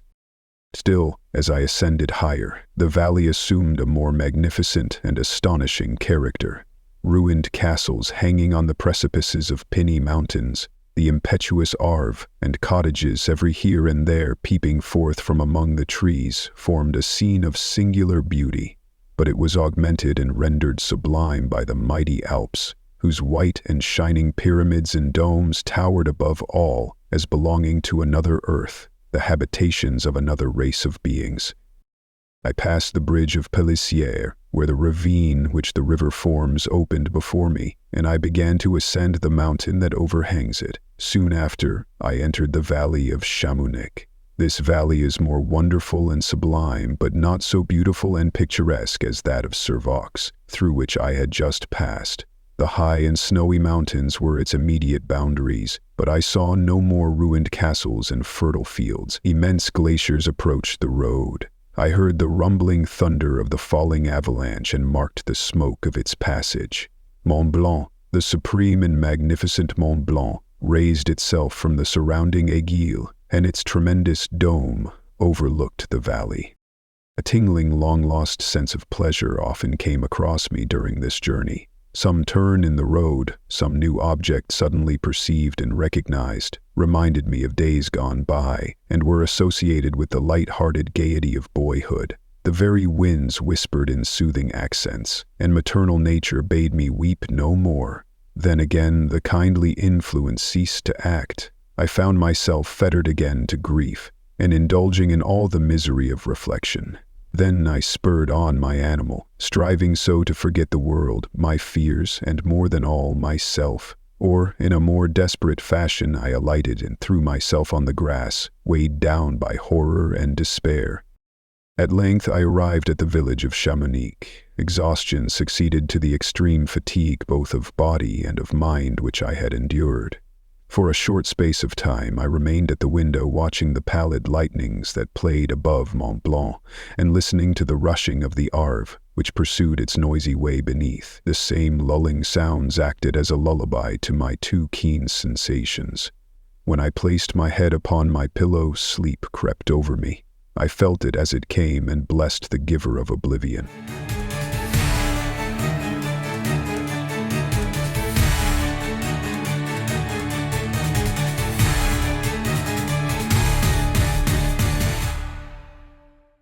Chapter 10. I spent the following day roaming through the valley. I stood beside the sources of the Arveiron, which take their rise in a glacier that, with slow pace, is advancing down from the summit of the hills to barricade the valley. The abrupt sides of vast mountains were before me. The icy wall of the glacier overhung me. A few shattered pines were scattered around, and the solemn silence of this glorious presence chamber of imperial nature was broken only by the brawling waves or the fall of some vast fragment.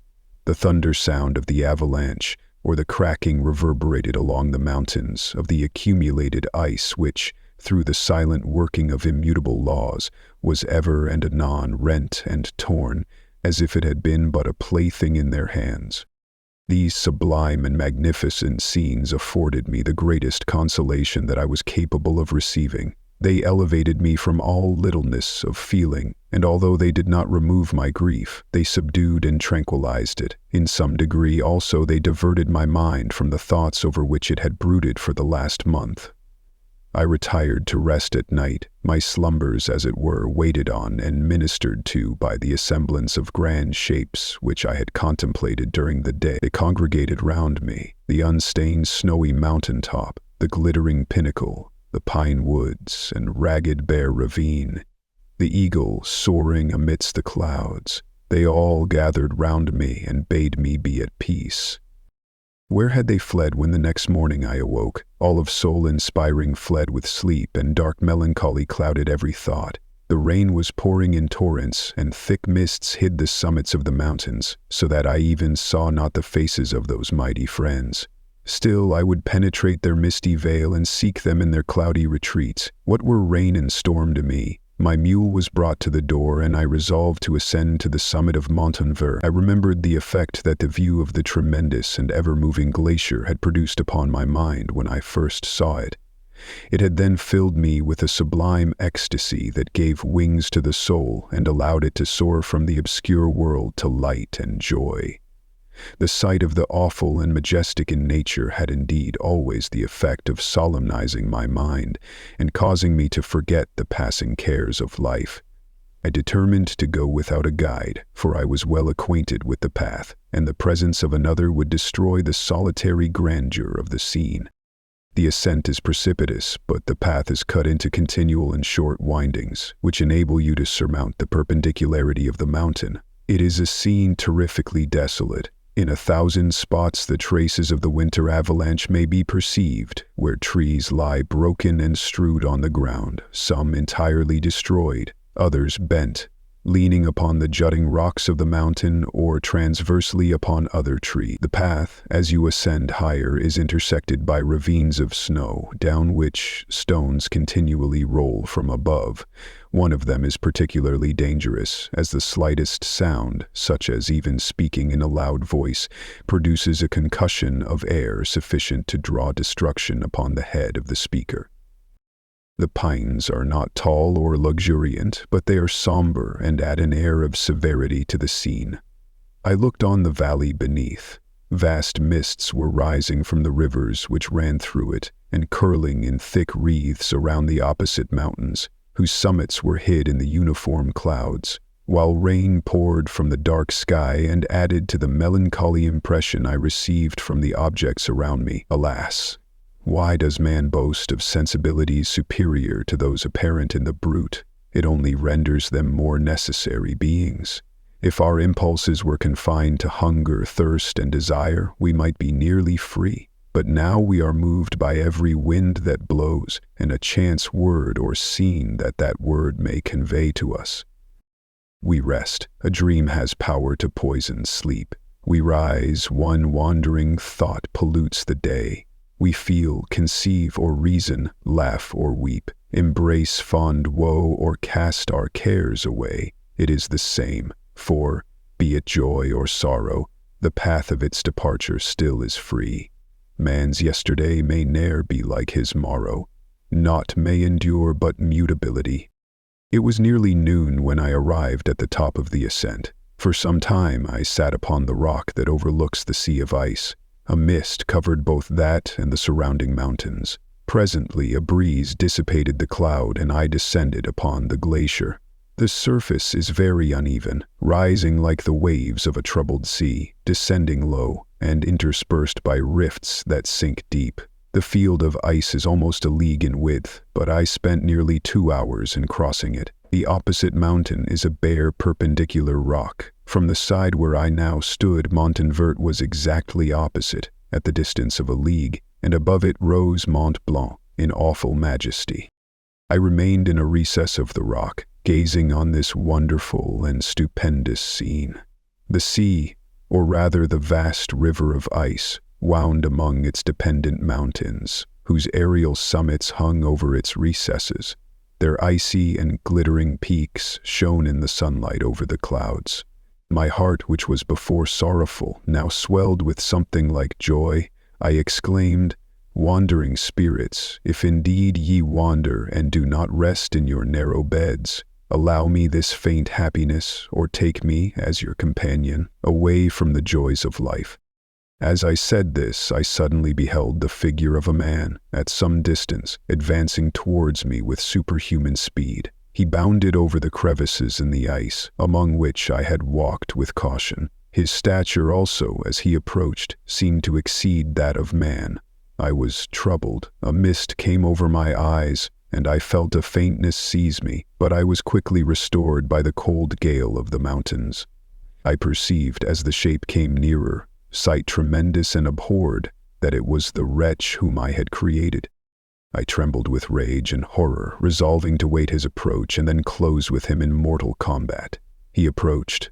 His countenance bespoke bitter anguish, combined with disdain and malignity, while its unearthly ugliness rendered it almost too horrible for human eyes. But I scarcely observed this. Rage and hatred had at first deprived me of utterance, and I recovered only to overwhelm him with words expressive of furious detestation and contempt. "Devil," I exclaimed, "do you dare approach me? And do not you fear the fierce vengeance of my arm wreaked on your miserable head? Begone, vile insect, or rather stay, that I may trample you to dust, and oh, that I could with the extinction of your miserable existence restore those victims whom you have so diabolically murdered."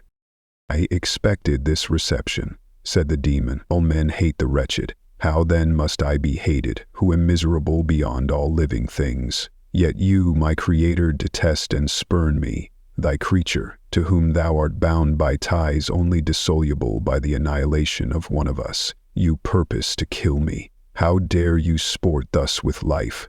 Do your duty towards me, and I will do mine towards you and the rest of mankind.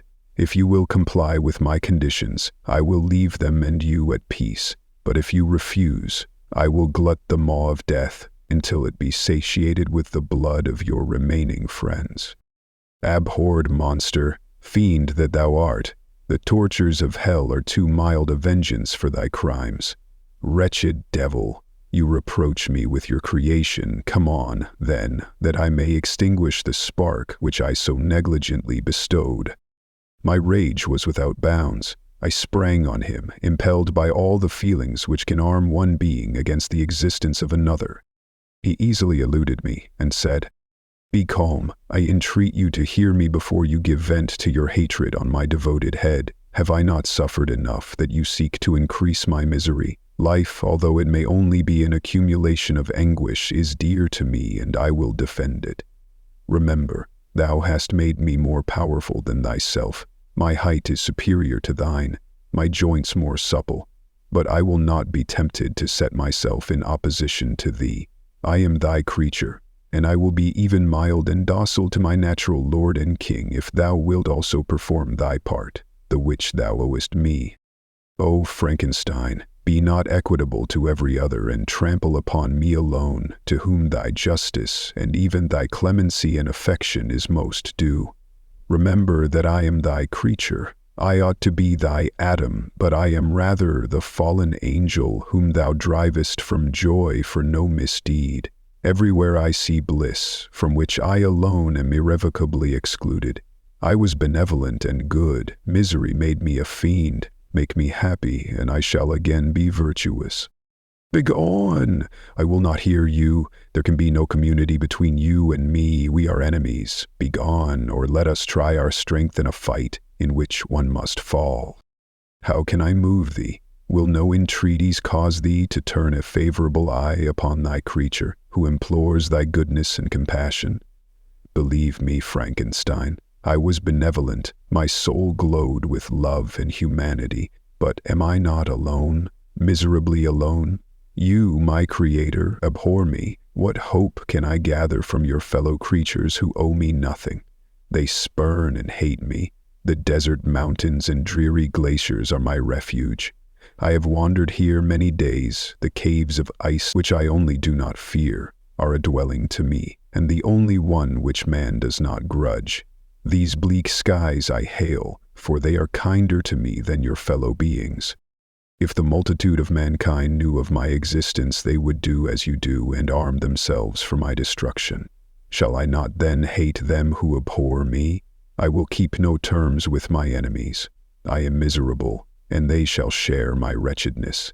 Yet it is in your power to recompense me, and deliver them from an evil which it only remains for you to make so great, that not only you and your family, but thousands of others shall be swallowed up in the whirlwinds of its rage. Let your compassion be moved, and do not disdain me.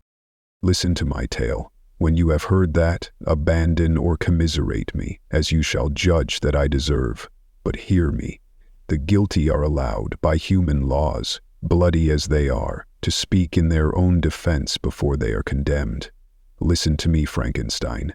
You accuse me of murder, and yet you would, with a satisfied conscience, destroy your own creature. Oh, praise the eternal justice of man. Yet I ask you not to spare me. Listen to me, and then, if you can, and if you will, destroy the work of your hands." "Why do you call to my remembrance," I rejoined, "circumstances of which I shudder to reflect, that I have been the miserable origin and author? Cursed be the day, abhorred devil, in which you first saw light. Cursed, although I curse myself, be the hands that formed you. You have made me wretched beyond expression. You have left me no power to consider whether I am just to you or not. Begone! Relieve me from the sight of your detested form." "Thus I relieve thee, my Creator," he said, and placed his hated hands before my eyes, which I flung from me with violence. "Thus I take from thee a sight which you abhor. Still thou canst listen to me and grant me thy compassion. By the virtues that I once possessed, I demand this from you. Hear my tale. It is long and strange, and the temperature of this place is not fitting to your fine sensations. Come to the hut upon the mountain. The sun is yet high in the heaven before it descends to hide itself behind your snowy precipices and illuminate another world. You will have heard my story and can decide. On you it rests whether I quit forever the neighborhood of man and lead a harmless life, or become the scourge of your fellow creatures and the author of your own speedy ruin." As he said this, he led the way across the ice. I followed. My heart was full, and I did not answer him. But as I proceeded, I weighed the various arguments that he had used, and determined at least to listen to his tale. I was partly urged by curiosity, and compassion confirmed my resolution. I had hitherto supposed him to be the murderer of my brother, and I eagerly sought a confirmation or denial of this opinion. For the first time, also, I felt what the duties of a creator towards his creature were, and that I ought to render him happy before I complained of his wickedness. These motives urged me to comply with his demand. We crossed the ice, therefore, and ascended the opposite rock. The air was cold, and the rain again began to descend. We entered the hut, the fiend with an air of exultation, I with a heavy heart and depressed spirits. But I consented to listen, and seating myself by the fire which my odious companion had lighted, he thus began his tale.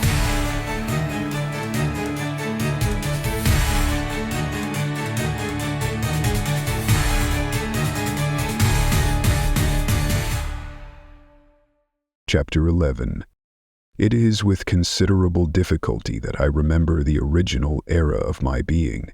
All the events of that period appear confused and indistinct. A strange multiplicity of sensations seized me, and I saw, felt, heard, and smelt at the same time, and it was indeed a long time before I learned to distinguish between the operations of my various senses.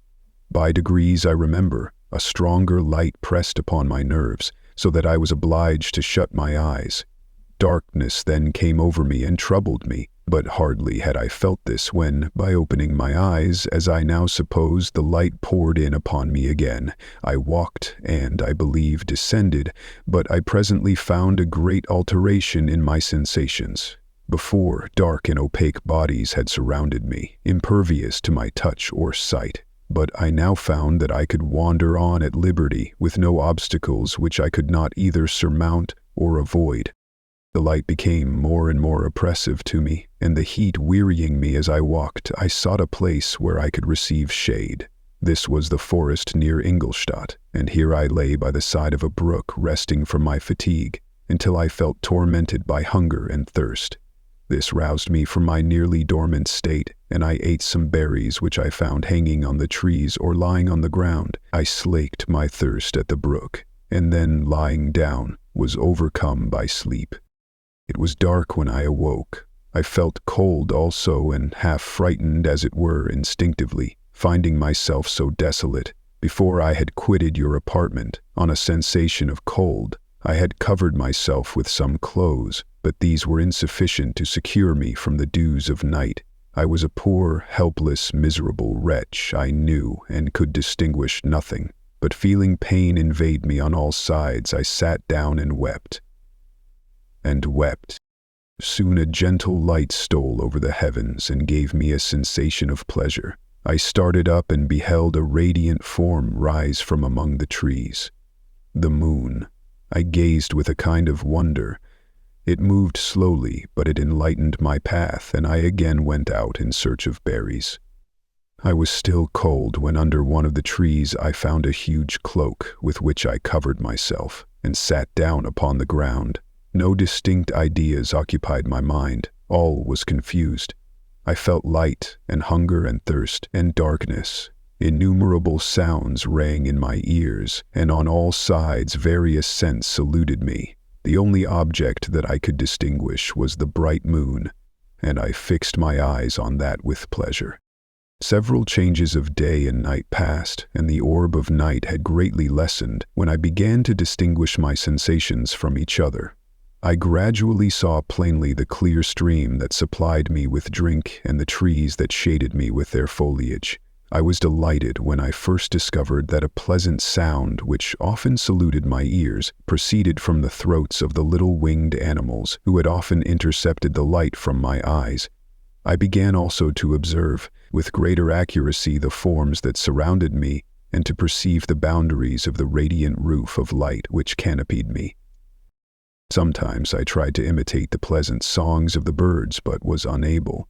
Sometimes I wished to express my sensations in my own mode, but the uncouth and inarticulate sounds which broke from me frightened me into silence again. The moon had disappeared from the night, and again with a lessened form showed itself while I still remained in the forest. My sensations had by this time become distinct, and my mind received every day additional ideas. My eyes became accustomed to the light and to perceive objects in their right forms. I distinguished the insect from the herb, and by degrees one herb from another. I found that the sparrow uttered none but harsh notes, whilst those of the blackbird and thrush were sweet and enticing. One day, when I was oppressed by cold, I found a fire which had been left by some wandering beggars, and was overcome with delight at the warmth I experienced from it. In my joy I thrust my hand into the live embers, but quickly drew it out again with a cry of pain. How strange, I thought, that the same cause should produce such opposite effects. I examined the materials of the fire, and to my joy found it to be composed of wood. I quickly collected some branches, but they were wet and would not burn. I was pained at this, and sat still watching the operation of the fire. The wet wood which I had placed near the heat dried, and itself became inflamed. I reflected on this, and by touching the various branches I discovered the cause, and busied myself in collecting a great quantity of wood, that I might dry it and have a plentiful supply of fire. When night came on and brought sleep with it, I was in the greatest fear lest my fire should be extinguished. I covered it carefully with dry wood and leaves, and placed wet branches upon it, and then spreading my cloak I lay on the ground and sank into sleep. It was morning when I awoke, and my first care was to visit the fire. I uncovered it, and a gentle breeze quickly fanned it into a flame. I observed this also, and contrived a fan of branches, which roused the embers when they were nearly extinguished. When night came again, I found with pleasure that the fire gave light as well as heat, and that the discovery of this element was useful to me in my food, for I found some of the offals that the travelers had left had been roasted and tasted much more savory than the berries I gathered from the trees.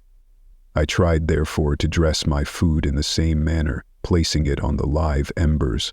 I found that the berries were spoiled by this operation, and the nuts and roots much improved. Food, however, became scarce, and I often spent the whole day searching in vain for a few acorns to assuage the pangs of hunger. When I found this, I resolved to quit the place that I had hitherto inhabited, to seek for one where the few wants I experienced would be more easily satisfied. In this emigration I exceedingly lamented the loss of the fire which I had obtained through accident, and knew not how to reproduce it. I gave several hours to the serious consideration of this difficulty, but I was obliged to relinquish all attempt to supply it, and wrapping myself up in my cloak, I struck across the wood towards the setting sun. I passed 3 days in these rambles, and at length discovered the open country. A great fall of snow had taken place the night before, and the fields were of one uniform white. The appearance was disconsolate, and I found my feet chilled by the cold, damp substance that covered the ground. It was about 7 in the morning, and I longed to obtain food and shelter. At length I perceived a small hut on a rising ground, which had doubtless been built for the convenience of some shepherd. This was a new sight to me, and I examined the structure with great curiosity. Finding the door open, I entered.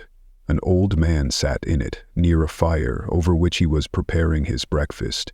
He turned on hearing a noise, and perceiving me, shrieked loudly, and quitting the hut, ran across the fields with a speed of which his debilitated form hardly appeared capable. His appearance, different from any I had ever before seen, and his flight somewhat surprised me.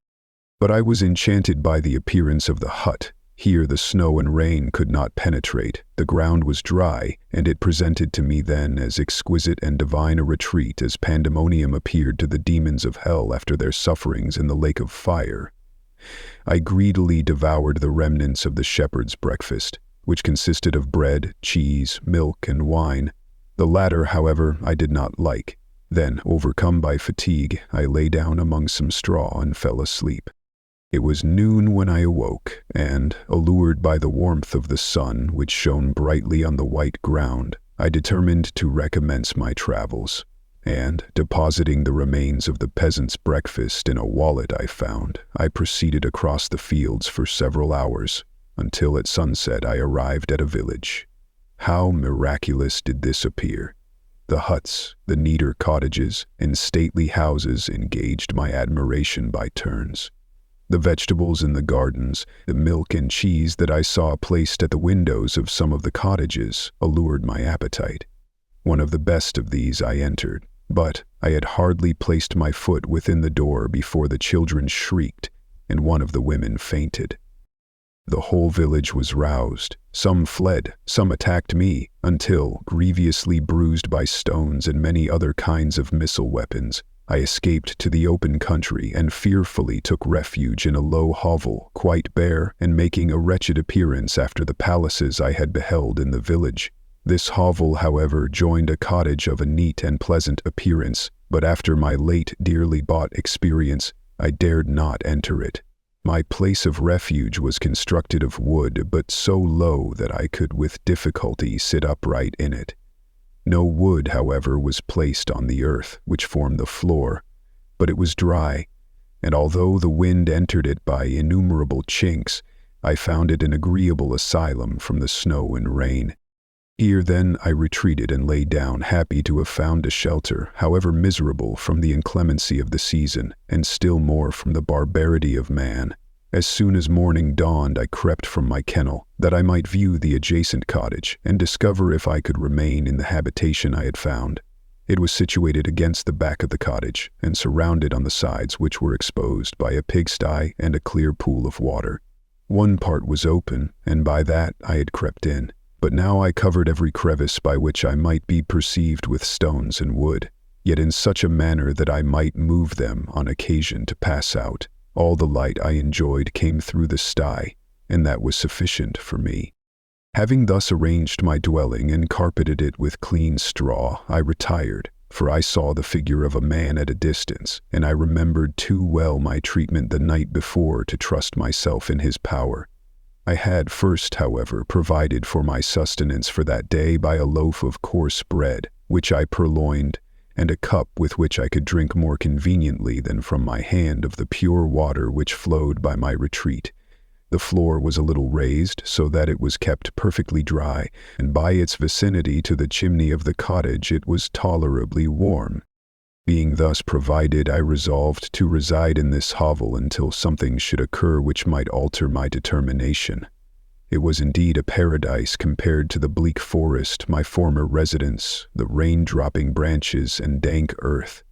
I ate my breakfast with pleasure, and was about to remove a plank to procure myself a little water, when I heard a step, and looking through a small chink, I beheld a young creature, with a pail on her head, passing before my hovel. The girl was young and of gentle demeanor, unlike what I have since found cottagers and farmhouse servants to be. Yet she was meanly dressed, a coarse blue petticoat and a linen jacket being her only garb. Her fair hair was plaited but not adorned. She looked patient yet sad. I lost sight of her, and in about a quarter of an hour she returned bearing the pail, which was now partly filled with milk. As she walked along, seemingly incommoded by the burden, a young man met her, whose countenance expressed a deeper despondence. Uttering a few sounds with an air of melancholy, he took the pail from her head and bore it to the cottage himself. She followed, and they disappeared. Presently I saw the young man again, with some tools in his hand, cross the field behind the cottage, and the girl was also busied, sometimes in the house and sometimes in the yard. On examining my dwelling, I found that one of the windows of the cottage had formerly occupied a part of it, but the panes had been filled up with wood. In one of these was a small and almost imperceptible chink through which the eye could just penetrate. Through this crevice, a small room was visible, whitewashed and clean, but very bare of furniture. In one corner near a small fire sat an old man, leaning his head on his hands in a disconsolate attitude. The young girl was occupied in arranging the cottage, but presently she took something out of a drawer, which employed her hands, and she sat down beside the old man, who, taking up an instrument, began to play, and to produce sounds sweeter than the voice of the thrush or the nightingale. It was a lovely sight, even to me, poor wretch, who had never beheld aught beautiful before. The silver hair and benevolent countenance of the aged cottager won my reverence, while the gentle manners of the girl enticed my love. He played a sweet, mournful air, which I perceived drew tears from the eyes of his amiable companion, of which the old man took no notice until she sobbed audibly. He then pronounced a few sounds, and the fair creature, leaving her work, knelt at his feet. He raised her and smiled with such kindness and affection that I felt sensations of a peculiar and overpowering nature. They were a mixture of pain and pleasure, such as I had never before experienced, either from hunger or cold, warmth or food, and I withdrew from the window, unable to bear these emotions. Soon after this, the young man returned, bearing on his shoulders a load of wood. The girl met him at the door, helped to relieve him of his burden, and taking some of the fuel into the cottage, placed it on the fire. Then she and the youth went apart into a nook of the cottage, and he showed her a large loaf and a piece of cheese. She seemed pleased and went into the garden for some roots and plants, which she placed in water, and then upon the fire. She afterwards continued her work, whilst the young man went into the garden and appeared busily employed in digging and pulling up roots. After he had been employed thus about an hour, the young woman joined him, and they entered the cottage together. The old man had, in the meantime, been pensive, but on the appearance of his companions he assumed a more cheerful air, and they sat down to eat. The meal was quickly dispatched. The young woman was again occupied in arranging the cottage. The old man walked before the cottage in the sun for a few minutes, leaning on the arm of the youth. Nothing could exceed in beauty the contrast between these two excellent creatures. One was old, with silver hairs and a countenance beaming with benevolence and love.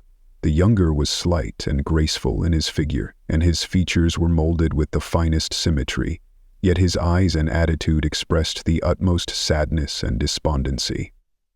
The old man returned to the cottage, and the youth, with tools different from those he had used in the morning, directed his steps across the fields. Night quickly shut in, but to my extreme wonder I found that the cottagers had a means of prolonging light by the use of tapers, and was delighted to find that the setting of the sun did not put an end to the pleasure I experienced in watching my human neighbors. In the evening, the young girl and her companion were employed in various occupations which I did not understand, and the old man again took up the instrument which produced the divine sounds that had enchanted me in the morning. So soon as he had finished, the youth began, not to play, but to utter sounds that were monotonous, and neither resembling the harmony of the old man's instrument, nor the songs of the birds. I since found that he read aloud, but at that time I knew nothing of the science of words or letters. The family, after having been thus occupied for a short time, extinguished their lights and retired, as I conjectured, to rest.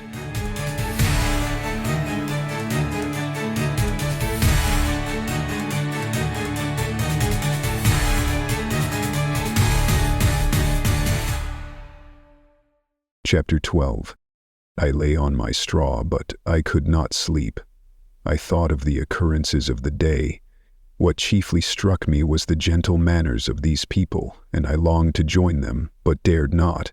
I remembered too well the treatment I had suffered the night before from the barbarous villagers, and resolved, whatever course of conduct I might hereafter think it right to pursue, that for the present I would remain quietly in my hovel, watching and endeavoring to discover the motives which influenced their actions. The cottagers arose the next morning before the sun. The young woman arranged the cottage and prepared the food, and the youth departed after the first meal. This day was passed in the same routine as that which preceded it. The young man was constantly employed out of doors, and the girl in various laborious occupations within.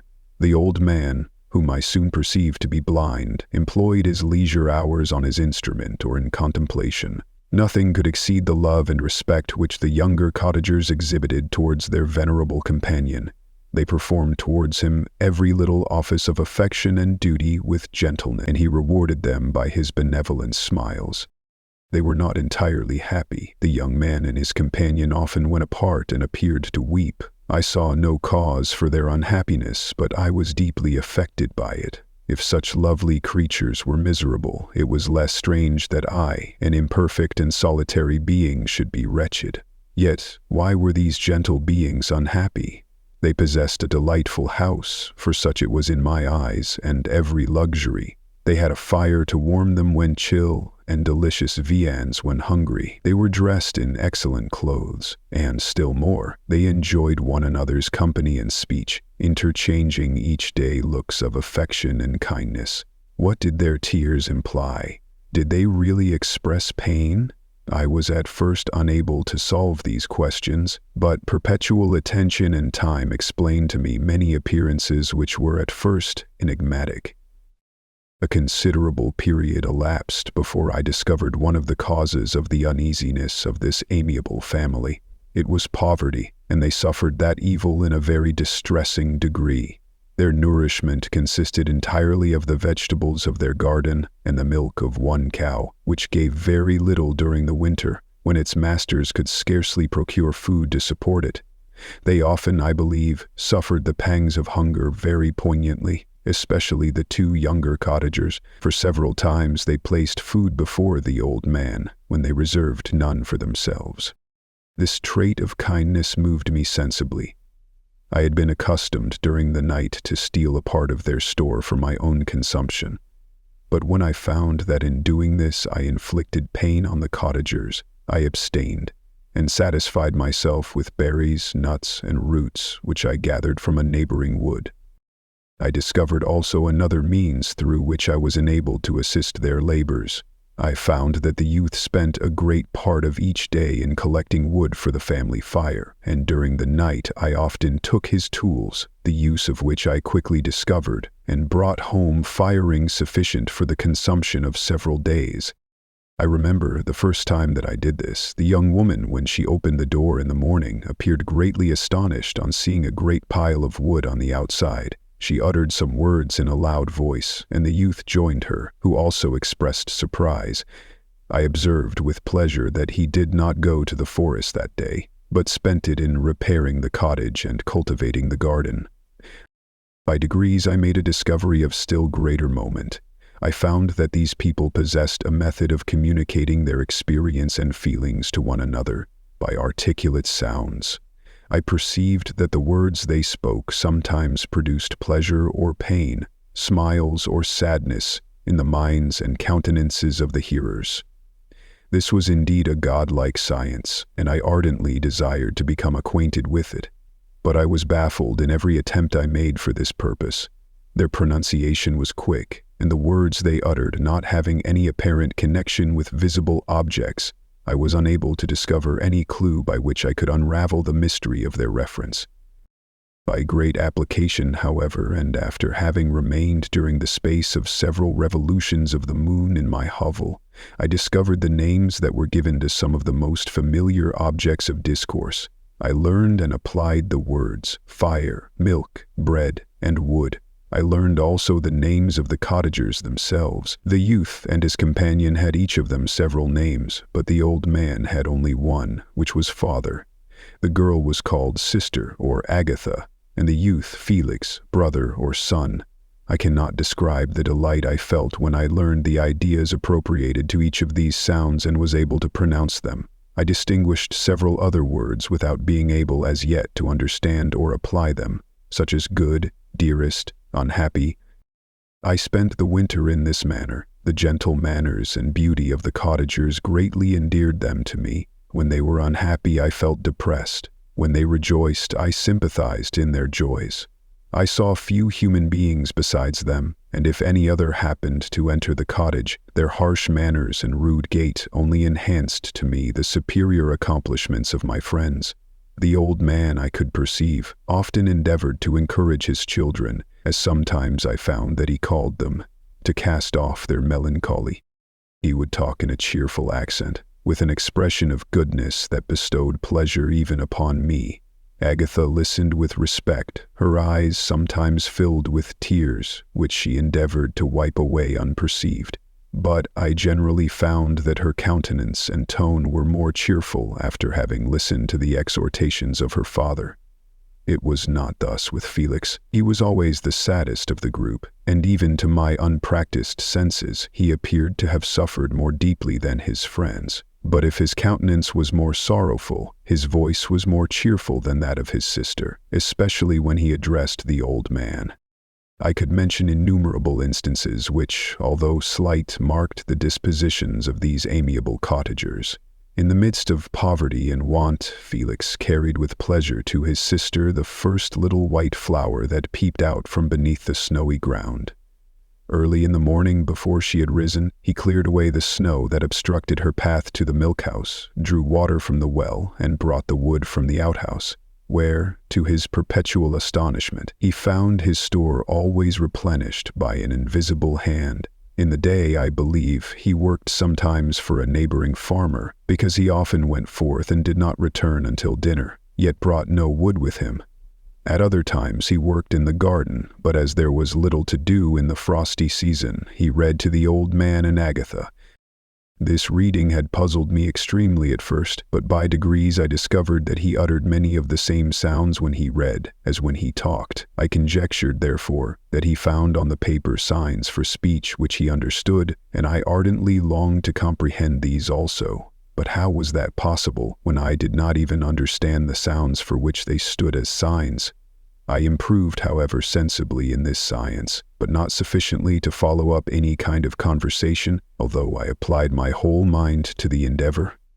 For I easily perceived that, although I eagerly longed to discover myself to the cottagers, I ought not to make the attempt until I had first become master of their language, which knowledge might enable me to make them overlook the deformity of my figure, for with this also the contrast perpetually presented to my eyes had made me acquainted.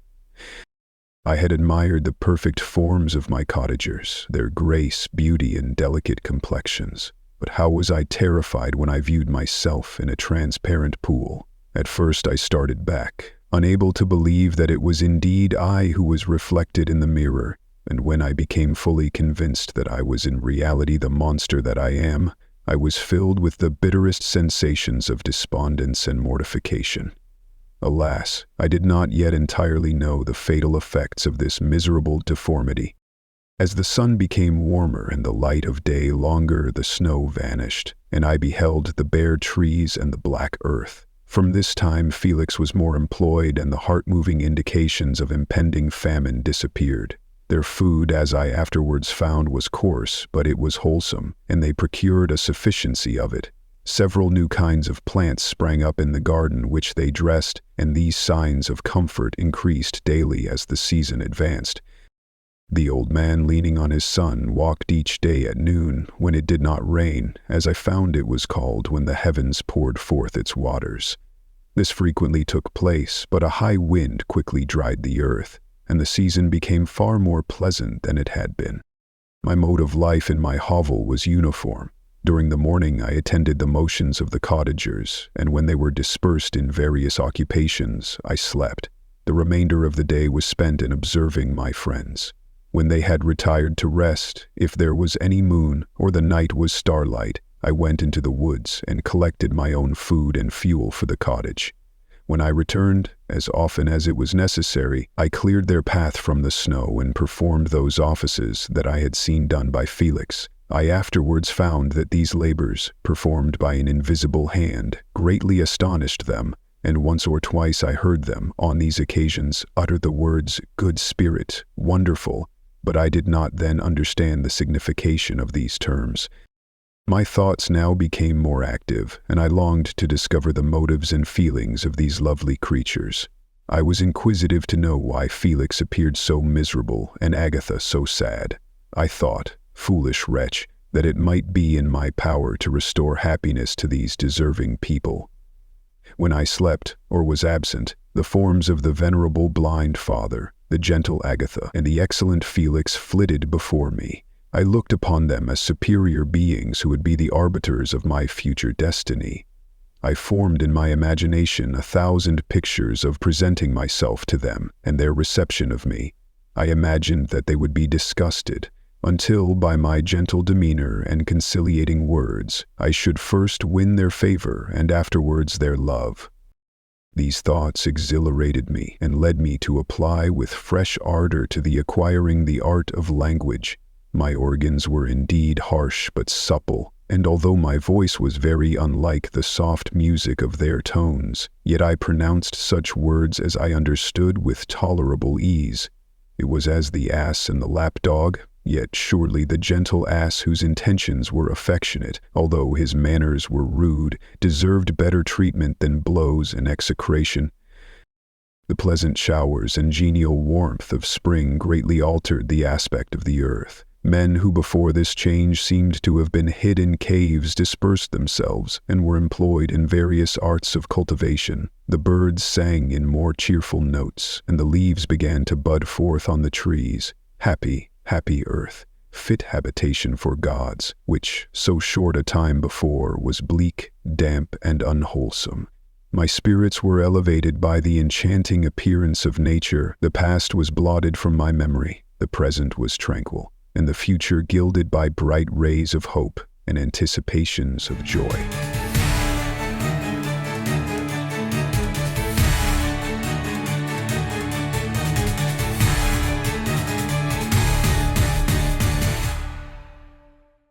Chapter 13. I now hasten to the more moving part of my story. I shall relate events that impressed me with feelings which, from what I have been, have made me what I am. Spring advanced rapidly, the weather became fine and the skies cloudless. It surprised me that what before was desert and gloomy should now bloom with the most beautiful flowers and verdure. My senses were gratified and refreshed by 1,000 scents of delight and 1,000 sights of beauty. It was on one of these days, when my cottagers periodically rested from labor, the old man played on his guitar and the children listened to him, that I observed the countenance of Felix was melancholy beyond expression. He sighed frequently, and once his father paused in his music, and I conjectured by his manner that he inquired the cause of his son's sorrow. Felix replied in a cheerful accent, and the old man was recommencing his music when someone tapped at the door. It was a lady on horseback, accompanied by a countryman as a guide. The lady was dressed in a dark suit and covered with a thick black veil. Agatha asked a question to which the stranger only replied by pronouncing in a sweet accent the name of Felix. Her voice was musical, but unlike that of either of my friends.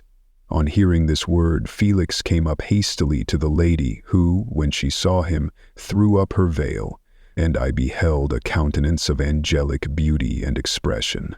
Her hair of a shining raven black and curiously braided. Her eyes were dark but gentle, although animated. Her features of irregular proportion, and her complexion wondrously fair, each cheek tinged with a lovely pink. Felix seemed ravished with delight when he saw her. Every trait of sorrow vanished from his face, and it instantly expressed a degree of ecstatic joy of which I could hardly have believed it capable. His eyes sparkled as his cheek flushed with pleasure, and at that moment I thought him as beautiful as the stranger. She appeared affected by different feelings. Wiping a few tears from her lovely eyes, she held out her hand to Felix, who kissed it rapturously and called her, and as well as I could distinguish, his sweet Arabian. She did not appear to understand him, but smiled. He assisted her to dismount, and dismissing her guide, conducted her into the cottage. Some conversation took place between him and his father, and the young stranger knelt at the old man's feet and would have kissed his hand, but he raised her and embraced her affectionately. I soon perceived that although the stranger uttered articulate sounds and appeared to have a language of her own, she was neither understood by nor herself understood the cottagers. They made many signs which I did not comprehend, but I saw that her presence diffused gladness through the cottage, dispelling their sorrow as the sun dissipates the morning mists. Felix seemed peculiarly happy, and with smiles of delight welcomed his Arabian. Agatha, the ever-gentle Agatha, kissed the hands of the lovely stranger, and pointing to her brother made signs which appeared to me to mean that he had been sorrowful until she came. Some hours passed thus, while they, by their countenances, expressed joy, the cause of which I did not comprehend. Presently I found, by the frequent recurrence of some sound which the stranger repeated after them, that she was endeavoring to learn their language, and the idea instantly occurred to me that I should make use of the same instructions to the same end. The stranger learned about 20 words at the first lesson. Most of them, indeed, were those which I had before understood, but I profited by the others. As night came on, Agatha and the Arabian retired early. When they separated, Felix kissed the hand of the stranger and said, "Good night, sweet Safie." He sat up much longer, conversing with his father, and by the frequent repetition of her name I conjectured that their lovely guest was the subject of their conversation. I ardently desired to understand them, and bent every faculty towards that purpose, but found it utterly impossible. The next morning Felix went out to his work, and after the usual occupations of Agatha were finished, the Arabian sat at the feet of the old man, and taking his guitar, played some airs so entrancingly beautiful that they at once drew tears of sorrow and delight from my eyes. She sang, and her voice flowed in a rich cadence, swelling or dying away like a nightingale of the woods. When she had finished, she gave the guitar to Agatha, who at first declined it. She played a simple air, and her voice accompanied it in sweet accents, but unlike the wondrous strain of the stranger. The old man appeared enraptured, and said some words which Agatha endeavored to explain to Safie, and by which he appeared to wish to express that she bestowed on him the greatest delight by her music. The days now passed as peaceably as before, with the sole alteration that joy had taken place of sadness in the countenances of my friends. Safie was always gay and happy. She and I improved rapidly in the knowledge of language, so that in 2 months I began to comprehend most of the words uttered by my protectors. In the meanwhile also the black ground was covered with herbage, and the green banks interspersed with innumerable flowers, sweet to the scent and the eyes, stars of pale radiance among the moonlight woods. The sun became warmer, the nights clear and balmy, and my nocturnal rambles were an extreme pleasure to me, although they were considerably shortened by the late setting and early rising of the sun, for I never ventured abroad during daylight, fearful of meeting with the same treatment I had formerly endured in the first village which I entered.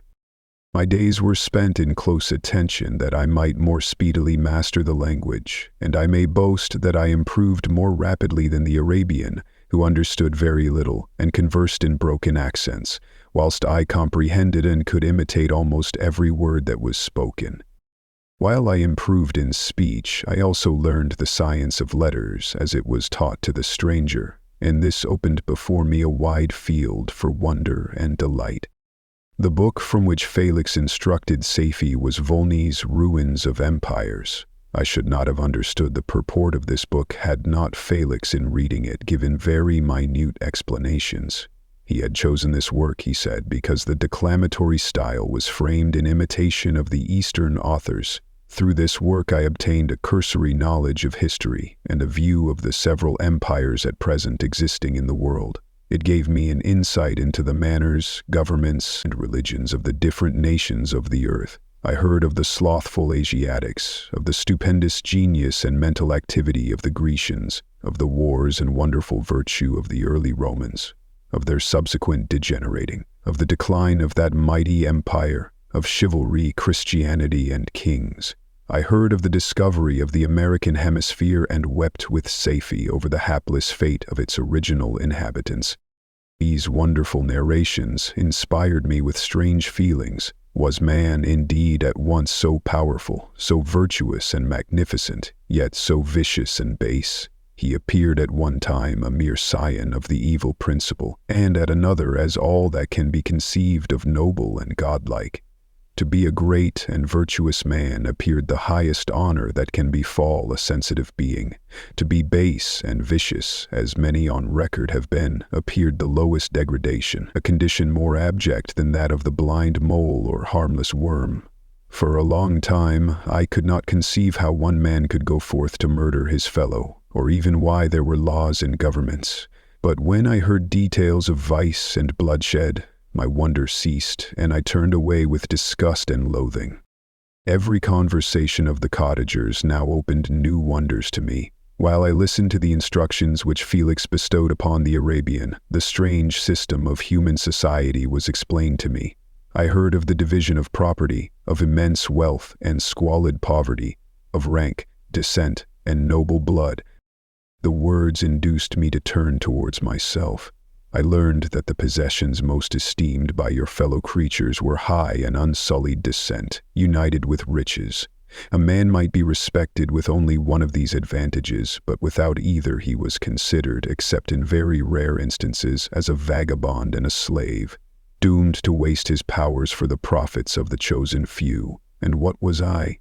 Of my creation and creator I was absolutely ignorant, but I knew that I possessed no money, no friends, no kind of property. I was besides endued with a figure hideously deformed and loathsome. I was not even of the same nature as man. I was more agile than they, and could subsist upon coarser diet. I bore the extremes of heat and cold with less injury to my frame. My stature far exceeded theirs. When I looked around, I saw and heard of none like me.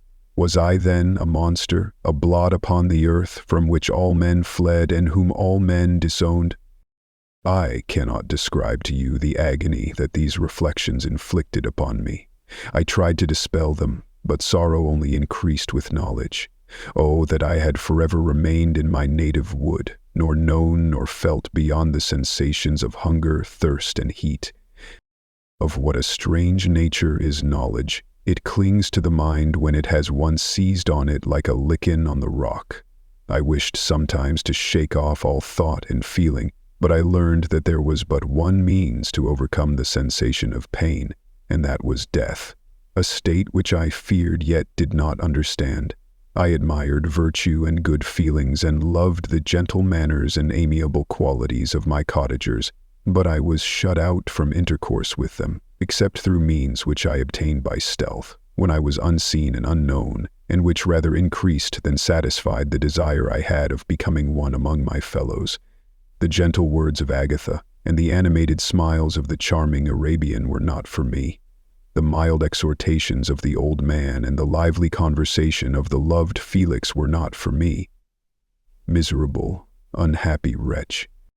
Other lessons were impressed upon me even more deeply. I heard of the difference of sexes, and the birth and growth of children, how the father doted on the smiles of the infant and the lively sallies of the older child, how all the life and cares of the mother were wrapped up in the precious charge, how the mind of youth expanded and gained knowledge of brother, sister, and all the various relationships which bind one human being to another in mutual bond. But where were my friends and relations? No father had watched my infant days, no mother had blessed me with smiles and caresses, or if they had, all my past life was now a blot, a blind vacancy in which I distinguished nothing. From my earliest remembrance, I had been as I then was in height and proportion. I had never yet seen a being resembling me, or who claimed any intercourse with me. What was I? The question again recurred, to be answered only with groans. I will soon explain to what these feelings tended, but allow me now to return to the cottagers, whose story excited in me such various feelings of indignation, delight, and wonder, but which all terminated in additional love and reverence for my protectors, for so I loved, in an innocent, half-painful self-deceit, to call them.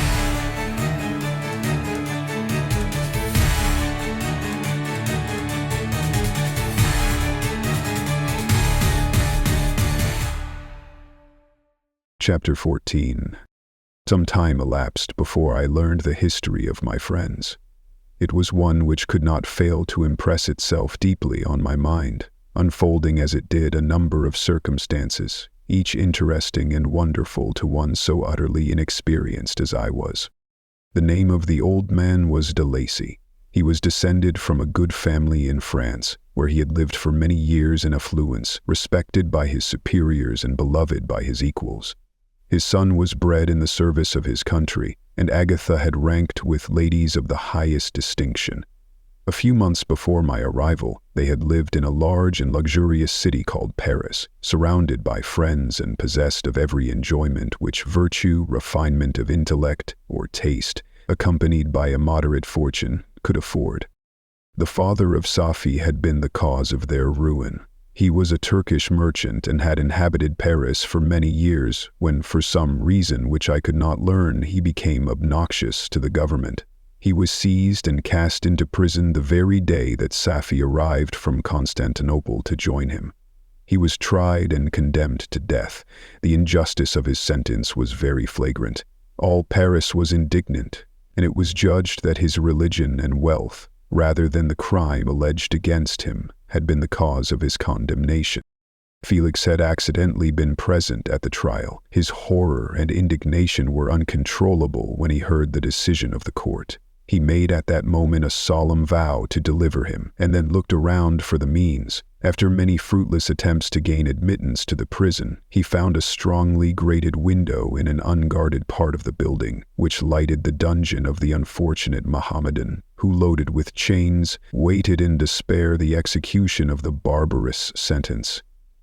Felix visited the grate at night and made known to the prisoner his intentions in his favor. The Turk, amazed and delighted, endeavored to kindle the zeal of his deliverer by promises of reward and wealth. Felix rejected his offers with contempt, yet when he saw the lovely Safi, who was allowed to visit her father and who by her gestures expressed her lively gratitude, the youth could not help owning to his own mind that the captive possessed a treasure which would fully reward his toil and hazard.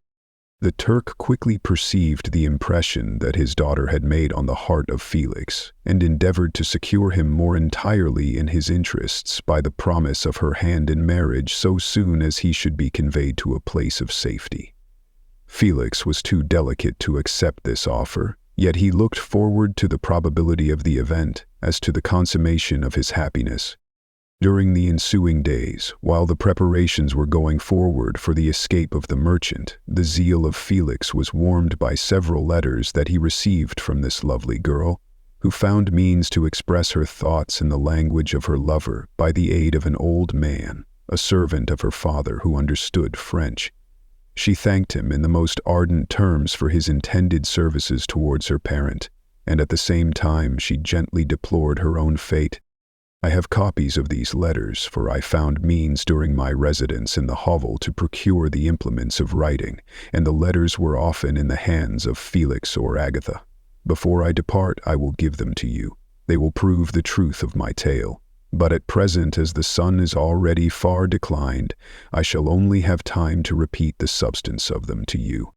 Safi related that her mother was a Christian Arab, seized and made a slave by the Turks. Recommended by her beauty, she had won the heart of the father of Safi, who married her.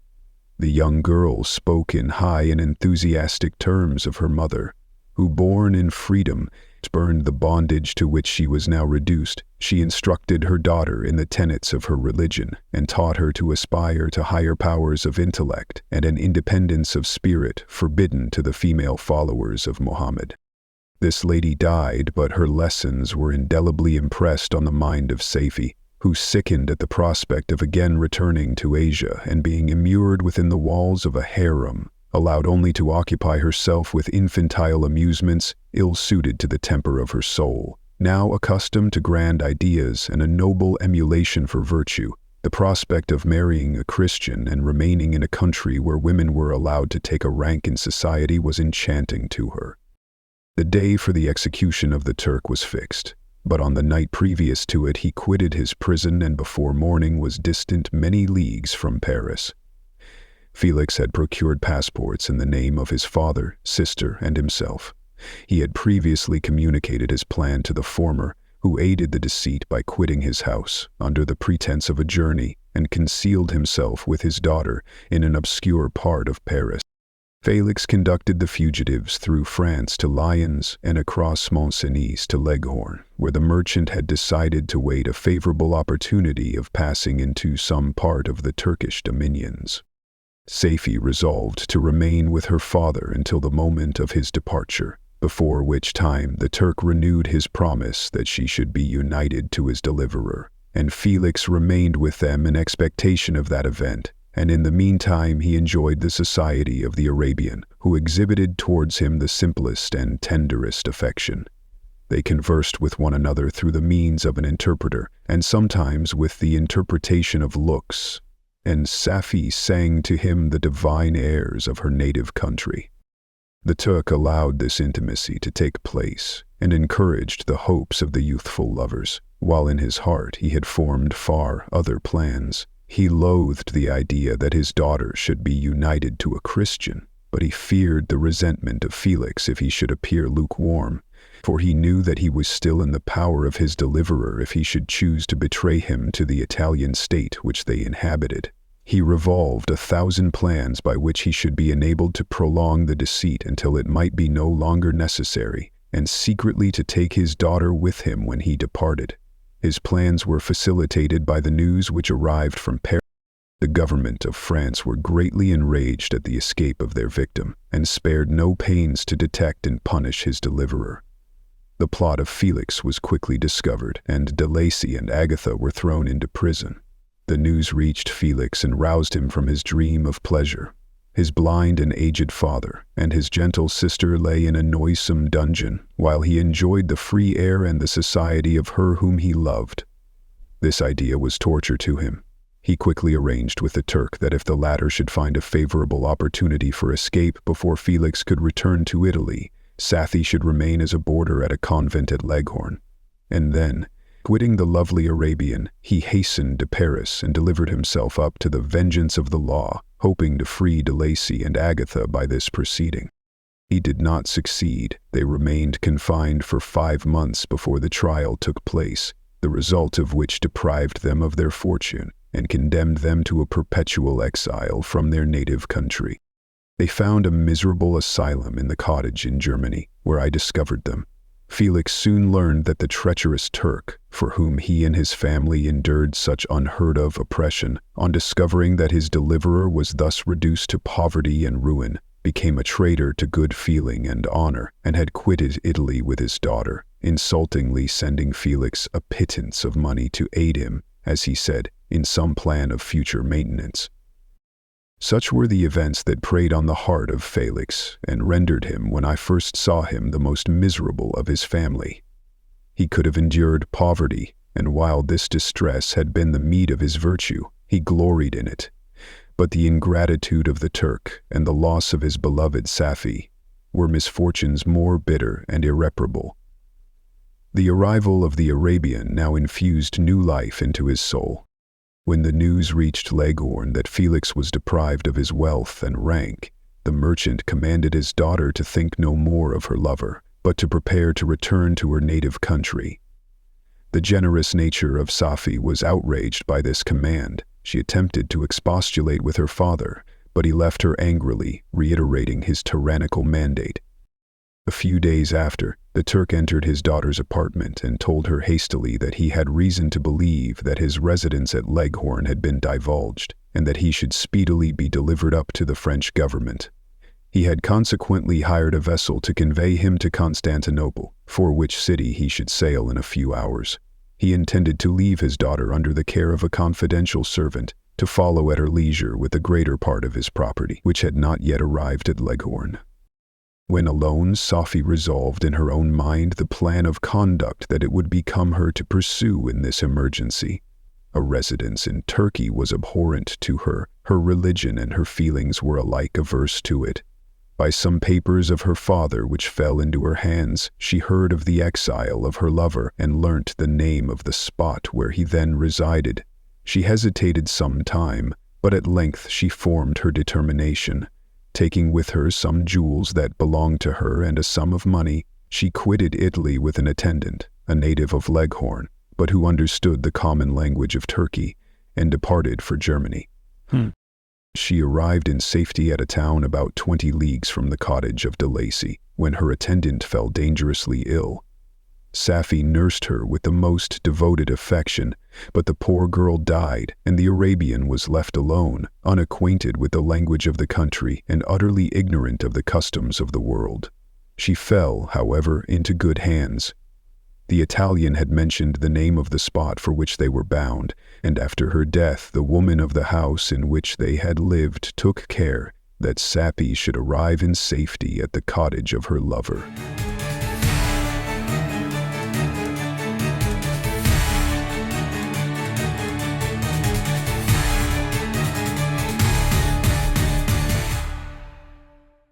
Chapter 15. Such was the history of my beloved cottagers. It impressed me deeply. I learned from the views of social life which it developed to admire their virtues and to deprecate the vices of mankind. As yet I looked upon crime as a distant evil. Benevolence and generosity were ever present before me, inciting within me a desire to become an actor in the busy scene where so many admirable qualities were called forth and displayed. But in giving an account of the progress of my intellect, I must not omit a circumstance which occurred in the beginning of the month of August of this same year.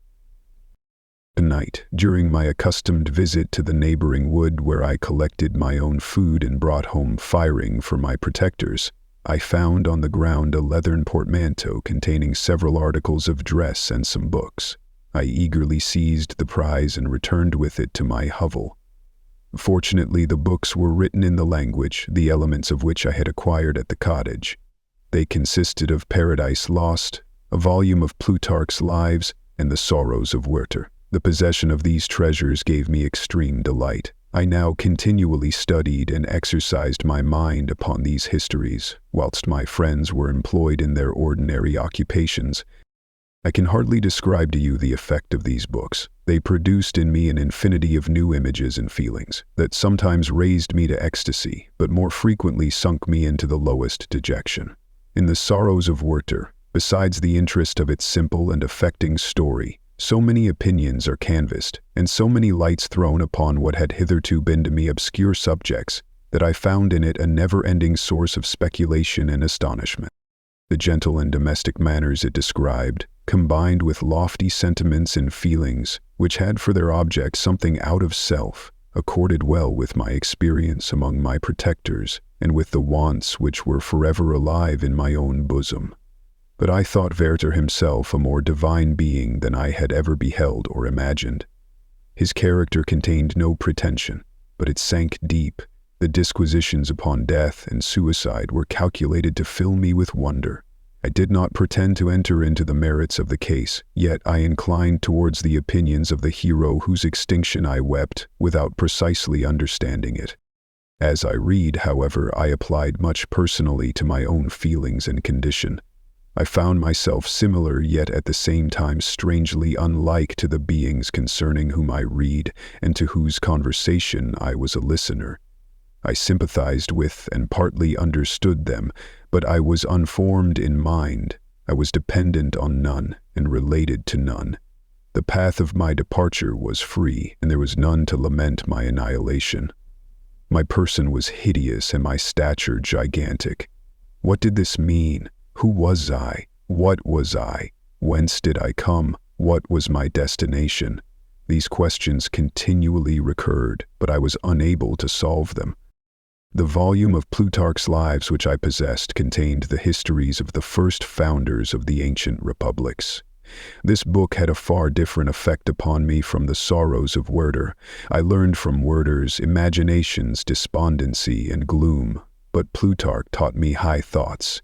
He elevated me above the wretched sphere of my own reflections to admire and love the heroes of past ages. Many things I read surpassed my understanding and experience. I had a very confused knowledge of kingdoms, wide extents of country, mighty rivers and boundless seas, but I was perfectly unacquainted with towns and large assemblages of men.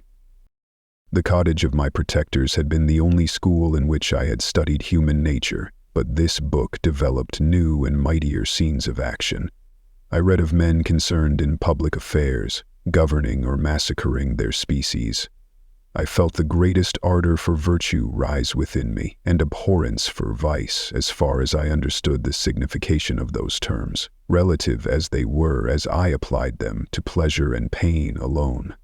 Induced by these feelings, I was of course led to admire peaceable lawgivers, Numa, Solon, and Lycurgus, in preference to Romulus and Theseus. The patriarchal lives of my protectors caused these impressions to take a firm hold on my mind. Perhaps if my first introduction to humanity had been made by a young soldier, burning for glory and slaughter, I should have been imbued with different sensations. But Paradise Lost excited different and far deeper emotions. I read it, as I had read the other volumes which had fallen into my hands, as a true history. It moved every feeling of wonder and awe that the picture of an omnipotent God warring with his creatures was capable of exciting. I often referred the several situations, as their similarity struck me, to my own.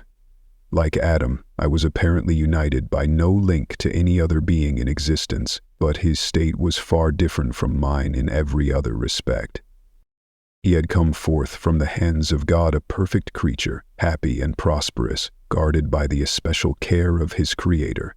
He was allowed to converse with and acquire knowledge from beings of a superior nature, but I was wretched, helpless, and alone. Many times I considered Satan as the fitter emblem of my condition, for often, like him, when I viewed the bliss of my protectors, the bitter gall of envy rose within me. Another circumstance strengthened and confirmed these feelings. Soon after my arrival in the hovel, I discovered some papers in the pocket of the dress which I had taken from your laboratory. At first I had neglected them, but now that I was able to decipher the characters in which they were written, I began to study them with diligence. It was your journal of the 4 months that preceded my creation. You minutely described in these papers every step you took in the progress of your work. This history was mingled with accounts of domestic occurrences. You doubtless recollect these papers. Here they are. Everything is related in them which bears reference to my accursed origin. The whole detail of that series of disgusting circumstances which produced it is set in view. The minutest description of my odious and loathsome person is given, in language which painted your own horrors and rendered mine indelible. I sickened as I read. "Hateful day when I received life," I exclaimed in agony. "Accursed Creator, why did you form a monster so hideous that even you turned from me in disgust?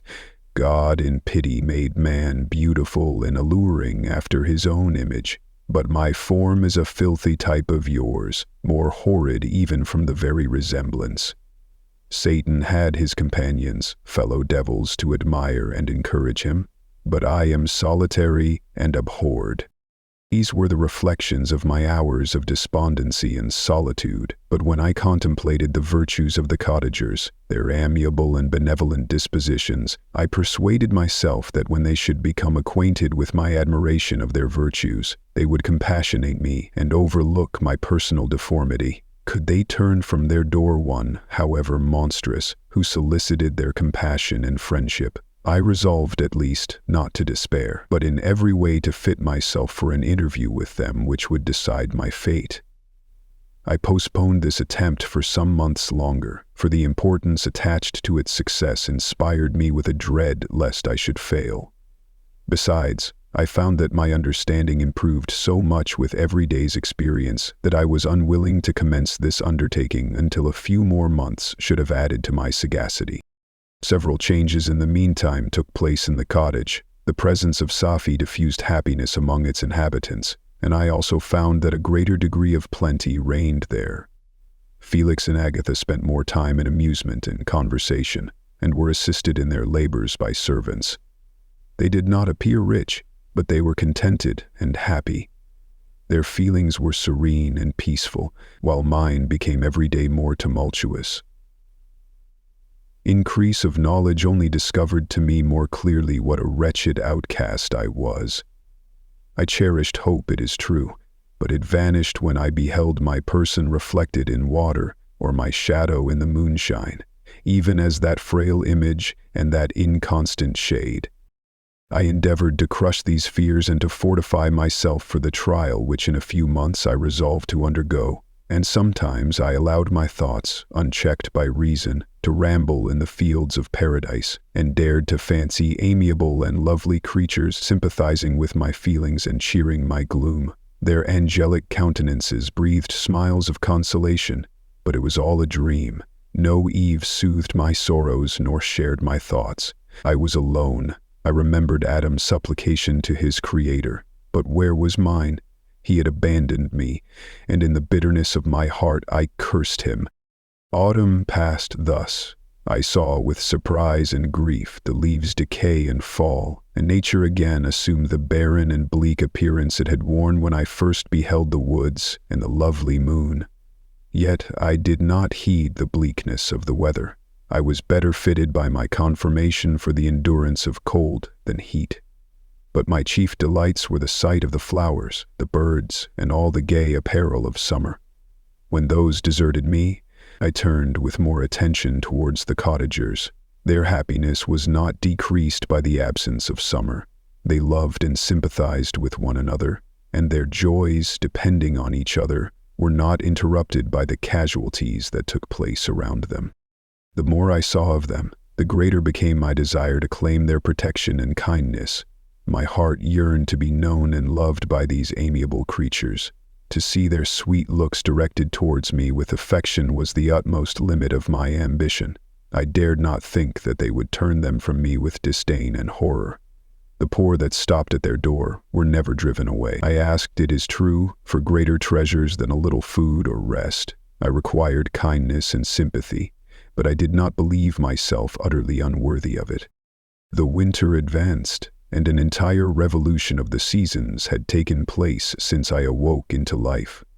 My attention at this time was solely directed towards my plan of introducing myself into the cottage of my protectors.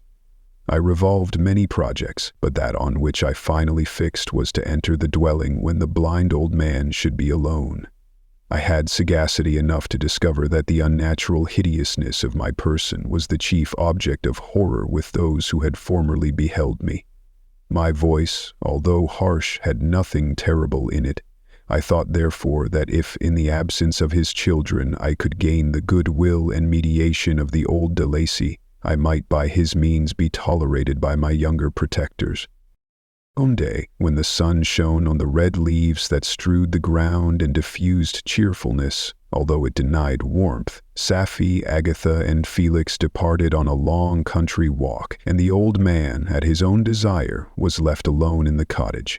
When his children had departed, he took up his guitar and played several mournful but sweet airs, more sweet and mournful than I had ever heard him play before. At first, his countenance was illuminated with pleasure, but as he continued, thoughtfulness and sadness succeeding. At length, laying aside the instrument, he sat absorbed in reflection. My heart beat quick. This was the hour and moment of trial which would decide my hopes or realize my fears. The servants were gone to a neighboring fair. All was silent in and around the cottage. It was an excellent opportunity. Yet, when I proceeded to execute my plan, my limbs failed me, and I sank to the ground. Again I rose, and exerting all the firmness of which I was master, removed the planks which I had placed before my hovel to conceal my retreat. The fresh air revived me, and with renewed determination I approached the door of their cottage. I knocked. "Who is there?" said the old man. "Come in." I entered. "Pardon this intrusion," said I. "I am a traveler in want of a little rest. You would greatly oblige me if you would allow me to reign a few minutes before the fire." "Enter," said de Lacy, "and I will try in what manner I can to relieve your wants, but, unfortunately, my children are from home, and as I am blind I am afraid I shall find it difficult to procure food for you." "Do not trouble yourself, my kind host. I have food. It is warmth and rest only that I need." I sat down and a silence ensued. I knew that every minute was precious to me, yet I remained irresolute in what manner to commence the interview, when the old man addressed me. "By your language, stranger, I suppose you are my countrymen. Are you French?" "No, but I was educated by a French family and understand that language only. I am now going to claim the protection of some friends whom I sincerely love, and of whose favor I have some hopes." "Are they Germans?" "No, they are French, but let us change the subject. I am an unfortunate and deserted creature. I look around, and I have no relation or friend upon earth. These amiable people to whom I go have never seen me and know little of me. I am full of fears, for if I fail there, I am an outcast in the world forever. Do not despair. To be friendless is indeed to be unfortunate, but the hearts of men, when unprejudiced by any obvious self-interest, are full of brotherly love and charity. Rely, therefore, on your hopes, and if these friends are good and amiable, do not despair. They are kind, they are the most excellent creatures in the world, but unfortunately they are prejudiced against me. I have good dispositions. My life has been hitherto harmless and in some degree beneficial, but a fatal prejudice clouds their eyes, and where they ought to see a feeling and kind friend, they behold only a detestable monster. That is indeed unfortunate, but if you are really blameless, cannot you undeceive them? I am about to undertake that task, and it is on that account that I feel so many overwhelming terrors. I tenderly love these friends. I have, unknown to them, been for many months in the habits of daily kindness towards them, but they believe that I wish to injure them, and it is that prejudice which I wish to overcome. Where do these friends reside? Near this spot. The old man paused and then continued. If you will unreservedly confide to me the particulars of your tale, I perhaps may be of use in undeceiving them. I am blind and cannot judge of your countenance, but there is something in your words which persuades me that you are sincere. I am poor and an exile, but it will afford me true pleasure to be in any way serviceable to a human creature. Excellent man, I thank you and accept your generous offer. You raise me from the dust by this kindness, and I trust that by your aid I shall not be driven from the society and sympathy of your fellow creatures. Heaven forbid, even if you were really criminal, for that can only drive you to desperation and not instigate you to virtue. I also am unfortunate. I and my family have been condemned, although innocent. Judge, therefore, if I do not feel for your misfortunes. How can I thank you, my best and only benefactor? From your lips first have I heard the voice of kindness directed towards me. I shall be forever grateful, and your present humanity assures me of success with those friends whom I am on the point of meeting. May I know the names and residence of those friends? I paused. This, I thought, was the moment of decision, which was to rob me of or bestow happiness on me forever. I struggled vainly for firmness sufficient to answer him, but the effort destroyed all my remaining strength. I sank on the chair and sobbed aloud. At that moment, I heard the steps of my younger protectors. I had not a moment to lose, but, seizing the hand of the old man, I cried, "Now is the time. Save and protect me. You and your family are the friends whom I seek. Do not you desert me in the hour of trial." "Great God!" exclaimed the old man. "Who are you?" At that instant the cottage door was opened, and Felix, Safie, and Agatha entered. Who can describe their horror and consternation on beholding me? Agatha fainted, and Safie, unable to attend to her friend, rushed out of the cottage. Felix darted forward, and with supernatural force tore me from his father, to whose knees I clung. In a transport of fury, he dashed me to the ground and struck me violently with a stick. I could have torn him limb from limb, as the lion rends the antelope, but my heart sank within me as with bitter sickness, and I refrained. I saw him on the point of repeating his blow, when, overcome by pain and anguish, I quitted the cottage, and in the general tumult escaped unperceived to my hovel.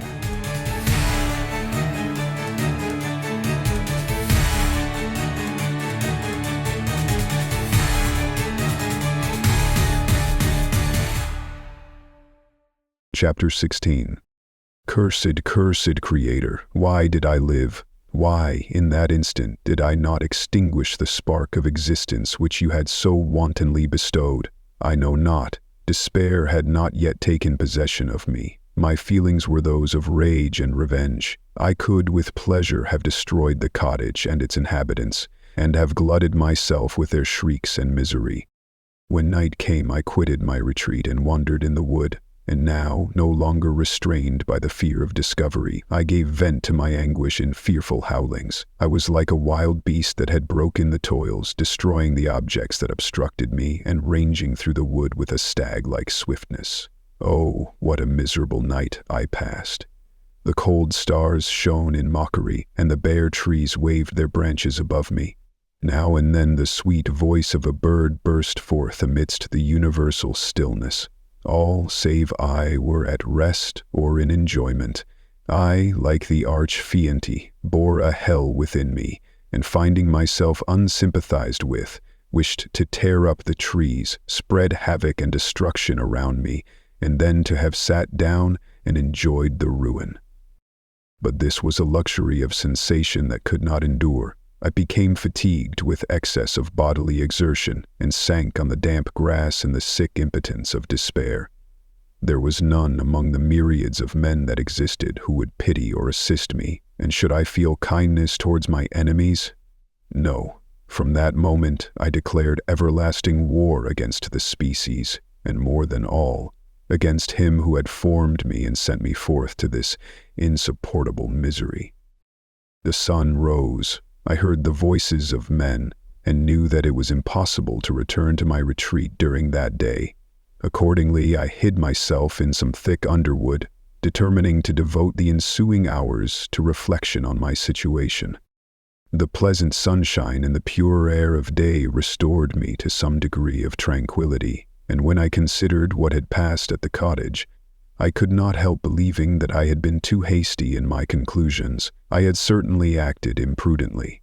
It was apparent that my conversation had interested the father in my behalf, and I was a fool in having exposed my person to the horror of his children. I ought to have familiarized the old de Lacy to me, and by degrees to have discovered myself to the rest of his family, when they should have been prepared for my approach. But I did not believe my errors to be irretrievable, and after much consideration, I resolved to return to the cottage, seek the old man, and by my representations win him to my party. These thoughts calmed me, and in the afternoon I sank into a profound sleep, but the fever of my blood did not allow me to be visited by peaceful dreams. The horrible scene of the preceding day was forever acting before my eyes. The females were flying, and the enraged Felix tearing me from his father's feet. I awoke exhausted, and finding that it was already night, I crept forth from my hiding place and went in search of food. When my hunger was appeased, I directed my steps towards the well-known path that conducted to the cottage. All there was at peace. I crept into my hovel and remained in silent expectation of the accustomed hour when the family arose. That hour passed, the sun mounted high in the heavens, but the cottagers did not appear. I trembled violently, apprehending some dreadful misfortune. The inside of the cottage was dark, and I heard no motion. I cannot describe the agony of this suspense.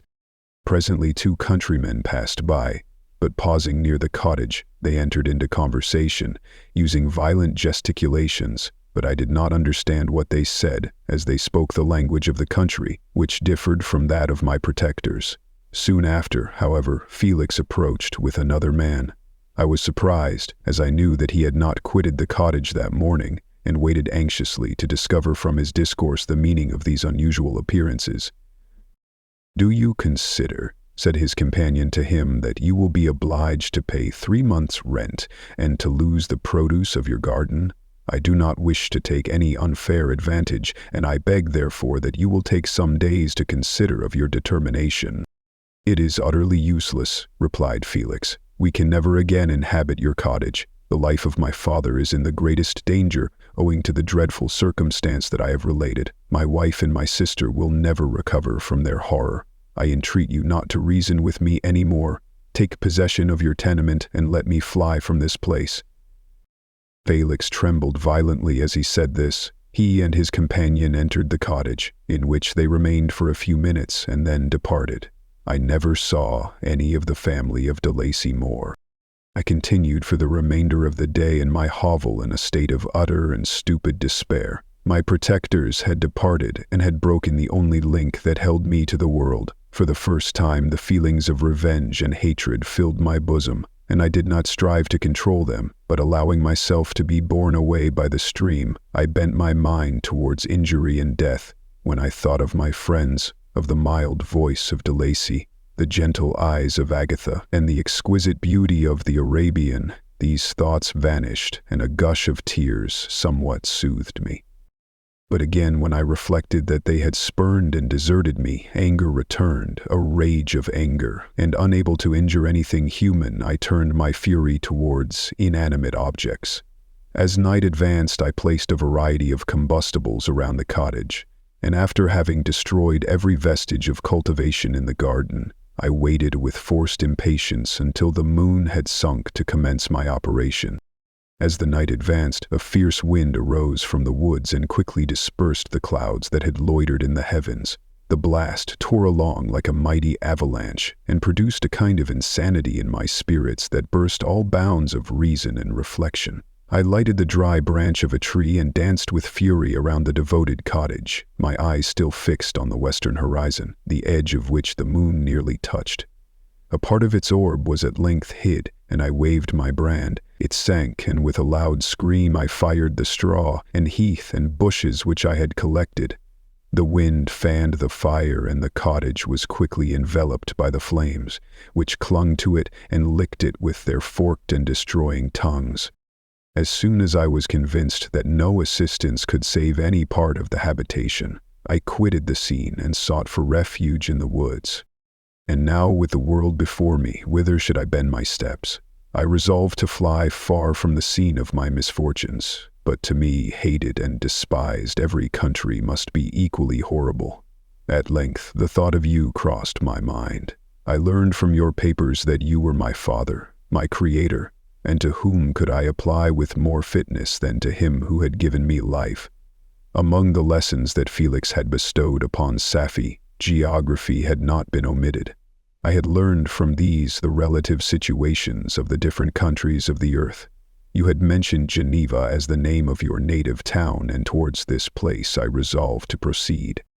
But how was I to direct myself? I knew that I must travel in a southwesterly direction to reach my destination, but the sun was my only guide. I did not know the names of the towns that I was to pass through, nor could I ask information from a single human being, but I did not despair. From you only could I hope for succor, although towards you I felt no sentiment but that of hatred. Unfeeling, heartless creator, you had endowed me with perceptions and passions, and then cast me abroad an object for the scorn and horror of mankind. But on you only had I any claim for pity and redress, and from you I determined to seek that justice which I vainly attempted to gain from any other being that wore the human form. My travels were long, and the sufferings I endured intense. It was late in autumn when I quitted the district where I had so long resided. I traveled only at night, fearful of encountering the visage of a human being. Nature decayed around me, and the sun became heatless. Rain and snow poured around me. Mighty rivers were frozen. The surface of the earth was hard and chill and bare, and I found no shelter. Earth, how often did I imprecate curses on the cause of my being? The mildness of my nature had fled, and all within me was turned to gall and bitterness. The nearer I approached to your habitation, the more deeply did I feel the spirit of revenge enkindled in my heart. Snow fell, and the waters were hardened, but I rested not. A few incidents now and then directed me, and I possessed a map of the country, but I often wandered wide from my path. The agony of my feelings allowed me no respite. No incident occurred from which my rage and misery could not extract its food. But a circumstance that happened when I arrived on the confines of Switzerland, when the sun had recovered its warmth and the earth again began to look green, confirmed in an especial manner the bitterness and horror of my feelings. I generally rested during the day and traveled only when I was secured by night from the view of man. One morning, however, finding that my path lay through a deep wood, I ventured to continue my journey after the sun had risen. The day, which was one of the first of spring, cheered even me by the loveliness of its sunshine and the balminess of the air. I felt emotions of gentleness and pleasure that had long appeared dead revive within me. Half surprised by the novelty of these sensations, I allowed myself to be borne away by them, and forgetting my solitude and deformity, dared to be happy. Soft tears again bedewed my cheeks, and I even raised my humid eyes with thankfulness towards the blessed sun, which bestowed such joy upon me. I continued to wind among the paths of the wood until I came to its boundary, which was skirted by a deep and rapid river, into which many of the trees bent their branches, now budding with the fresh spring. Here I paused, not exactly knowing what path to pursue, when I heard the sound of voices that induced me to conceal myself under the shade of a cypress.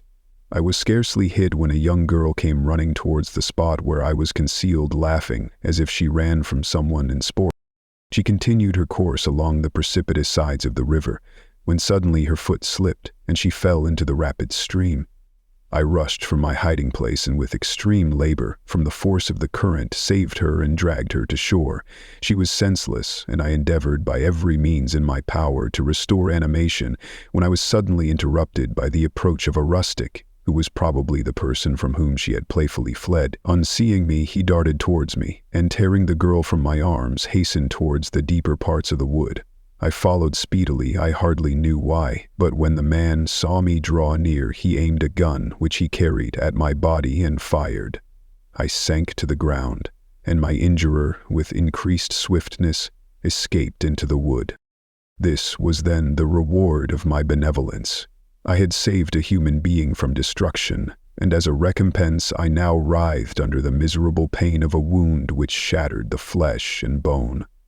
The feelings of kindness and gentleness which I had entertained but a few moments before gave place to hellish rage and gnashing of teeth. Inflamed by pain, I vowed eternal hatred and vengeance to all mankind. But the agony of my wound overcame me. My pulses paused, and I fainted. For some weeks I led a miserable life in the woods, endeavoring to cure the wound which I had received. The ball had entered my shoulder, and I knew not whether it had remained there or passed through. At any rate, I had no means of extracting it. My sufferings were augmented also by the oppressive sense of the injustice and ingratitude of their infliction. My daily vows rose for revenge, a deep and deadly revenge, such as would alone compensate for the outrages and anguish I had endured. After some weeks, my wound healed, and I continued my journey. The labors I endured were no longer to be alleviated by the bright sun or gentle breezes of spring.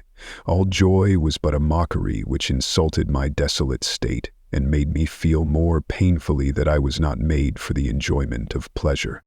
But my toils now drew near a close, and in 2 months from this time I reached the environs of Geneva. It was evening when I arrived, and I retired to a hiding place among the fields that surround it to meditate in what manner I should apply to you. I was oppressed by fatigue and hunger, and far too unhappy to enjoy the gentle breezes of evening, or the prospect of the sun setting behind the stupendous mountains of Jura. At this time a slight sleep relieved me from the pain of reflection, which was disturbed by the approach of a beautiful child who came running into the recess I had chosen with all the sportiveness of infancy. Suddenly, as I gazed on him, an idea seized me that this little creature was unprejudiced and had lived too short a time to have imbibed a horror of deformity. If, therefore, I could seize him and educate him as my companion and friend, I should not be so desolate in this peopled earth. Urged by this impulse, I seized on the boy as he passed and drew him towards me. As soon as he beheld my form, he placed his hands before his eyes and uttered a shrill scream. I drew his hand forcibly from his face and said, "Child, what is the meaning of this? I do not intend to hurt you. Listen to me." He struggled violently. "Let me go," he cried. "Monster, ugly wretch, you wish to eat me and tear me to pieces. You are an ogre. Let me go, or I will tell my papa. Boy, you will never see your father again. You must come with me. Hideous monster, let me go. My papa is a syndic. He is M. Frankenstein. He will punish you. You dare not keep me." Frankenstein, you belong then to my enemy, to him towards whom I have sworn eternal revenge. You shall be my first victim. The child still struggled and loaded me with epithets which carried despair to my heart.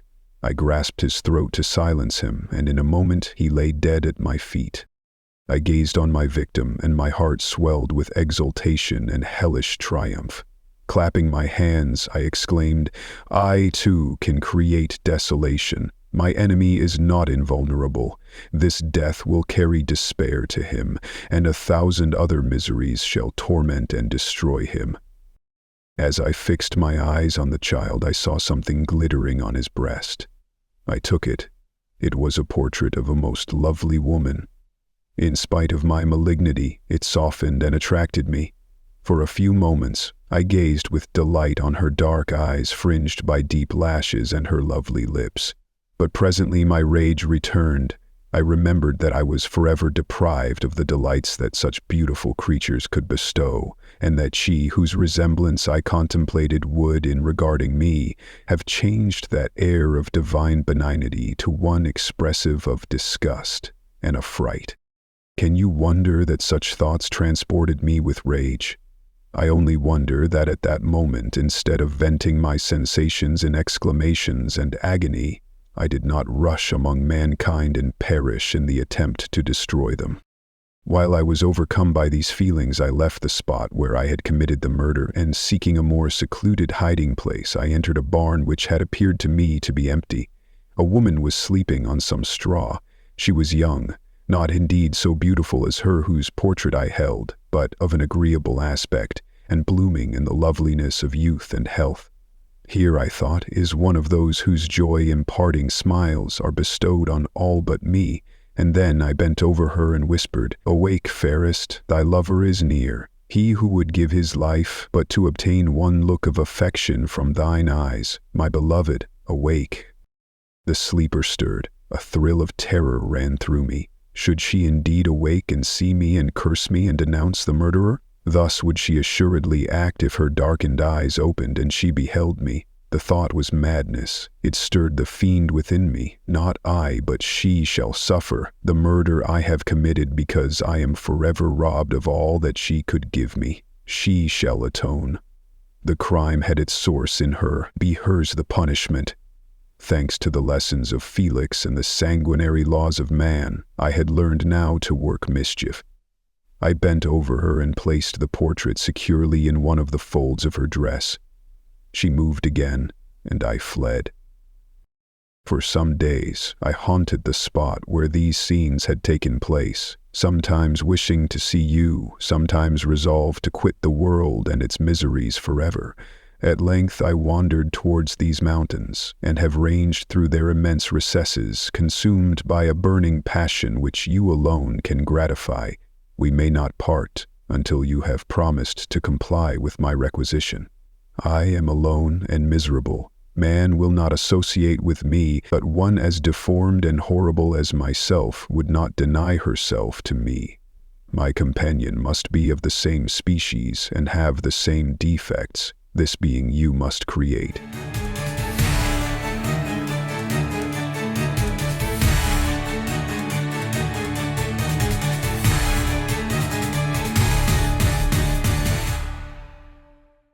Chapter 17.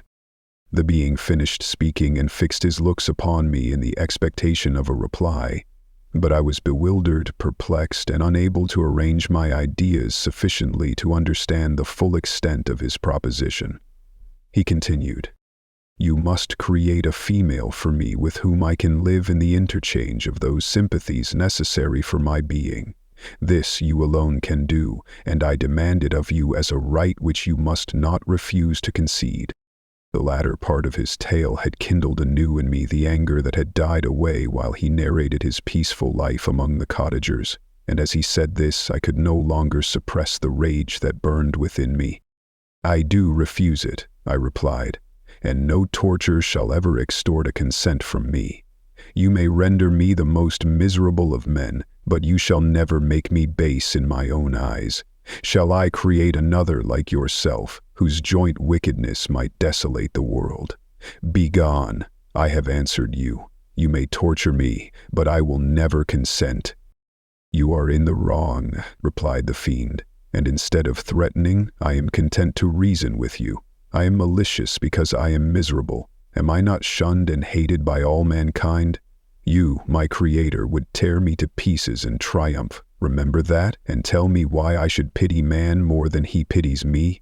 You would not call it murder if you could precipitate me into one of those ice rifts and destroy my frame, the work of your own hands. Shall I respect man when he condemns me? Let him live with me in the interchange of kindness, and instead of injury, I would bestow every benefit upon him with tears of gratitude at his acceptance. But that cannot be. The human senses are insurmountable barriers to our union. Yet mine shall not be the submission of abject slavery. I will revenge my injuries. If I cannot inspire love, I will cause fear, and chiefly towards you, my arch-enemy, because my creator, do I swear inextinguishable hatred. Have a care, I will work at your destruction, nor finish until I desolate your heart, so that you shall curse the hour of your birth." A fiendish rage animated him as he said this. His face was wrinkled into contortions too horrible for human eyes to behold, but presently he calmed himself and proceeded. "I intended to reason. This passion is detrimental to me, for you do not reflect that you are the cause of its excess. If any being felt emotions of benevolence towards me, I should return them 100 and 100-fold. For that one creature's sake I would make peace with the whole kind. But I now indulge in dreams of bliss that cannot be realized. What I ask of you is reasonable and moderate. I demand a creature of another sex, but as hideous as myself. The gratification is small, but it is all that I can receive, and it shall content me. It is true, we shall be monsters cut off from all the world, but on that account we shall be more attached to one another. Our lives will not be happy, but they will be harmless and free from the misery I now feel. Oh, my Creator, make me happy. Let me feel gratitude towards you for one benefit. Let me see that I excite the sympathy of some existing thing. Do not deny me my request." I was moved. I shuddered when I thought of the possible consequences of my consent, but I felt that there was some justice in his argument. His tale and the feelings he now expressed proved him to be a creature of fine sensations, and did I not as his maker owe him all the portion of happiness that it was in my power to bestow? He saw my change of feeling and continued, "If you consent, neither you nor any other human being shall ever see us again. I will go to the vast wilds of South America. My food is not that of man. I do not destroy the lamb and the kid to glut my appetite. Acorns and berries afford me sufficient nourishment. My companion will be of the same nature as myself and will be content with the same fare. We shall make our bed of dried leaves. The sun will shine on us as on man and will ripen our food. The picture I present to you is peaceful and human, and you must feel that you could deny it only in the wantonness of power and cruelty. Pitiless as you have been towards me, I now see compassion in your eyes. Let me seize the favorable moment and persuade you to promise what I so ardently desire." "You propose," replied I, "to fly from the habitations of man, to dwell in those wilds where the beasts of the field will be your only companions. How can you, who long for the love and sympathy of man, persevere in this exile? You will return and again seek their kindness, and you will meet with their detestation. Your evil passions will be renewed, and you will then have a companion to aid you in the task of destruction. This may not be. Cease to argue the point, for I cannot consent. How inconstant are your feelings? But a moment ago you were moved by my representations, and why do you again harden yourself to my complaints? I swear to you, by the earth which I inhabit, and by you that made me, that with the companion you bestow I will quit the neighborhood of man and dwell, as it may chance, in the most savage of places. My evil passions will have fled, for I shall meet with sympathy. My life will flow quietly away, and in my dying moments I shall not curse my Maker. His words had a strange effect upon me.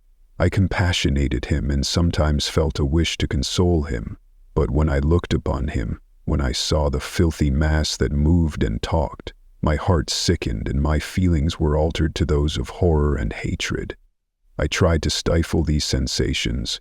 I thought that as I could not sympathize with him, I had no right to withhold from him the small portion of happiness which was yet in my power to bestow.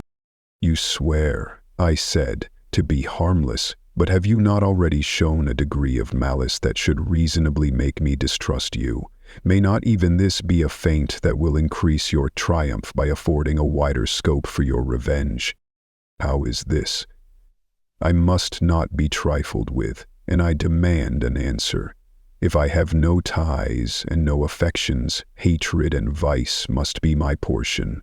The love of another will destroy the cause of my crimes, and I shall become a thing of whose existence everyone will be ignorant. My vices are the children of a forced solitude that I abhor, and my virtues will necessarily arise when I live in communion with an equal. I shall feel the affections of a sensitive being, and become linked to the chain of existence and events from which I am now excluded. I paused some time to reflect on all he had related and the various arguments which he had employed. I thought of the promise of virtues which he had displayed on the opening of his existence, and the subsequent blight of all kindly feeling by the loathing and scorn which his protectors had manifested towards him. His power and threats were not omitted in my calculations. A creature who could exist in the ice caves of the glaciers and hide himself from pursuit among the ridges of inaccessible precipices was a being possessing faculties it would be vain to cope with.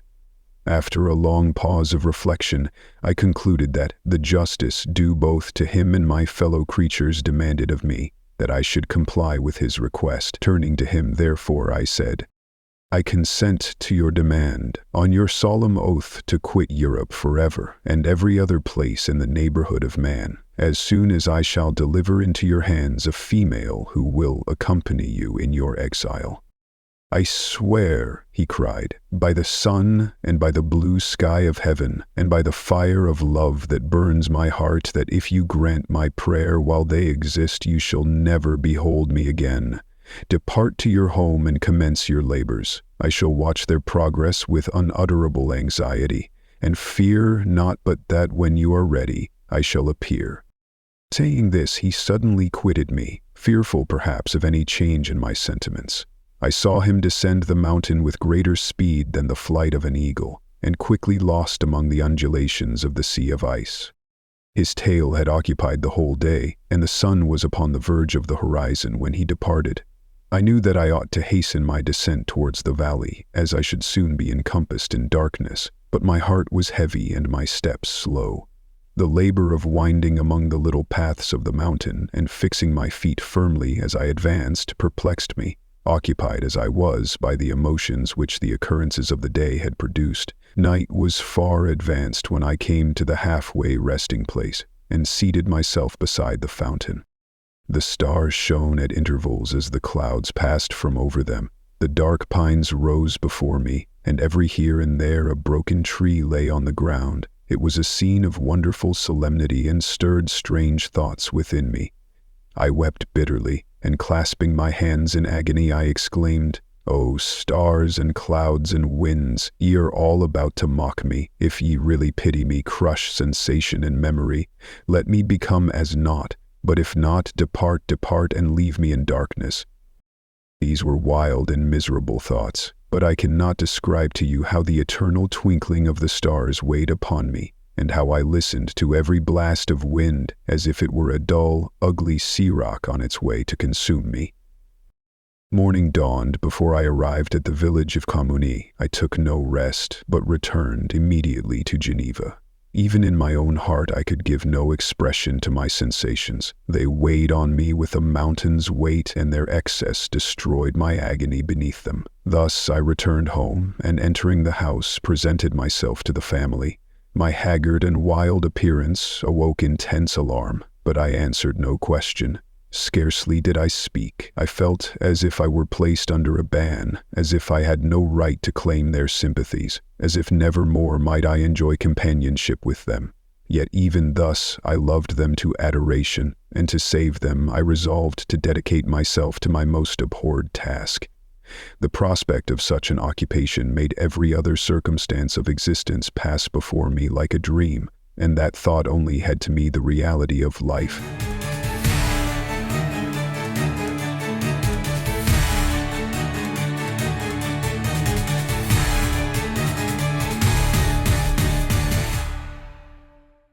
Chapter 18.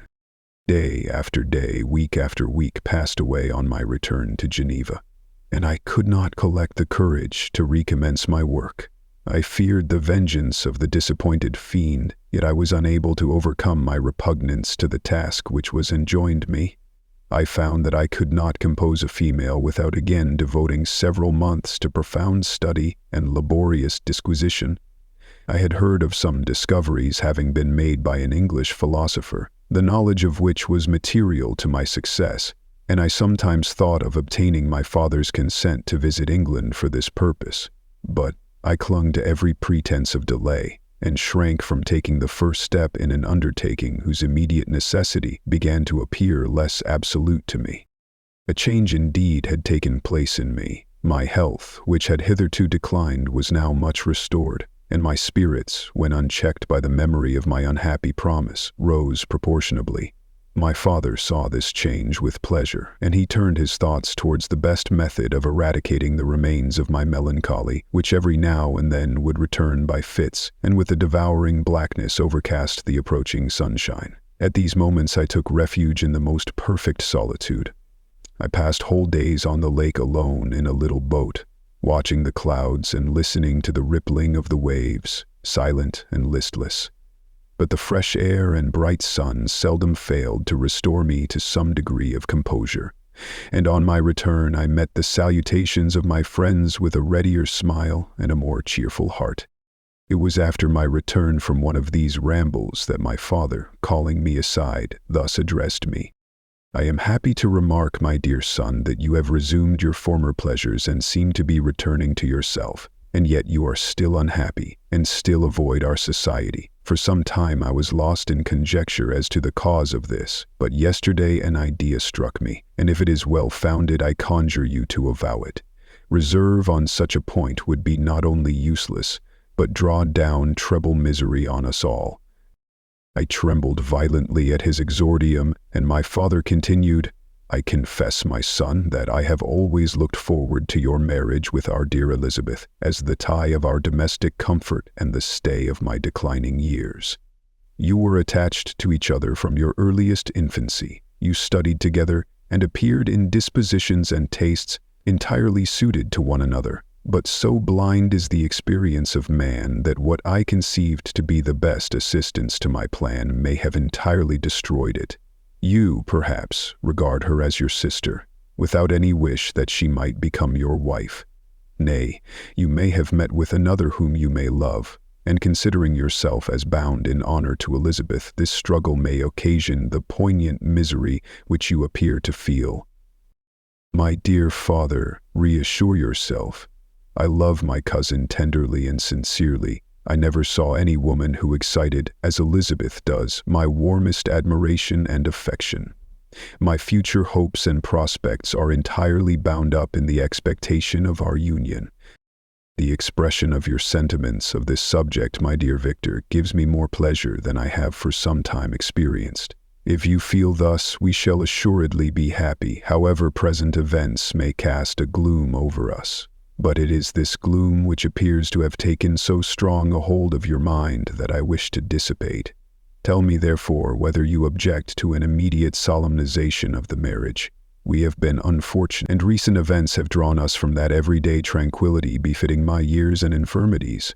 You are younger, yet I do not suppose, possessed as you are of a competent fortune, that an early marriage would at all interfere with any future plans of honor and utility that you may have formed. Do not suppose, however, that I wish to dictate happiness to you, or that a delay on your part would cause me any serious uneasiness. Interpret my words with candor, and answer me, I conjure you, with confidence and sincerity. I listened to my father in silence and remained for some time incapable of offering any reply. I revolved rapidly in my mind a multitude of thoughts and endeavored to arrive at some conclusion. Alas, to me the idea of an immediate union with my Elizabeth was one of horror and dismay. I was bound by a solemn promise which I had not yet fulfilled and dared not break, or if I did, what manifold miseries might not impend over me and my devoted family, could I enter into a festival with this deadly weight yet hanging round my neck and bowing me to the ground?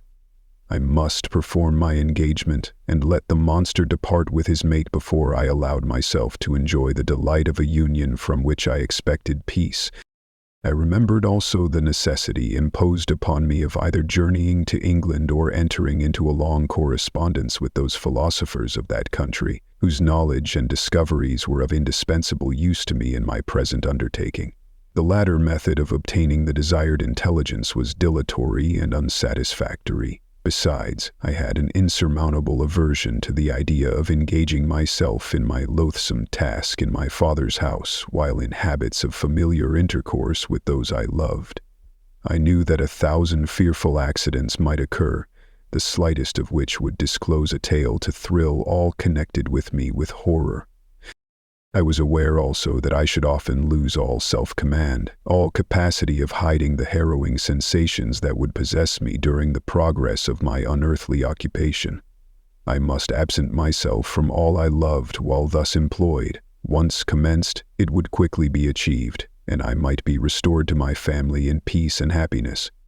My promise fulfilled, the monster would depart forever, or so my fond fancy imaged. Some accident might meanwhile occur to destroy him and put an end to my slavery forever. These feelings dictated my answer to my father. I expressed a wish to visit England, but concealing the true reasons of this request, I clothed my desires under a guise which excited no suspicion, while I urged my desire with an earnestness that easily induced my father to comply. After so long a period of an absorbing melancholy that resembled madness in its intensity and effects, he was glad to find that I was capable of taking pleasure in the idea of such a journey, and he hoped that change of scene and varied amusement would, before my return, have restored me entirely to myself. The duration of my absence was left to my own choice. A few months, or at most a year, was the period contemplated. One paternal kind precaution he had taken to ensure my having a companion. Without previously communicating with me, he had, in concert with Elizabeth, arranged that Clerval should join me at Strasbourg. This interfered with the solitude I coveted for the prosecution of my task. Yet, at the commencement of my journey, the presence of my friend could in no way be an impediment, and truly I rejoiced that thus I should be saved many hours of lonely, maddening reflection. Nay, Henry might stand between me and the intrusion of my foe. If I were alone, would he not at times force his abhorred presence on me, to remind me of my task or to contemplate its progress? To England, therefore, I was bound, and it was understood that my union with Elizabeth should take place immediately on my return. My father's age rendered him extremely averse to delay. For myself, there was one reward I promised myself for my detested toils, one consolation for my unparalleled sufferings. It was the prospect of that day when, enfranchised from my miserable slavery, I might claim Elizabeth and forget the past in my union with her. I now made arrangements for my journey, but one feeling haunted me which filled me with fear and agitation. During my absence I should leave my friends unconscious of the existence of their enemy and unprotected from his attacks, exasperated as he might be by my departure. But he had promised to follow me wherever I might go, and would he not accompany me to England? This imagination was dreadful in itself, but soothing inasmuch as it supposed the safety of my friend. I was agonized with the idea of the possibility that the reverse of this might happen.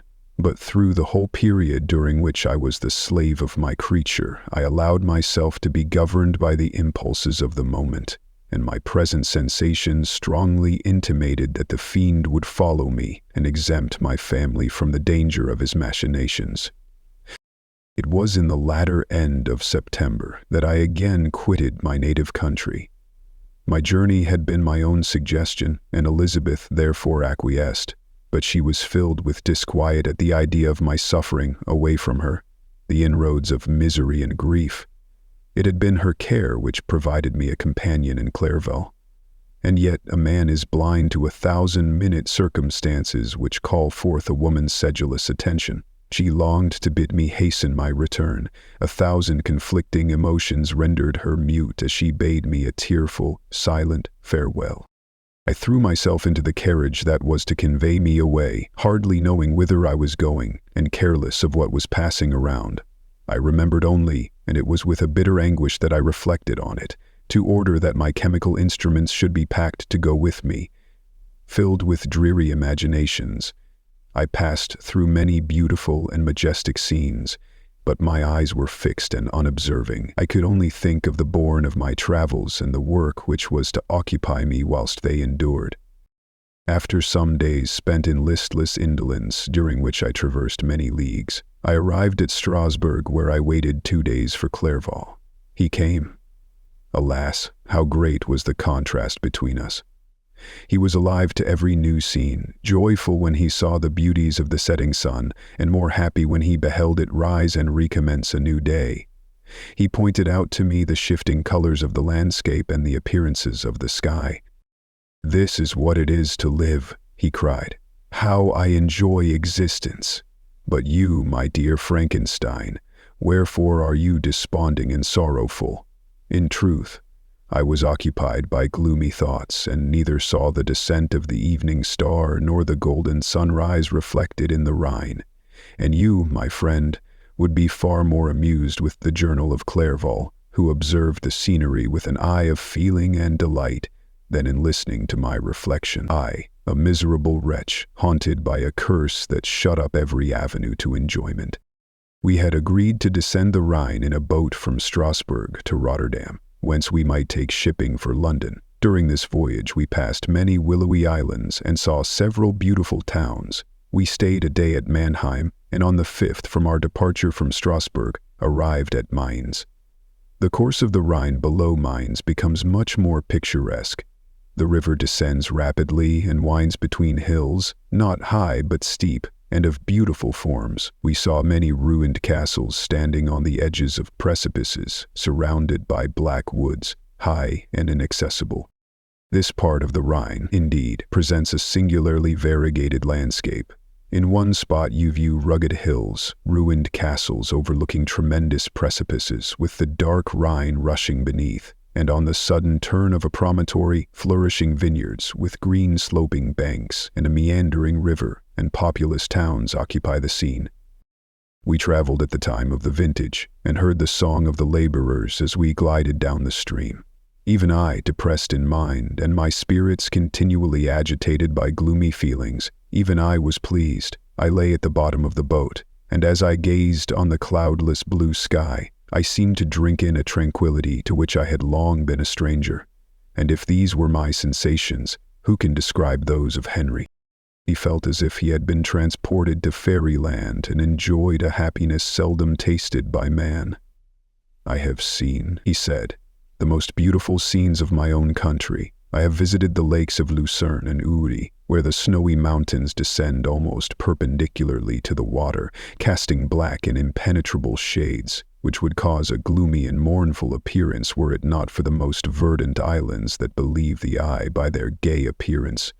I have seen this lake agitated by a tempest, when the wind tore up whirlwinds of water and gave you an idea of what the waterspout must be on the great ocean, and the waves dash with fury the base of the mountain, where the priest and his mistress were overwhelmed by an avalanche, and where their dying voices are still said to be heard amid the pauses of the nightly wind.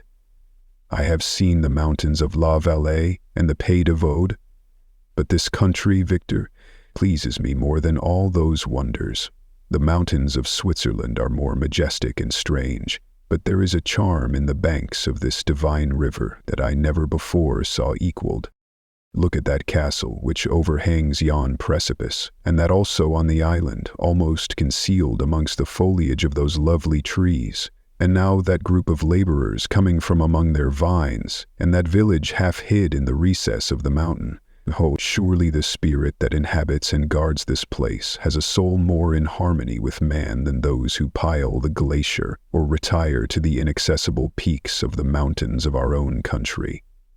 Clerval, beloved friend, even now it delights me to record your words and to dwell on the praise of which you are so eminently deserving. He was a being formed in the very poetry of nature. His wild and enthusiastic imagination was chastened by the sensibility of his heart.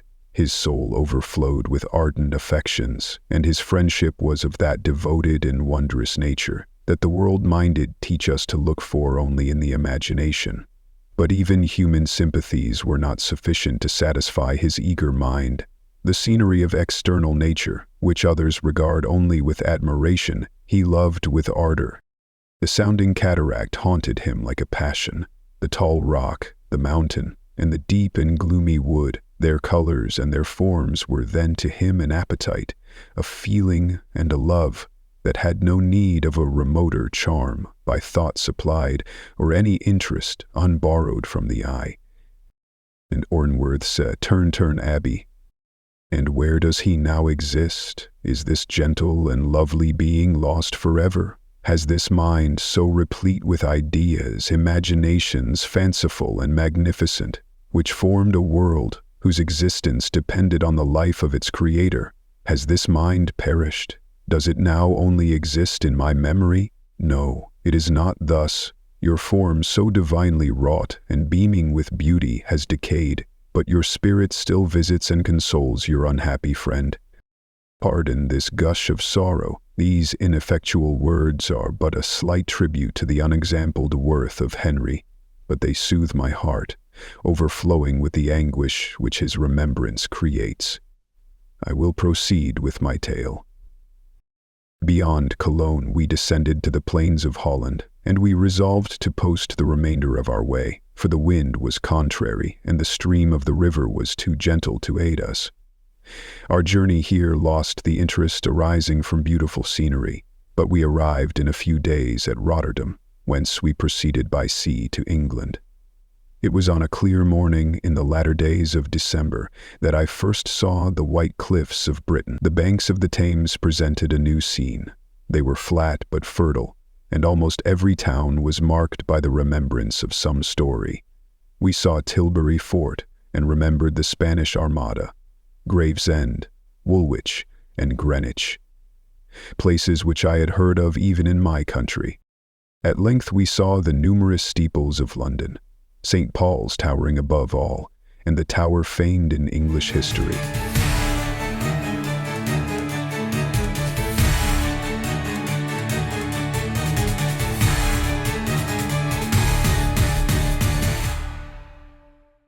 Chapter 19. London was our present point of rest. We determined to remain several months in this wonderful and celebrated city. Clerval desired the intercourse of the men of genius and talent who flourished at this time, but this was with me a secondary object. I was principally occupied with the means of obtaining the information necessary for the completion of my promise, and quickly availed myself of the letters of introduction that I had brought with me, addressed to the most distinguished natural philosophers. If this journey had taken place during my days of study and happiness, it would have afforded me inexpressible pleasure. But a blight had come over my existence, and I only visited these people for the sake of the information they might give me on the subject in which my interest was so terribly profound. Company was irksome to me, When alone, I could fill my mind with the sights of heaven and earth. The voice of Henry soothed me, and I could thus cheat myself into a transitory peace. But busy, uninteresting, joyous faces brought back despair to my heart. I saw an insurmountable barrier placed between me and my fellow men. This barrier was sealed with the blood of William and Justine, and to reflect on the events connected with those names filled my soul with anguish. But in Clerval I saw the image of my former self. He was inquisitive and anxious to gain experience and instruction. The difference of manners which he observed was to him an inexhaustible source of instruction and amusement. He was also pursuing an object he had long had in view. His design was to visit India, in the belief that he had in his knowledge of its various languages, and in the views he had taken of its society, the means of materially assisting the progress of European colonization and trade. In Britain only could he further the execution of his plan. He was forever busy, and the only check to his enjoyments was my sorrowful and dejected mind. I tried to conceal this as much as possible, that I might not debar him from the pleasures natural to one who was entering on a new scene of life, undisturbed by any care or bitter recollection.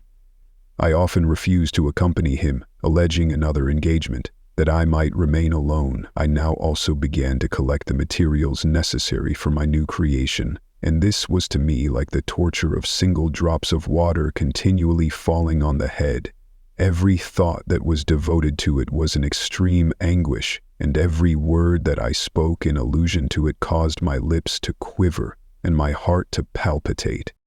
After passing some months in London, we received a letter from a person in Scotland who had formerly been our visitor at Geneva.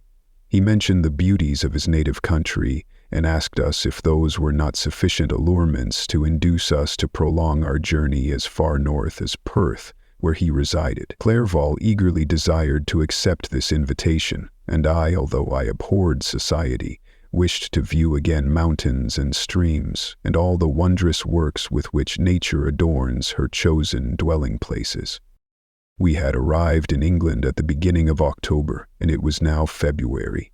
We accordingly determined to commence our journey towards the north at the expiration of another month.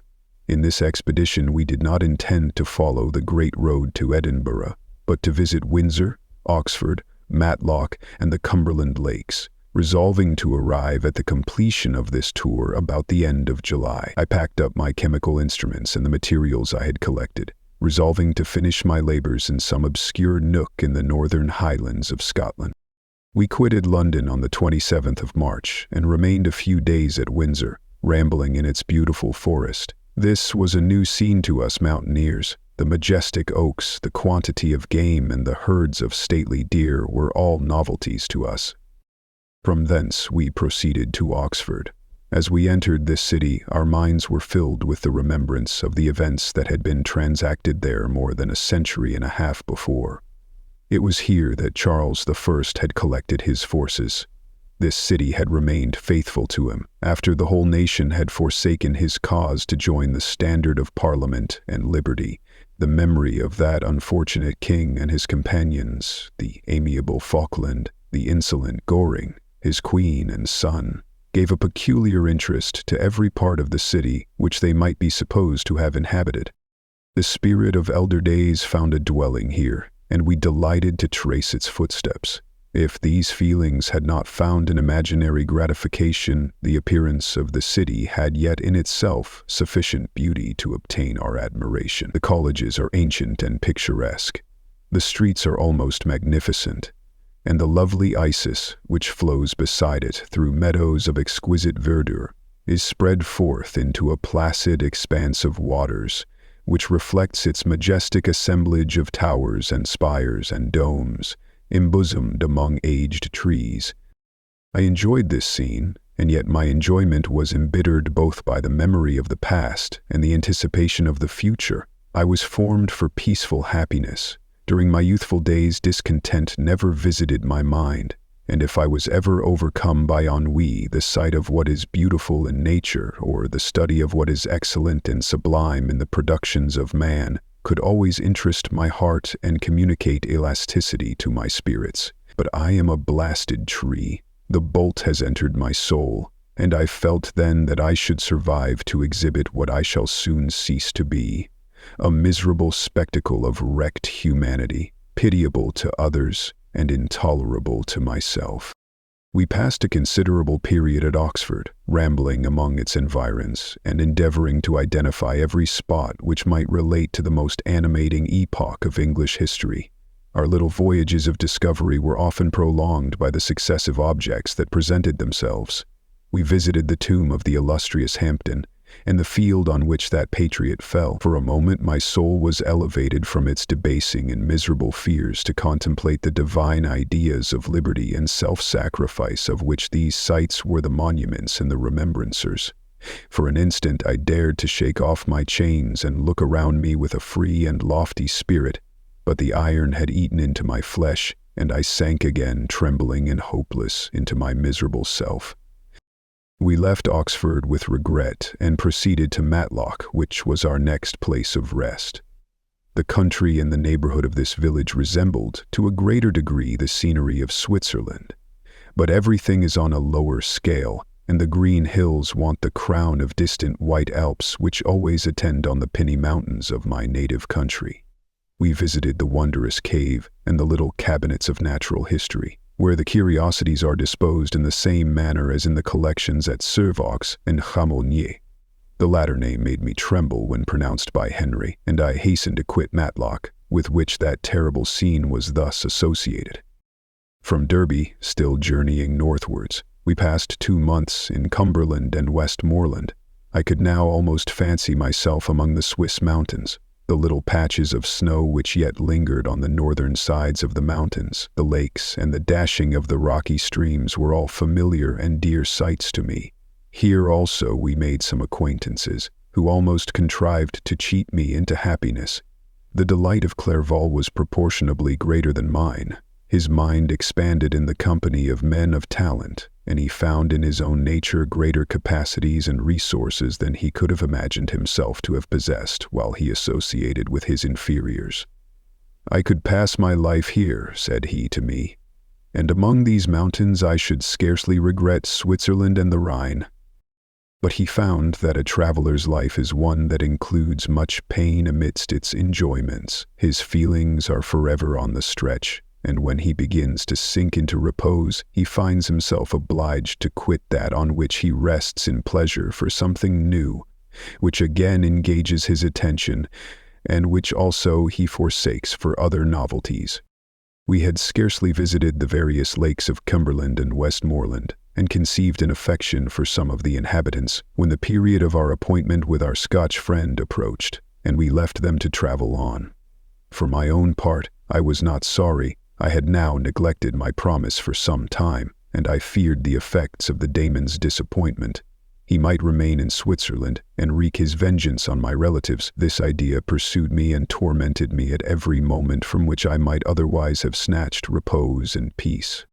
I waited for my letters with feverish impatience. If they were delayed, I was miserable and overcome by 1,000 fears, and when they arrived and I saw the superscription of Elizabeth or my father, I hardly dared to read and ascertain my fate.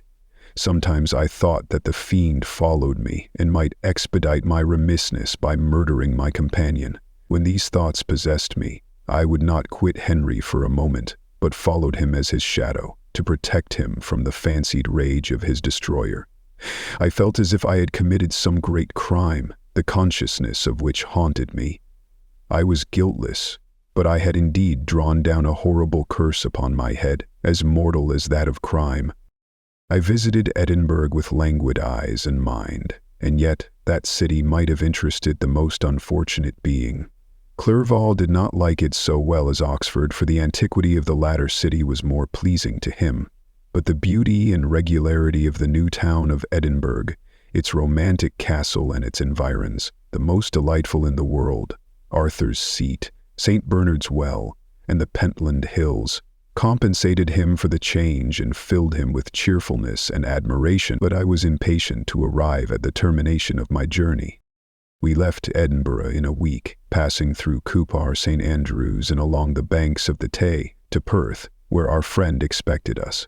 But I was in no mood to laugh and talk with strangers or enter into their feelings or plans with the good humor expected from a guest, and accordingly I told Clerval that I wished to make the tour of Scotland alone. "Do you," said I, "enjoy yourself, and let this be our rendezvous. I may be absent a month or two, but do not interfere with my motions, I entreat you. Leave me to peace and solitude for a short time, and when I return I hope it will be with a lighter heart, more congenial to your own temper." Henry wished to dissuade me, but seeing me bent on this plan, ceased to remonstrate. He entreated me to write often. "I had rather be with you," he said, "in your solitary rambles, than with these Scotch people whom I do not know. Hasten then, my dear friend, to return, that I may again feel myself somewhat at home, which I cannot do in your absence." Having parted from my friend, I determined to visit some remote spot of Scotland and finish my work in solitude. I did not doubt but that the monster followed me, and would discover himself to me when I should have finished, that he might receive his companion. With this resolution I traversed the northern highlands, and fixed on one of the remotest of the Orkneys as the scene of my labors. It was a place fitted for such a work, being hardly more than a rock whose high sides were continually beaten upon by the waves. The soil was barren, scarcely affording pasture for a few miserable cows, and oatmeal for its inhabitants, which consisted of 5 persons, whose gaunt and scraggy limbs gave tokens of their miserable fare. Vegetables and bread, when they indulged in such luxuries, and even fresh water, was to be procured from the mainland, which was about 5 miles distant. On the whole island there were but 3 miserable huts, and one of these was vacant when I arrived. This I hired. It contained but 2 rooms, and these exhibited all the squalidness of the most miserable penury. The thatch had fallen in, the walls were unplastered, and the door was off its hinges. I ordered it to be repaired, bought some furniture, and took possession, an incident which would doubtless have occasioned some surprise had not all the senses of the cottagers been benumbed by want and squalid poverty. As it was, I lived ungazed at and unmolested, hardly thanked for the pittance of food and clothes which I gave. So much does suffering blunt even the coarsest sensations of men. In this retreat, I devoted the morning to labor, but in the evening, when the weather permitted, I walked on the stony beach of the sea to listen to the waves as they roared and dashed at my feet. It was a monotonous yet ever-changing scene. I thought of Switzerland. It was far different from this desolate and appalling landscape. Its hills are covered with vines, and its cottages are scattered thickly in the plains. Its fair lakes reflect a blue and gentle sky, and when troubled by the winds, their tumult is but as the play of a lively infant, when compared to the roarings of the giant ocean. In this manner I distributed my occupations when I first arrived, but as I proceeded in my labor it became every day more horrible and irksome to me. Sometimes I could not prevail on myself to enter my laboratory for several days, and at other times I toiled day and night in order to complete my work. It was, indeed, a filthy process in which I was engaged. During my first experiment, a kind of enthusiastic frenzy had blinded me to the horror of my employment. My mind was intently fixed on the consummation of my labor, and my eyes were shut to the horror of my proceedings. But now I went to it in cold blood, and my heart often sickened at the work of my hands.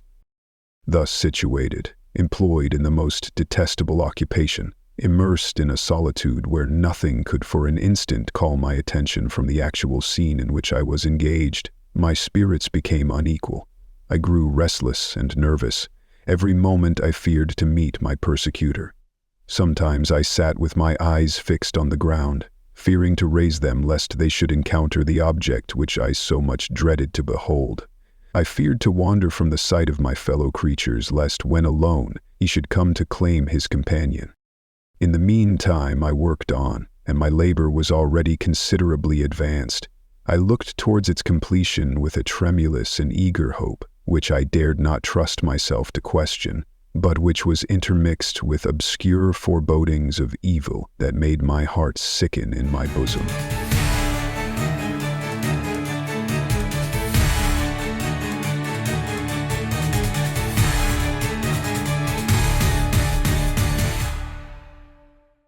Chapter 20. I sat one evening in my laboratory. The sun had set, and the moon was just rising from the sea. I had not sufficient light for my employment, and I remained idle, in a pause of consideration of whether I should leave my labor for the night, or hasten its conclusion by an unremitting attention to it. As I sat, a train of reflection occurred to me, which led me to consider the effects of what I was now doing. 3 years before, I was engaged in the same manner and had created a fiend whose unparalleled barbarity had desolated my heart and filled it forever with the bitterest remorse. I was now about to form another being of whose dispositions I was alike ignorant. She might become 10,000 times more malignant than her mate, and delight, for its own sake, in murder and wretchedness. He had sworn to quit the neighborhood of man and hide himself in deserts, but she had not, and she, who in all probability was to become a thinking and reasoning animal, might refuse to comply with a compact made before her creation. They might even hate each other. The creature who already lived loathed his own deformity, and might he not conceive a greater abhorrence for it when it came before his eyes in the female form? She also might turn with disgust from him to the superior beauty of man. She might quit him, and he be again alone, exasperated by the fresh provocation of being deserted by one of his own species. Even if they were to leave Europe and inhabit the deserts of the New World, yet one of the first results of those sympathies for which the demon thirsted would be children, and a race of devils would be propagated upon the earth who might make the very existence of the species of man a condition precarious and full of terror. Had I right, for my own benefit, to inflict this curse upon everlasting generations? I had before been moved by the sophisms of the being I had created. I had been struck senseless by his fiendish threats, but now, for the first time, the wickedness of my promise burst upon me. I shuddered to think that future ages might curse me as their pest, whose selfishness had not hesitated to buy its own peace at the price, perhaps, of the existence of the whole human race. I trembled and my heart failed within me when, on looking up, I saw by the light of the moon the demon at the casement. A ghastly grin wrinkled his lips as he gazed on me, where I sat fulfilling the task which he had allotted to me. Yes, he had followed me in my travels. He had loitered in forests, hid himself in caves, or taken refuge in wide and desert heaths, and he now came to mark my progress and claim the fulfillment of my promise. As I looked on him, his countenance expressed the utmost extent of malice and treachery. I thought with a sensation of madness on my promise of creating another like to him, and trembling with passion, tore to pieces the thing on which I was engaged. The wretch saw me destroy the creature on whose future existence he depended for happiness, and with a howl of devilish despair and revenge, withdrew. I left the room, and locking the door, made a solemn vow in my own heart never to resume my labors, and then with trembling steps I sought my own apartment. I was alone. None were near me to dissipate the gloom and relieve me from the sickening oppression of the most terrible reveries. Several hours passed, and I remained near my window gazing on the sea. It was almost motionless, for the winds were hushed and all nature reposed under the eye of the quiet moon. A few fishing vessels alone specked the water, and now and then the gentle breeze wafted the sound of voices as the fishermen called to one another. I felt the silence, although I was hardly conscious of its extreme profundity, until my ear was suddenly arrested by the paddling of oars near the shore, and a person landed close to my house. In a few minutes after, I heard the creaking of my door, as if someone endeavored to open it softly. I trembled from head to foot. I felt a presentiment of who it was, and wished to rouse one of the peasants who dwelt in a cottage not far from mine. But I was overcome by the sensation of helplessness, so often felt in frightful dreams, when you in vain endeavor to fly from an impending danger, and was rooted to the spot. Presently I heard the sound of footsteps along the passage. The door opened, and the wretch whom I dreaded appeared. Shutting the door, he approached me and said in a smothered voice, "You have destroyed the work which you began. What is it that you intend? Do you dare to break your promise?" I have endured toil and misery. I left Switzerland with you. I crept along the shores of the Rhine, among its willow islands and over the summits of its hills. I have dwelt many months in the heaths of England and among the deserts of Scotland. I have endured incalculable fatigue and cold, and hunger. Do you dare destroy my hopes? Begone, I do break my promise. Never will I create another like yourself, equal in deformity and wickedness. Slave, I before reasoned with you, but you have proved yourself unworthy of my condescension. Remember that I have power. You believe yourself miserable, but I can make you so wretched that the light of day will be hateful to you. You are my creator, but I am your master. Obey. The hour of my irresolution is past, and the period of your power is arrived. Your threats cannot move me to do an act of wickedness, but they confirm me in a determination of not creating you a companion in vice. Shall I in cool blood set loose upon the earth a daemon whose delight is in death and wretchedness? Begone! I am firm, and your words will only exasperate my rage. The monster saw my determination in my face and gnashed his teeth in the impotence of anger. Shall each man, cried he, find a wife for his bosom, and each beast have his mate, and I be alone? I had feelings of affection, and they were requited by detestation and scorn. Man, you may hate, but beware, your hours will pass in dread and misery, and soon the bolt will fall which must ravish from you your happiness forever. Are you to be happy while I grovel in the intensity of my wretchedness? You can blast my other passions, but revenge remains. Revenge, henceforth dearer than light or food. I may die, but first you, my tyrant and tormentor, shall curse the sun that gazes on your misery. Beware, for I am fearless and therefore powerful. I will watch with the wiliness of a snake, that I may sting with its venom. Man, you shall repent of the injuries you inflict. Devil, cease, and do not poison the air with these sounds of malice. I have declared my resolution to you, and I am no coward to bend beneath words. Leave me, I am inexorable. It is well, I go, but remember, I shall be with you on your wedding night. I started forward and exclaimed, Villain, before you sign my death warrant, be sure that you are yourself safe.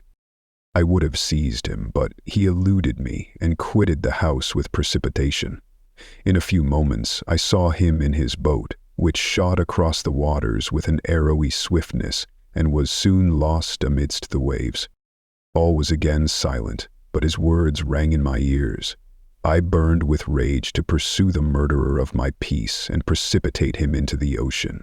I walked up and down my room hastily and perturbed, while my imagination conjured up 1,000 images to torment and sting me. Why had I not followed him and closed with him in mortal strife? But I had suffered him to depart, and he had directed his course towards the mainland. I shuddered to think who might be the next victim sacrificed to his insatiate revenge. And then I thought again of his words, I will be with you on your wedding night. That, then, was the period fixed for the fulfillment of my destiny. In that hour I should die and at once satisfy and extinguish his malice. The prospect did not move me to fear. Yet when I thought of my beloved Elizabeth, of her tears and endless sorrow, when she should find her lover so barbarously snatched from her, tears, the first I had shed for many months, streamed from my eyes, and I resolved not to fall before my enemy without a bitter struggle. The night passed away, and the sun rose from the ocean. My feelings became calmer, if it may be called calmness when the violence of rage sinks into the depths of despair. I left the house, the horrid scene of the last night's contention, and walked on the beach of the sea, which I almost regarded as an insuperable barrier between me and my fellow creatures. Nay, a wish that such should prove the fact stole across me. I desired that I might pass my life on that barren rock, wearily it is true, but uninterrupted by any sudden shock of misery.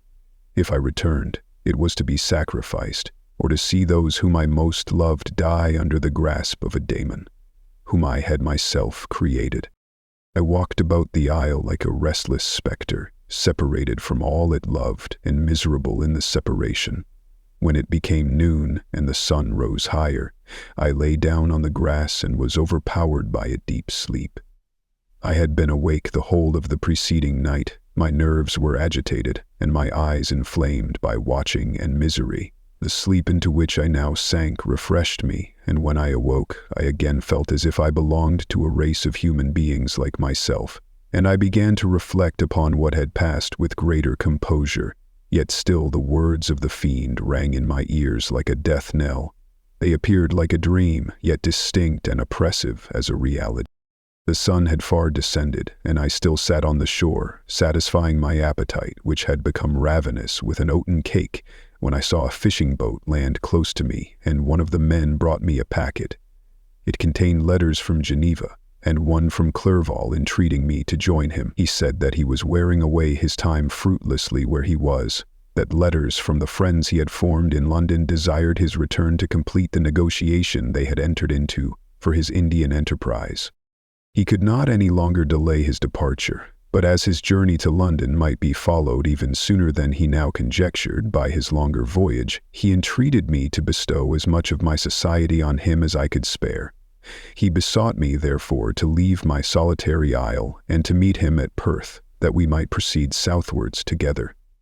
This letter in a degree recalled me to life, and I determined to quit my island at the expiration of 2 days. Yet before I departed there was a task to perform, on which I shuddered to reflect. I must pack up my chemical instruments, and for that purpose I must enter the room which had been the scene of my odious work, and I must handle those utensils the sight of which was sickening to me. The next morning, at daybreak, I summoned sufficient courage and unlocked the door of my laboratory. The remains of the half-finished creature whom I had destroyed lay scattered on the floor, and I almost felt as if I had mangled the living flesh of a human being.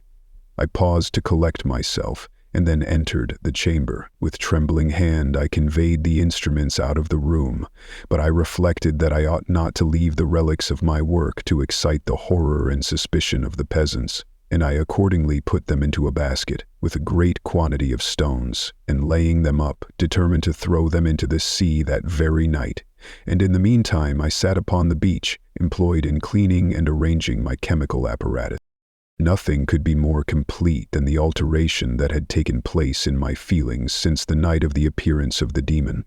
I had before regarded my promise with a gloomy despair as a thing that, with whatever consequences, must be fulfilled. But I now felt as if a film had been taken from before my eyes, and that I for the first time saw clearly. The idea of renewing my labors did not for one instant occur to me. The threat I had heard weighed on my thoughts, but I did not reflect that a voluntary act of mine could avert it. I had resolved in my own mind that to create another like the fiend I had first made would be an act of the basest and most atrocious selfishness, and I banished from my mind every thought that could lead to a different conclusion. Between 2 and 3 in the morning the moon rose, and I then, putting my basket aboard a little skiff, sailed out about 4 miles from the shore. The scene was perfectly solitary. A few boats were returning towards land, but I sailed away from them. I felt as if I was about the commission of a dreadful crime, and avoided with shuddering anxiety any encounter with my fellow creatures. At one time the moon, which had before been clear, was suddenly overspread by a thick cloud, and I took advantage of the moment of darkness and cast my basket into the sea. I listened to the gurgling sound as it sank, and then sailed away from the spot. The sky became clouded, but the air was pure, although chilled by the northeast breeze that was then rising. But it refreshed me and filled me with such agreeable sensations that I resolved to prolong my stay on the water, and fixing the rudder in a direct position, stretched myself at the bottom of the boat.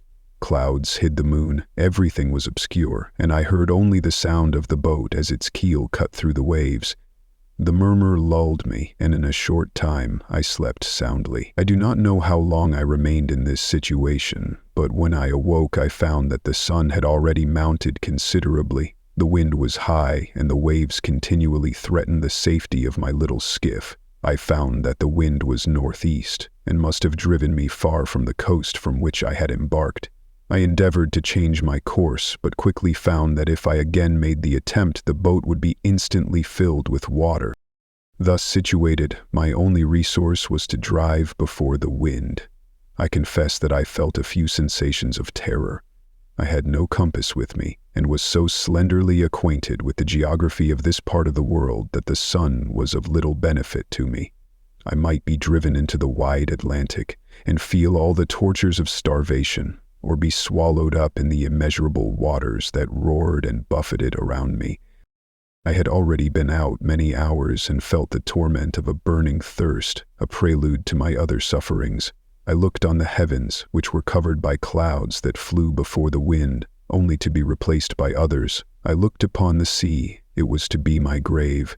"Fiend," I exclaimed, "your task is already fulfilled." I thought of Elizabeth, of my father, and of Clerval, all left behind, on whom the monster might satisfy his sanguinary and merciless passion. This idea plunged me into a reverie so despairing and frightful that even now, when the scene is on the point of closing before me forever, I shudder to reflect on it. Some hours passed thus, but by degrees, as the sun declined towards the horizon, the wind died away into a gentle breeze, and the sea became free from breakers. But these gave place to a heavy swell. I felt sick and hardly able to hold the rudder, when suddenly I saw a line of high land towards the south. Almost spent, as I was, by fatigue and the dreadful suspense I endured for several hours, this sudden certainty of life rushed like a flood of warm joy to my heart, and tears gushed from my eyes. How mutable are our feelings, and how strange is that clinging love we have of life even in the excess of misery. I constructed another sail with a part of my dress and eagerly steered my course towards the land. It had a wild and rocky appearance, but as I approached nearer, I easily perceived the traces of cultivation. I saw vessels near the shore, and found myself suddenly transported back to the neighborhood of civilized man. I carefully traced the windings of the land, and hailed a steeple which I at length saw issuing from behind a small promontory. As I was in a state of extreme debility, I resolved to sail directly towards the town, as a place where I could most easily procure nourishment. Fortunately, I had money with me. As I turned the promontory, I perceived a small, neat town and a good harbor, which I entered, my heart bounding with joy at my unexpected escape. As I was occupied in fixing the boat and arranging the sails, several people crowded towards the spot. They seemed much surprised at my appearance, but instead of offering me any assistance, whispered together with gestures that at any other time might have produced in me a slight sensation of alarm. As it was, I merely remarked that they spoke English, and I therefore addressed them in that language. "My good friends," said I, "will you be so kind as to tell me the name of this town and inform me where I am?" "You will know that soon enough," replied a man with a hoarse voice. "Maybe you are come to a place that will not prove much to your taste, but you will not be consulted as to your quarters, I promise you." I was exceedingly surprised on receiving so rude an answer from a stranger, and I was also disconcerted on perceiving the frowning and angry countenances of his companions. "Why do you answer me so roughly?" I replied. "Surely it is not the custom of Englishmen to receive strangers so inhospitably." "I do not know," said the man, "what the custom of the English may be, but it is the custom of the Irish to hate villains." While this strange dialogue continued, I perceived the crowd rapidly increase. Their faces expressed a mixture of curiosity and anger, which annoyed and in some degree alarmed me. I inquired the way to the inn, but no one replied. I then moved forward, and a murmuring sound arose from the crowd as they followed and surrounded me, when an ill-looking man approaching tapped me on the shoulder and said, "Come, sir, you must follow me to Mr. Kerwin's to give an account of yourself." "Who is Mr. Kerwin? Why am I to give an account of myself? Is not this a free country?" Sir, free enough for honest folks.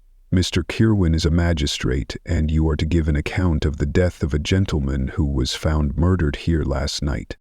This answer startled me, but I presently recovered myself. I was innocent. That could easily be proved. Accordingly, I followed my conductor in silence and was led to one of the best houses in the town. I was ready to sink from fatigue and hunger, but being surrounded by a crowd, I thought it politic to rouse all my strength, that no physical debility might be construed into apprehension or conscious guilt. Little did I then expect the calamity that was in a few moments to overwhelm me and extinguish in horror and despair all fear of ignominy or death. I must pause here, for it requires all my fortitude to recall the memory of the frightful events which I am about to relate in proper detail to my recollection.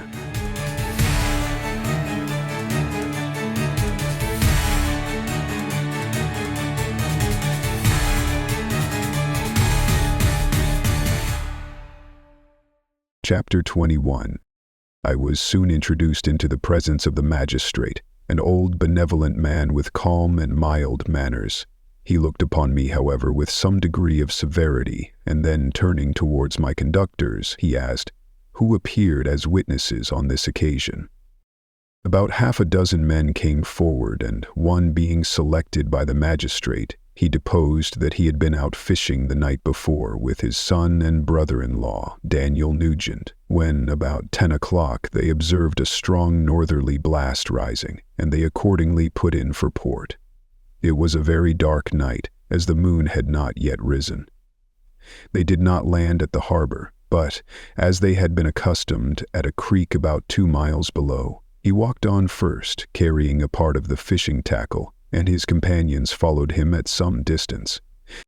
As he was proceeding along the sands, he struck his foot against something and fell at his length on the ground. His companions came up to assist him, and by the light of their lantern they found that he had fallen on the body of a man, who was to all appearance dead. Their first supposition was that it was the corpse of some person who had been drowned and was thrown on shore by the waves, but on examination they found that the clothes were not wet, and even that the body was not then cold. They instantly carried it to the cottage of an old woman near the spot and endeavored, but in vain, to restore it to life. It appeared to be a handsome young man about 25 years of age. He had apparently been strangled, for there was no sign of any violence except the black mark of fingers on his neck. The first part of this deposition did not in the least interest me, but when the mark of the fingers was mentioned, I remembered the murder of my brother and felt myself extremely agitated. My limbs trembled, and a mist came over my eyes, which obliged me to lean on a chair for support. The magistrate observed me with a keen eye, and of course drew an unfavorable augury from my manner. The son confirmed his father's account, but when Daniel Nugent was called, he swore positively that just before the fall of his companion he saw a boat, with a single man in it, at a short distance from the shore, and as far as he could judge by the light of a few stars, it was the same boat in which I had just landed. A woman deposed that she lived near the beach and was standing at the door of her cottage, waiting for the return of the fishermen, about an hour before she heard of the discovery of the body, when she saw a boat with only one man in it push off from that part of the shore where the corpse was afterwards found. Another woman confirmed the account of the fishermen having brought the body into her house. It was not cold. They put it into a bed and rubbed it, and Daniel went to the town for an apothecary, but life was quite gone. Several other men were examined concerning my landing, and they agreed that, with the strong north wind that had arisen during the night, it was very probable that I had beaten about for many hours, and had been obliged to return nearly to the same spot from which I had departed. Besides, they observed that it appeared that I had brought the body from another place, and it was likely that as I did not appear to know the shore, I might have put into the harbor ignorant of the distance of the town from the place where I had deposited the corpse. Mr. Kerwin, on hearing this evidence, desired that I should be taken into the room where the body lay for interment, that it might be observed what effect the sight of it would produce upon me. This idea was probably suggested by the extreme agitation I had exhibited when the mode of the murder had been described. I was accordingly conducted by the magistrate and several other persons to the inn. I could not help being struck by the strange coincidences that had taken place during this eventful night, but knowing that I had been conversing with several persons in the island I had inhabited about the time that the body had been found, I was perfectly tranquil as to the consequences of the affair. I entered the room where the corpse lay and was led up to the coffin. How can I describe my sensations on beholding it? I feel yet parched with horror, nor can I reflect on that terrible moment without shuddering in agony. The examination, the presence of the magistrate and witnesses, passed like a dream from my memory when I saw the lifeless form of Henry Clerval stretched before me. I gasped for breath, and throwing myself on the body, I exclaimed, "Have my murderous machinations deprived you also, my dearest Henry, of life? 2 I have already destroyed. Other victims await their destiny. But you, Clerval, my friend, my benefactor." The human frame could no longer support the agonies that I endured, and I was carried out of the room in strong convulsions. A fever succeeded to this. I lay for 2 months on the point of death. My ravings, as I afterwards heard, were frightful. I called myself the murderer of William, of Justine, and of Clerval. Sometimes I entreated my attendants to assist me in the destruction of the fiend by whom I was tormented, and at others I felt the fingers of the monster already grasping my neck and screamed aloud with agony and terror. Fortunately, as I spoke my native language, Mr. Gerwin alone understood me, but my gestures and bitter cries were sufficient to affright the other witnesses. Why did I not die, more miserable than man ever was before? Why did I not sink into forgetfulness and rest? Death snatches away many blooming children, the only hopes of their doting parents. How many brides and youthful lovers have been one day in the bloom of health and hope, and the next a prey for worms and the decay of the tomb? Of what materials was I made that I could thus resist so many shocks, which, like the turning of the wheel, continually renewed the torture? But I was doomed to live, and in 2 months found myself as awaking from a dream, in a prison, stretched on a wretched bed, surrounded by jailers, turnkeys, bolts, and all the miserable apparatus of a dungeon. It was morning, I remember, when I thus awoke to understanding. I had forgotten the particulars of what had happened and only felt as if some great misfortune had suddenly overwhelmed me. But when I looked around and saw the barred windows and the squalidness of the room in which I was, all flashed across my memory, and I groaned bitterly. This sound disturbed an old woman who was sleeping in a chair beside me. She was a hired nurse, the wife of one of the turnkeys, and her countenance expressed all those bad qualities which often characterize that class. The lines of her face were hard and rude, like that of persons accustomed to see without sympathizing in sights of misery. Her tone expressed her entire indifference. She addressed me in English, and the voice struck me as one that I had heard during my sufferings. "Are you better now, sir?" said she. I replied in the same language with a feeble voice, "I believe I am. But if it be all true, if indeed I did not dream, I am sorry that I am still alive to feel this misery and horror." "For that matter," replied the old woman, "if you mean about the gentleman you murdered, I believe that it were better for you if you were dead, for I fancy it will go hard with you. However, that's none of my business. I am sent to nurse you and get you well. I do my duty with a safe conscience. It were well if everybody did the same." I turned with loathing from the woman who could utter so unfeeling a speech to a person just saved, on the very edge of death. But I felt languid and unable to reflect on all that had passed. The whole series of my life appeared to me as a dream. I sometimes doubted if indeed it were all true, for it never presented itself to my mind with the force of reality. As the images that floated before me became more distinct, I grew feverish. A darkness pressed around me. No one was near me who soothed me with the gentle voice of love. No dear hand supported me. The physician came and prescribed medicines, and the old woman prepared them for me. But utter carelessness was visible in the first, and the expression of brutality was strongly marked in the visage of the second. Who could be interested in the fate of a murderer but the hangman, who would gain his fee? These were my first reflections, but I soon learned that Mr. Kerwin had shown me extreme kindness. He had caused the best room in the prison to be prepared for me. Wretched indeed was the best, and it was he who had provided a physician and a nurse.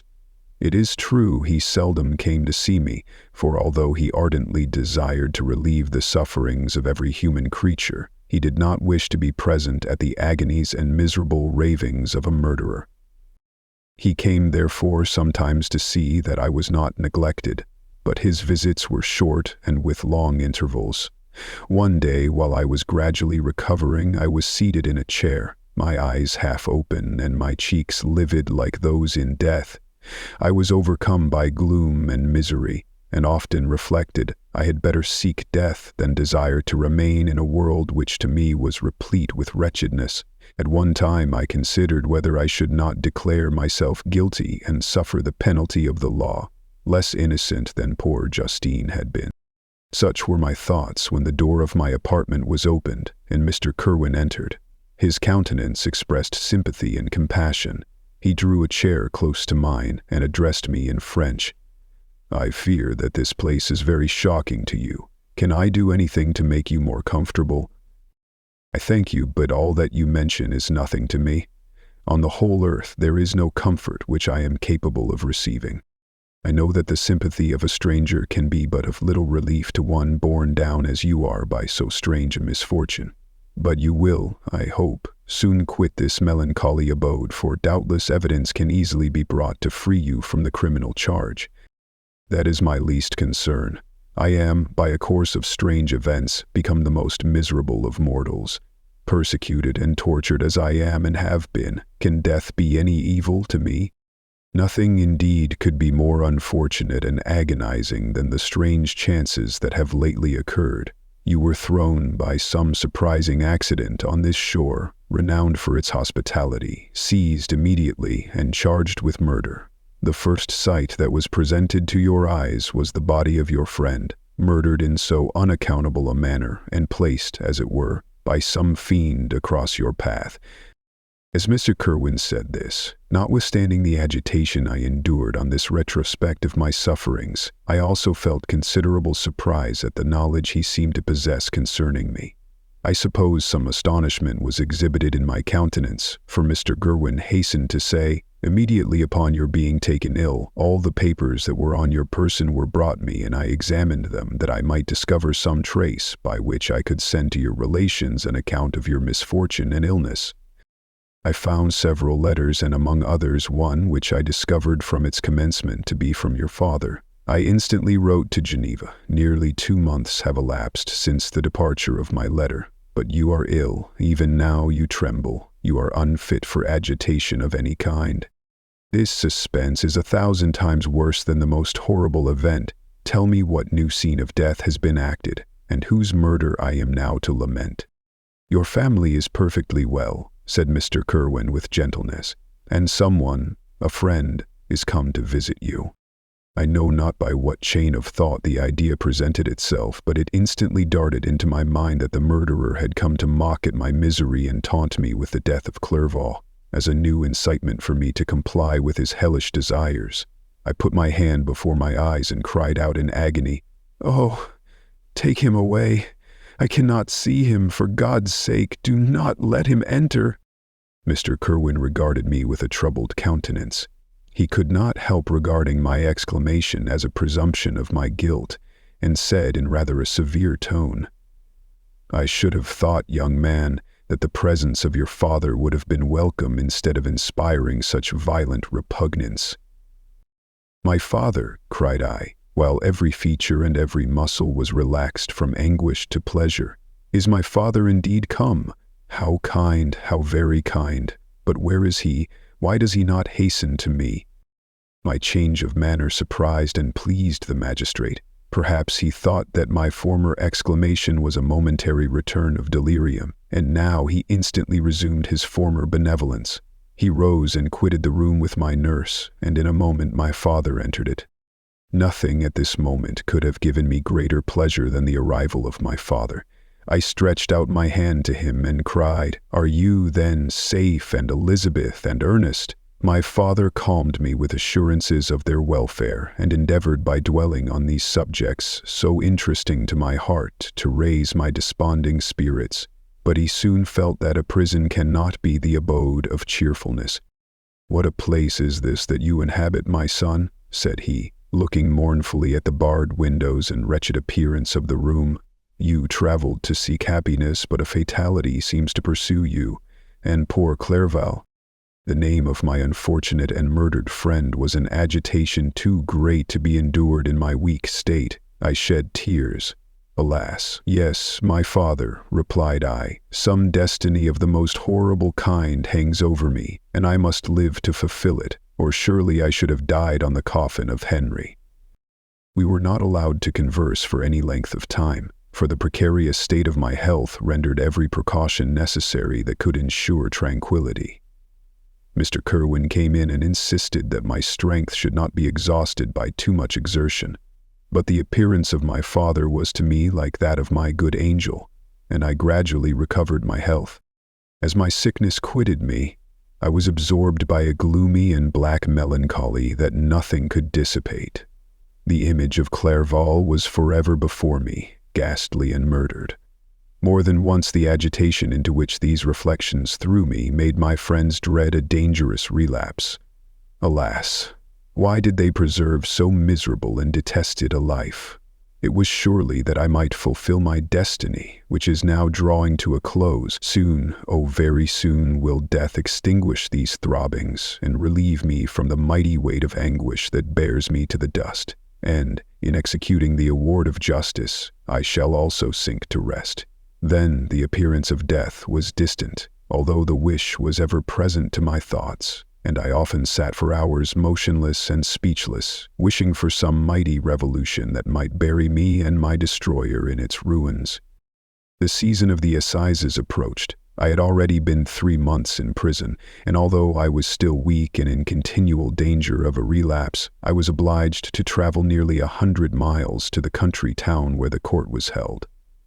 Mr. Kerwin charged himself with every care of collecting witnesses and arranging my defense. I was spared the disgrace of appearing publicly as a criminal, as the case was not brought before the court that decides on life and death. The grand jury rejected the bill, on its being proved that I was on the Orkney Islands at the hour the body of my friend was found, and a fortnight after my removal, I was liberated from prison.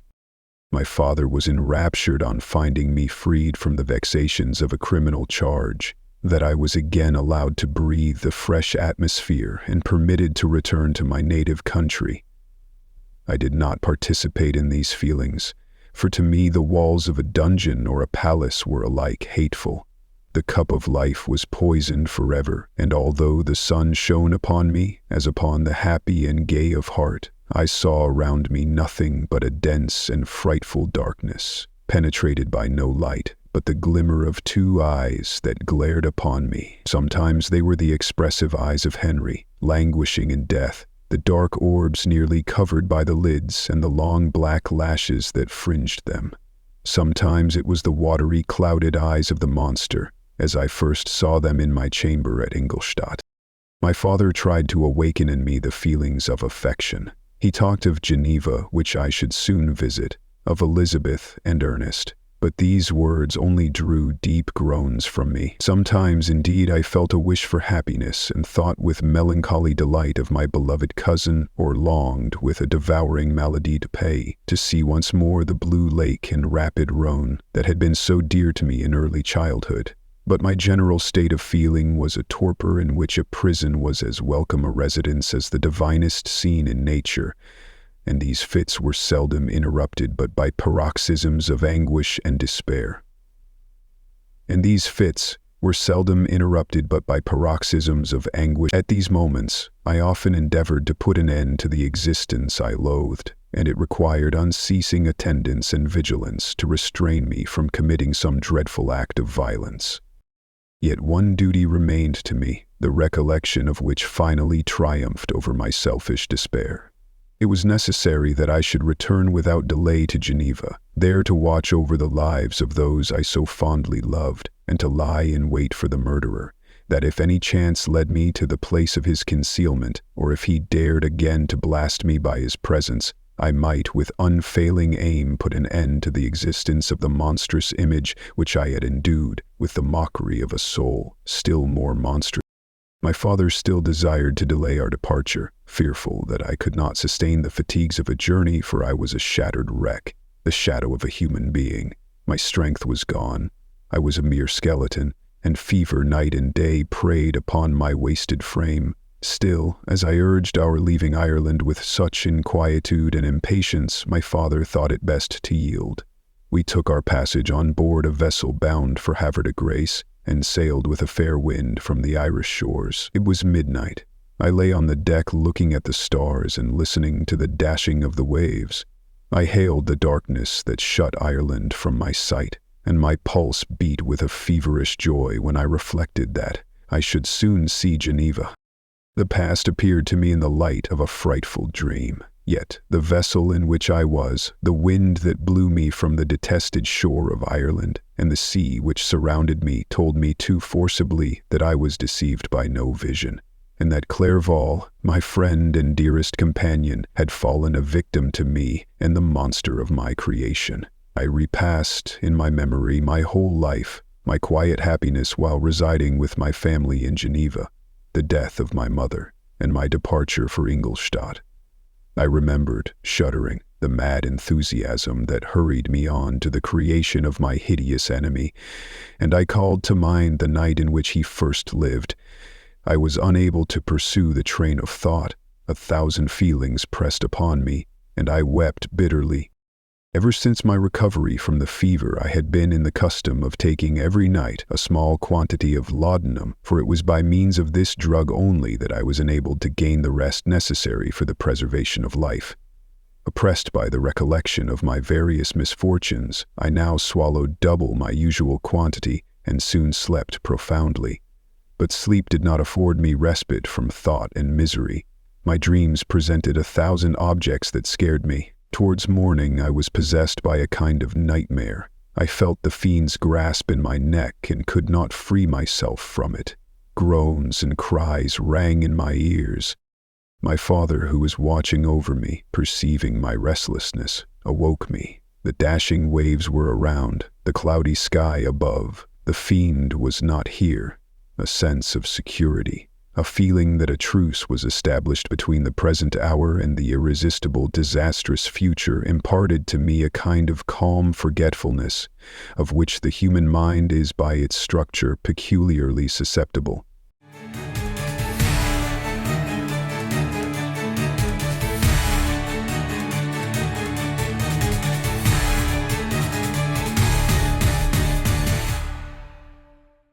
Chapter 22.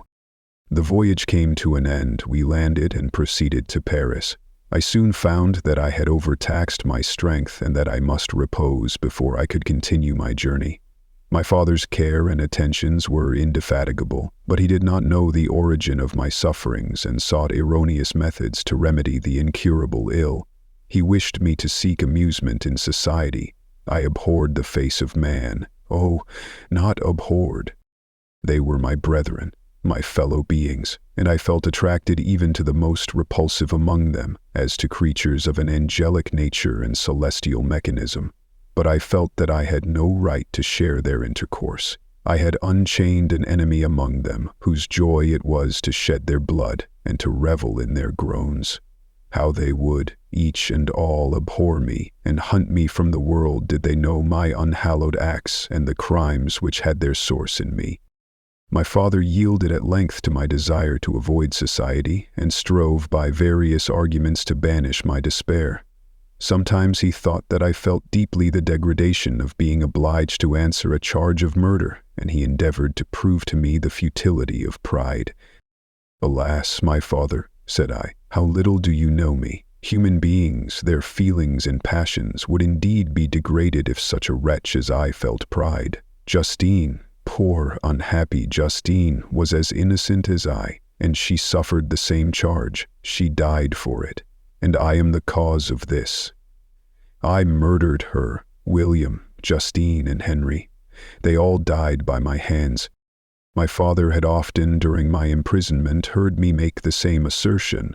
When I thus accused myself, he sometimes seemed to desire an explanation, and at others he appeared to consider it as the offspring of delirium, and that, during my illness, some idea of this kind had presented itself to my imagination, the remembrance of which I preserved in my convalescence.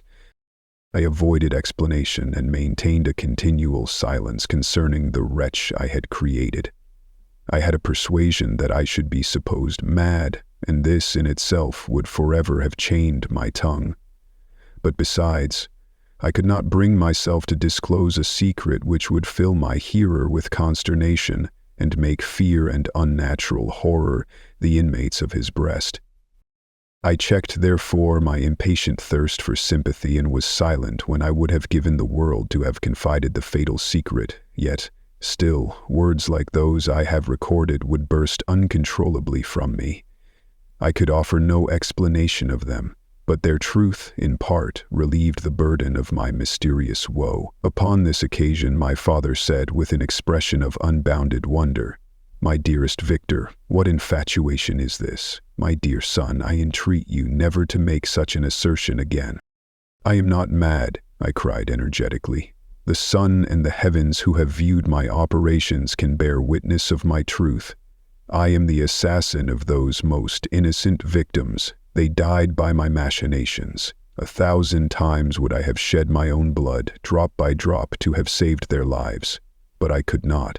My father, indeed, I could not sacrifice the whole human race." The conclusion of this speech convinced my father that my ideas were deranged, and he instantly changed the subject of our conversation and endeavored to alter the course of my thoughts. He wished as much as possible to obliterate the memory of the scenes that had taken place in Ireland, and never alluded to them or suffered me to speak of my misfortune. As time passed away, I became more calm. Misery had her dwelling in my heart, but I no longer talked in the same incoherent manner of my own crimes. Sufficient for me was the consciousness of them. By the utmost self-violence, I curbed the imperious voice of wretchedness, which sometimes desired to declare itself to the whole world, and my manners were calmer and more composed than they had ever been since my journey to the Sea of Ice. A few days before we left Paris on our way to Switzerland, I received the following letter from Elizabeth. "My dear friend, it gave me the greatest pleasure to receive a letter from my uncle dated at Paris. You are no longer at a formidable distance, and I may hope to see you in less than a fortnight. My poor cousin, how much you must have suffered.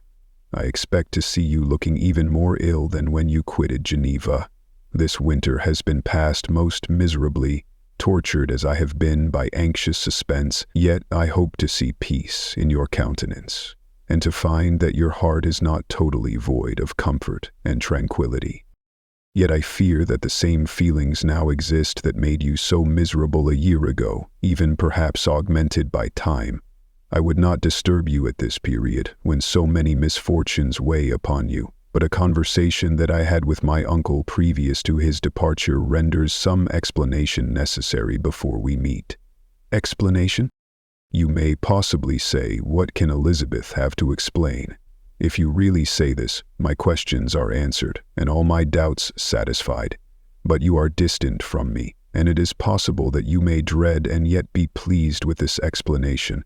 And in a probability of this being the case, I dare not any longer postpone writing what, during your absence, I have often wished to express to you, but have never had the courage to begin. You well know, Victor, that our union had been the favorite plan of your parents ever since our infancy. We were told this when young, and taught to look forward to it as an event that would certainly take place. We were affectionate playfellows during childhood, and I believe dear and valued friends to one another as we grew older. But as brother and sister often entertained a lively affection towards each other without desiring a more intimate union, may not such also be our case? Tell me, dearest Victor, answer me, I conjure you by our mutual happiness with simple truth. Do you not love another? You have traveled, you have spent several years of your life at Ingolstadt, and I confess to you, my friend, that when I saw you last autumn so unhappy, flying to solitude from the society of every creature, I could not help supposing that you might regret our connection and believe yourself bound in honor to fulfill the wishes of your parents, although they opposed themselves to your inclinations. But this is false reasoning. I confess to you, my friend, that I love you, and that in my airy dreams of futurity you have been my constant friend and companion. But it is your happiness I desire, as well as my own, when I declare to you that our marriage would render me eternally miserable unless it were the dictate of your own free choice. Even now I weep to think that, borne down as you are by the cruelest misfortunes, you may stifle, by the word honor, all hope of that love and happiness which would alone restore you to yourself. I, who have so disinterested an affection for you, may increase your miseries tenfold by being an obstacle to your wishes. Ah, Victor, be assured that your cousin and playmate has too sincere a love for you not to be made miserable by this supposition. Be happy, my friend, and if you obey me in this one request, remain satisfied that nothing on earth will have the power to interrupt my tranquility. Do not let this letter disturb you. Do not answer tomorrow, or the next day, or even until you come, if it will give you pain. My uncle will send me news of your health, and if I see but one smile on your lips when we meet, occasioned by this or any other exertion of mine, I shall need no other happiness. Elizabeth Lavenza. Geneva, May 18, 17. This letter revived in my memory what I had before forgotten, the threat of the fiend. I will be with you on your wedding night. Such was my sentence, and on that night would the demon employ every art to destroy me and tear me from the glimpse of happiness which promised partly to console my sufferings. On that night he had determined to consume his crimes by my death. Well, be it so. A deadly struggle would then assuredly take place, in which if he were victorious I should be at peace, and his power over me be at an end. If he were vanquished, I should be a free man. Alas, what freedom, such as the peasant enjoys when his family have been massacred before his eyes, his cottage burnt, his lands laid waste, and he is turned adrift, homeless, penniless, and alone, but free. Such would be my liberty, except that in my Elizabeth I possessed a treasure, alas, balanced by those horrors of remorse and guilt which would pursue me until death. Sweet and beloved Elizabeth, I read and reread her letter, and some softened feeling stole into my heart, and dared to whisper paradisiacal dreams of love and joy. But the apple was already eaten, and the angel's arm bared to drive me from all hope. Yet I would die to make her happy. If the monster executed his threat, death was inevitable. Yet again I considered whether my marriage would hasten my fate. My destruction might indeed arrive a few months sooner, but if my torturer should suspect that I postponed it, influenced by his menaces, he would surely find other and perhaps more dreadful means of revenge. He had vowed to be with me on my wedding night, yet he did not consider that threat as binding him to peace in the meantime, for, as if to show me that he was not yet satiated with blood, he had murdered Clerval immediately after the enunciation of his threats. I resolved, therefore, that if my immediate union with my cousin would conduce either to hers or my father's happiness, my adversary's designs against my life should not retard it a single hour. In this state of mind I wrote to Elizabeth. My letter was calm and affectionate. I fear, my beloved girl, I said, little happiness remains for us on earth, yet all that I may one day enjoy is centered in you. Chase away your idle fears. To you alone do I consecrate my life and my endeavors for contentment. I have one secret, Elizabeth, a dreadful one.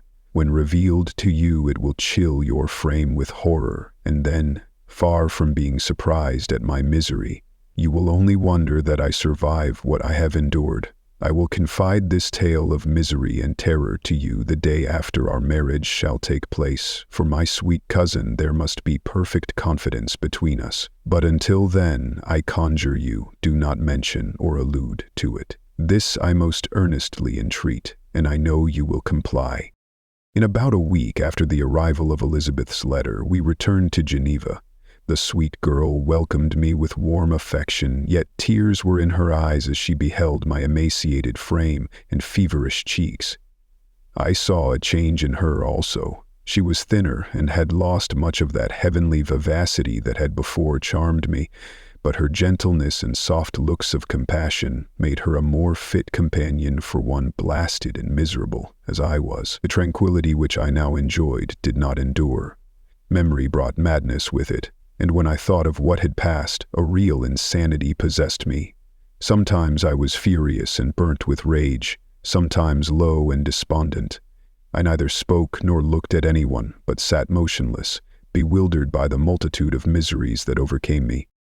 Elizabeth alone had the power to draw me from these fits. Her gentle voice would soothe me when transported by passion, and inspire me with human feelings when sunk in torpor. She wept with me and for me. When reason returned, she would remonstrate, and endeavor to inspire me with resignation. Ah, it is well for the unfortunate to be resigned, but for the guilty there is no peace. The agonies of remorse poison the luxury there is otherwise sometimes found in indulging the excess of grief. Soon after my arrival, my father spoke of my immediate marriage with Elizabeth. I remained silent. "Have you then some other attachment?"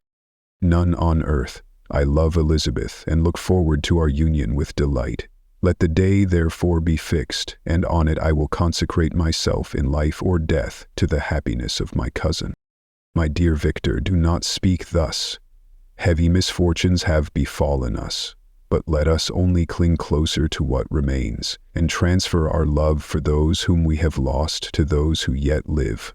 Our circle will be small, but bound close by the ties of affection and mutual misfortune. And when time shall have softened your despair, new and dear objects of care will be born to replace those of whom we have been so cruelly deprived." Such were the lessons of my father. But to me the remembrance of the threat returned. Nor can you wonder that, omnipotent as the fiend had yet been in his deeds of blood, I should almost regard him as invincible, and that when he had pronounced the words, "I shall be with you on your wedding night," I should regard the threatened fate as unavoidable. But death was no evil to me if the loss of Elizabeth were balanced with it, and I therefore, with a contented and even cheerful countenance, agreed with my father that if my cousin would consent, the ceremony should take place in 10 days, and thus put, as I imagined, the seal to my fate. Great God!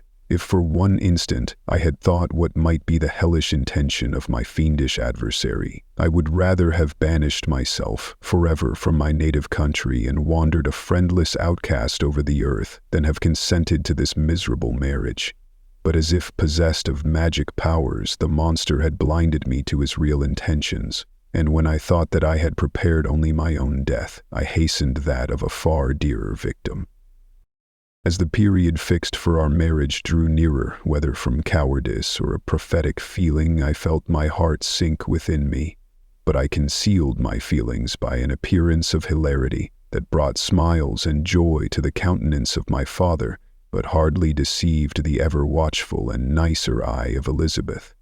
She looked forward to our union with placid contentment, not unmingled with a little fear, which past misfortunes had impressed, that what now appeared certain and tangible happiness might soon dissipate into an airy dream and leave no trace but deep and everlasting regret. Preparations were made for the event. Congratulatory visits were received, and all wore a smiling appearance. I shut up as well as I could in my own heart the anxiety that preyed there, and entered with seeming earnestness into the plans of my father, although they might only serve as the decorations of my tragedy.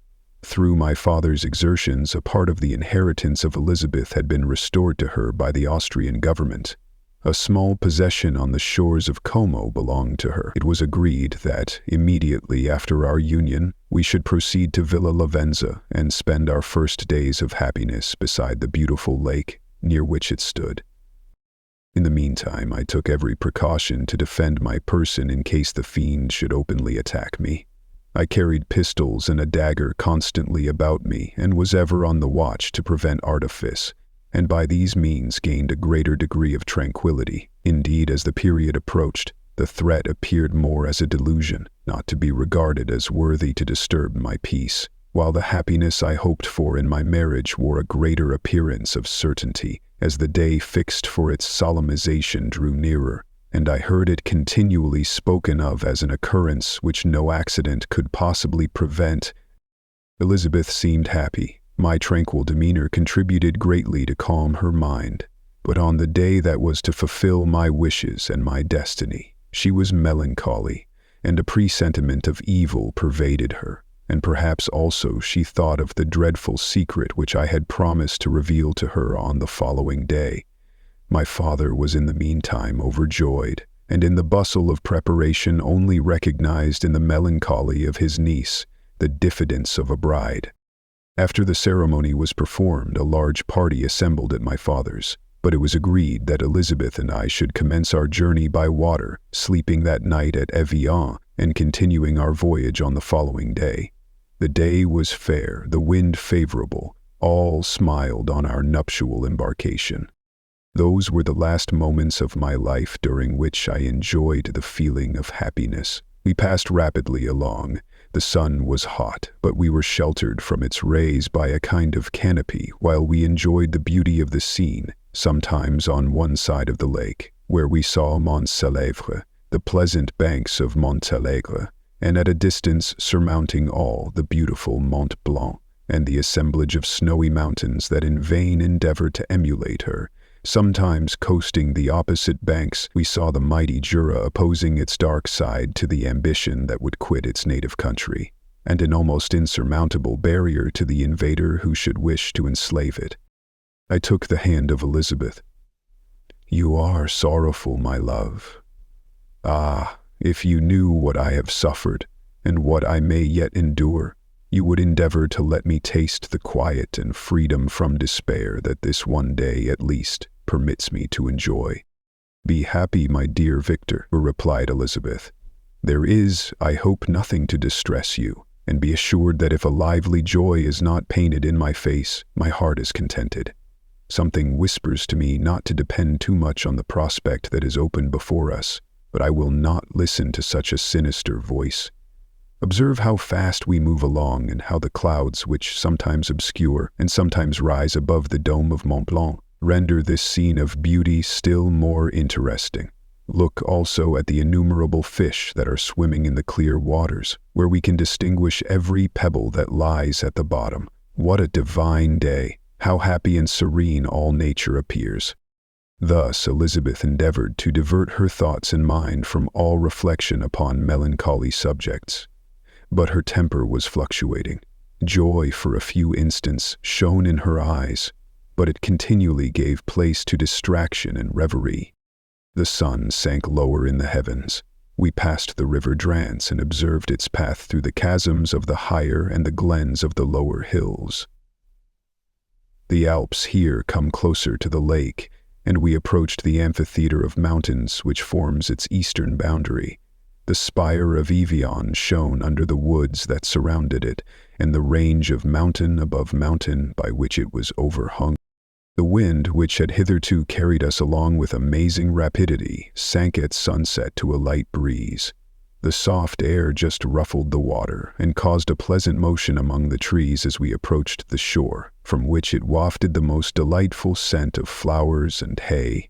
The sun sank beneath the horizon as we landed, and as I touched the shore I felt those cares and fears revive which soon were to clasp me and cling to me forever.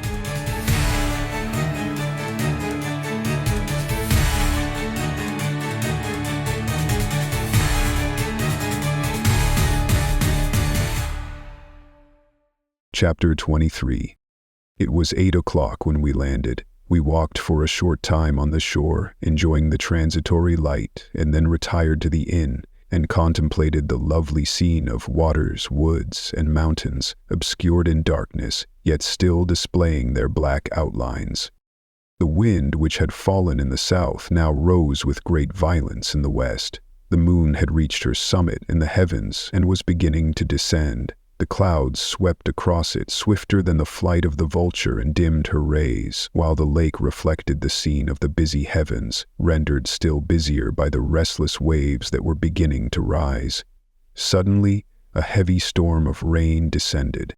I had been calm during the day, but so soon as night obscured the shapes of objects, 1,000 fears arose in my mind. I was anxious and watchful while my right hand grasped a pistol which was hidden in my bosom.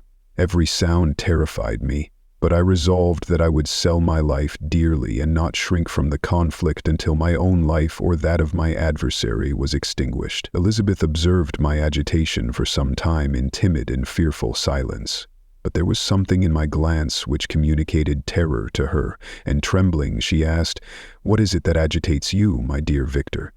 What is it you fear?" "Oh, peace, peace, my love," replied I. "This night and all will be safe. But this night is dreadful, very dreadful." I passed an hour in this state of mind, when suddenly I reflected how fearful the combat which I momentarily expected would be to my wife, and I earnestly entreated her to retire, resolving not to join her until I had obtained some knowledge as to the situation of my enemy.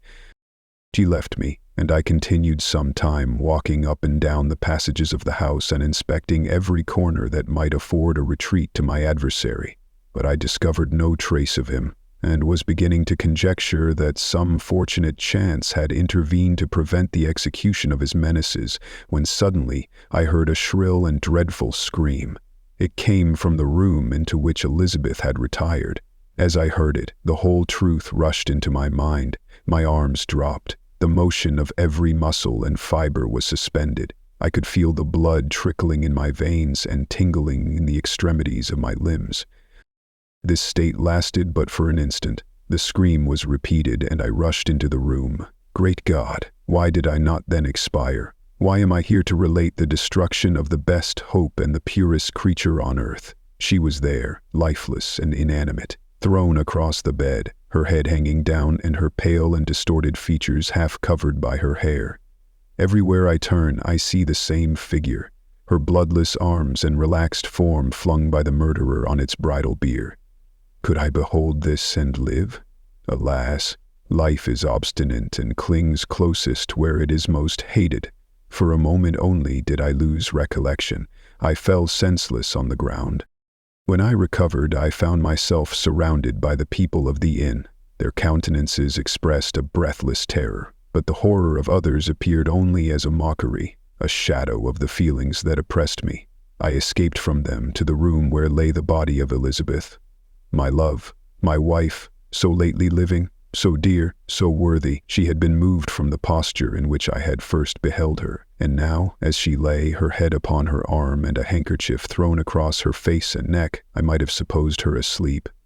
I rushed towards her and embraced her with ardor, but the deadly languor and coldness of the limbs told me that what I now held in my arms had ceased to be the Elizabeth whom I had loved and cherished. The murderous mark of the fiend's grasp was on her neck, and the breath had ceased to issue from her lips. While I still hung over her in the agony of despair, I happened to look up. The windows of the room had before been darkened, and I felt a kind of panic on seeing the pale yellow light of the moon illuminate the chamber. The shutters had been thrown back, and with a sensation of horror not to be described, I saw at the open window a figure the most hideous and abhorred. A grin was on the face of the monster. He seemed to jeer, as with his fiendish finger he pointed towards the corpse of my wife. I rushed towards the window and, drawing a pistol from my bosom, fired, but he eluded me, leapt from his station, and running with the swiftness of lightning plunged into the lake. The report of the pistol brought a crowd into the room. I pointed to the spot where he had disappeared, and we followed the track with boats. Nets were cast, but in vain. After passing several hours, we returned hopeless, most of my companions believing it to have been a form conjured up by my fancy. After having landed, they proceeded to search the country, parties going in different directions among the woods and vines. I attempted to accompany them and proceeded a short distance from the house, but my head whirled round, my steps were like those of a drunken man. I fell at last in a state of utter exhaustion. A film covered my eyes, and my skin was parched with the heat of fever. In this state I was carried back and placed on a bed, hardly conscious of what had happened. My eyes wandered round the room as if to seek something that I had lost. After an interval I arose, and as if by instinct crawled into the room where the corpse of my beloved lay. There were women weeping around. I hung over it and joined my sad tears to theirs. All this time no distinct idea presented itself to my mind, but my thoughts rambled to various subjects, reflecting confusedly on my misfortunes and their cause. I was bewildered. In a cloud of wonder and horror, the death of William, the execution of Justine, the murder of Clerval, and lastly of my wife. Even at that moment, I knew not that my only remaining friends were safe from the malignity of the fiend. My father, even now, might be writhing under his grasp, and Ernest might be dead at his feet. This idea made me shudder and recalled me to action. I started up and resolved to return to Geneva with all possible speed. There were no horses to be procured, and I must return by the lake, but the wind was unfavorable and the rain fell in torrents. However, it was hardly morning, and I might reasonably hope to arrive by night. I hired men to row and took an oar myself, for I had always experienced relief from mental torment in bodily exercise. But the overflowing misery I now felt and the excess of agitation that I endured rendered me incapable of any exertion. I threw down the oar and, leaning my head upon my hands, gave way to every gloomy idea that arose. If I looked up, I saw scenes which were familiar to me in my happier time, and which I had contemplated but the day before, in the company of her who was now but a shadow and a recollection. Tears streamed from my eyes. The rain had ceased for a moment, and I saw the fish play in the waters as they had done a few hours before. They had then been observed by Elizabeth. Nothing is so painful to the human mind as a great and sudden change. The sun might shine, or the clouds might lower, but nothing could appear to me as it had done the day before. A fiend had snatched from me every hope of future happiness. No creature had ever been so miserable as I was. So frightful an event is single in the history of man. But why should I dwell upon the incidents that followed this last overwhelming event? Mine has been a tale of horrors. I have reached their acme, and what I must now relate can but be tedious to you. Know that one by one my friends were snatched away. I was left desolate. My own strength is exhausted, and I must tell in a few words what remains of my hideous narration. I arrived at Geneva. My father and Ernest yet lived, but the former sunk under the tidings that I bore. I see him now, excellent and venerable old man. His eyes wandered in vacancy, for they had lost their charm and their delight. His Elizabeth, his more than daughter, whom he doted on with all that affection which a man feels, who in the decline of life, having few affections, clings more earnestly to those that remain. Cursed be the fiend that brought misery on his gray hairs and doomed him to waste in wretchedness. He could not live under the horrors that were accumulated around him. The springs of existence suddenly gave way. He was unable to rise from his bed, and in a few days he died in my arms. What then became of me I know not. I lost sensation, and chains and darkness were the only objects that pressed upon me. Sometimes indeed I dreamt that I wandered in flowery meadows and pleasant vales with the friends of my youth, but I awoke and found myself in a dungeon. Melancholy followed, but by degrees I gained a clear conception of my miseries and situation, and was then released from my prison, for they had called me mad, and during many months, as I understood, a solitary cell had been my habitation. Liberty, however, had been a useless gift to me. Had I not, as I awakened to reason, at the same time awakened to revenge? As the memory of past misfortunes pressed upon me, I began to reflect on their cause. The monster whom I had created, the miserable daemon whom I had sent abroad into the world for my destruction. I was possessed by a maddening rage when I thought of him, and desired and ardently prayed that I might have him within my grasp to wreak a great and signal revenge on his cursed head. Nor did my hate long confine itself to useless wishes. I began to reflect on the best means of securing him, and for this purpose, about a month after my release, I repaired to a criminal judge in the town and told him that I had an accusation to make, that I knew the destroyer of my family, and that I required him to exert his whole authority for the apprehension of the murderer. The magistrate listened to me with attention and kindness. "Be assured, sir," said he, No pains or exertions on my part shall be spared to discover the villain." "I thank you," replied I. "Listen, therefore, to the deposition that I have to make. It is indeed a tale so strange that I should fear you would not credit it were there not something in truth which, however wonderful, forces conviction. The story is too connected to be mistaken for a dream, and I have no motive for falsehood." My manner as I thus addressed him was impressive but calm. I had formed in my own heart a resolution to pursue my destroyer to death, and this purpose quieted my agony and for an interval reconciled me to life.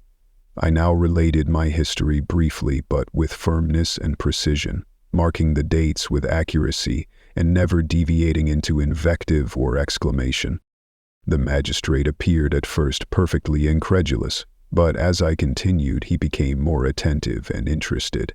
I saw him sometimes shudder with horror, at others a lively surprise, unmingled with disbelief, was painted on his countenance. When I had concluded my narration, I said, "This is the being whom I accuse, and for whose seizure and punishment I call upon you to exert your whole power.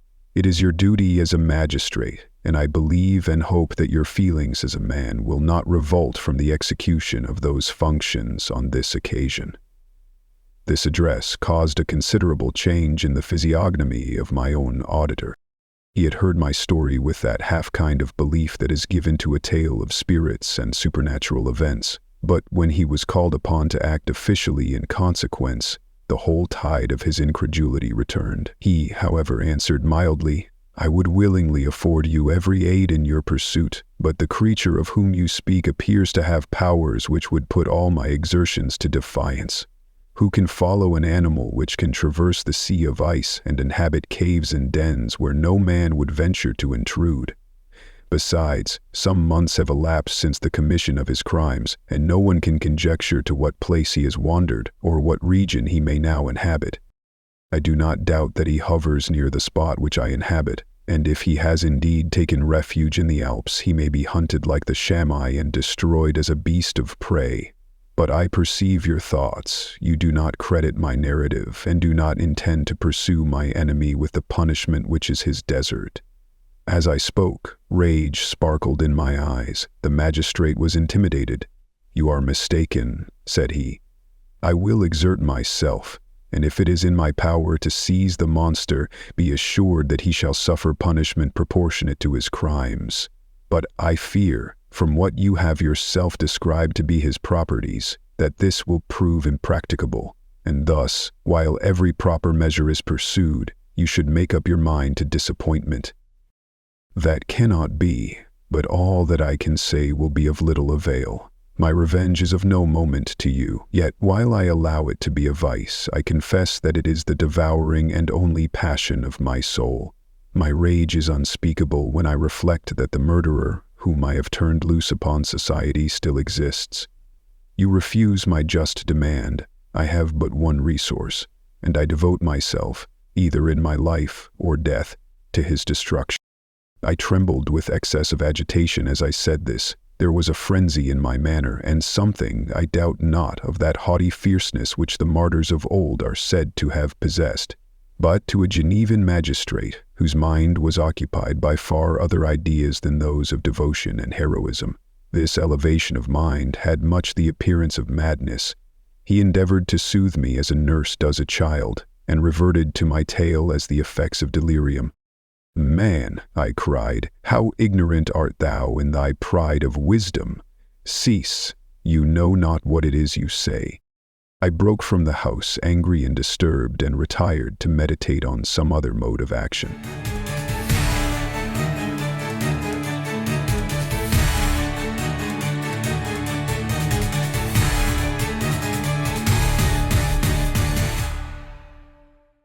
Chapter 24. My present situation was one in which all voluntary thought was swallowed up and lost.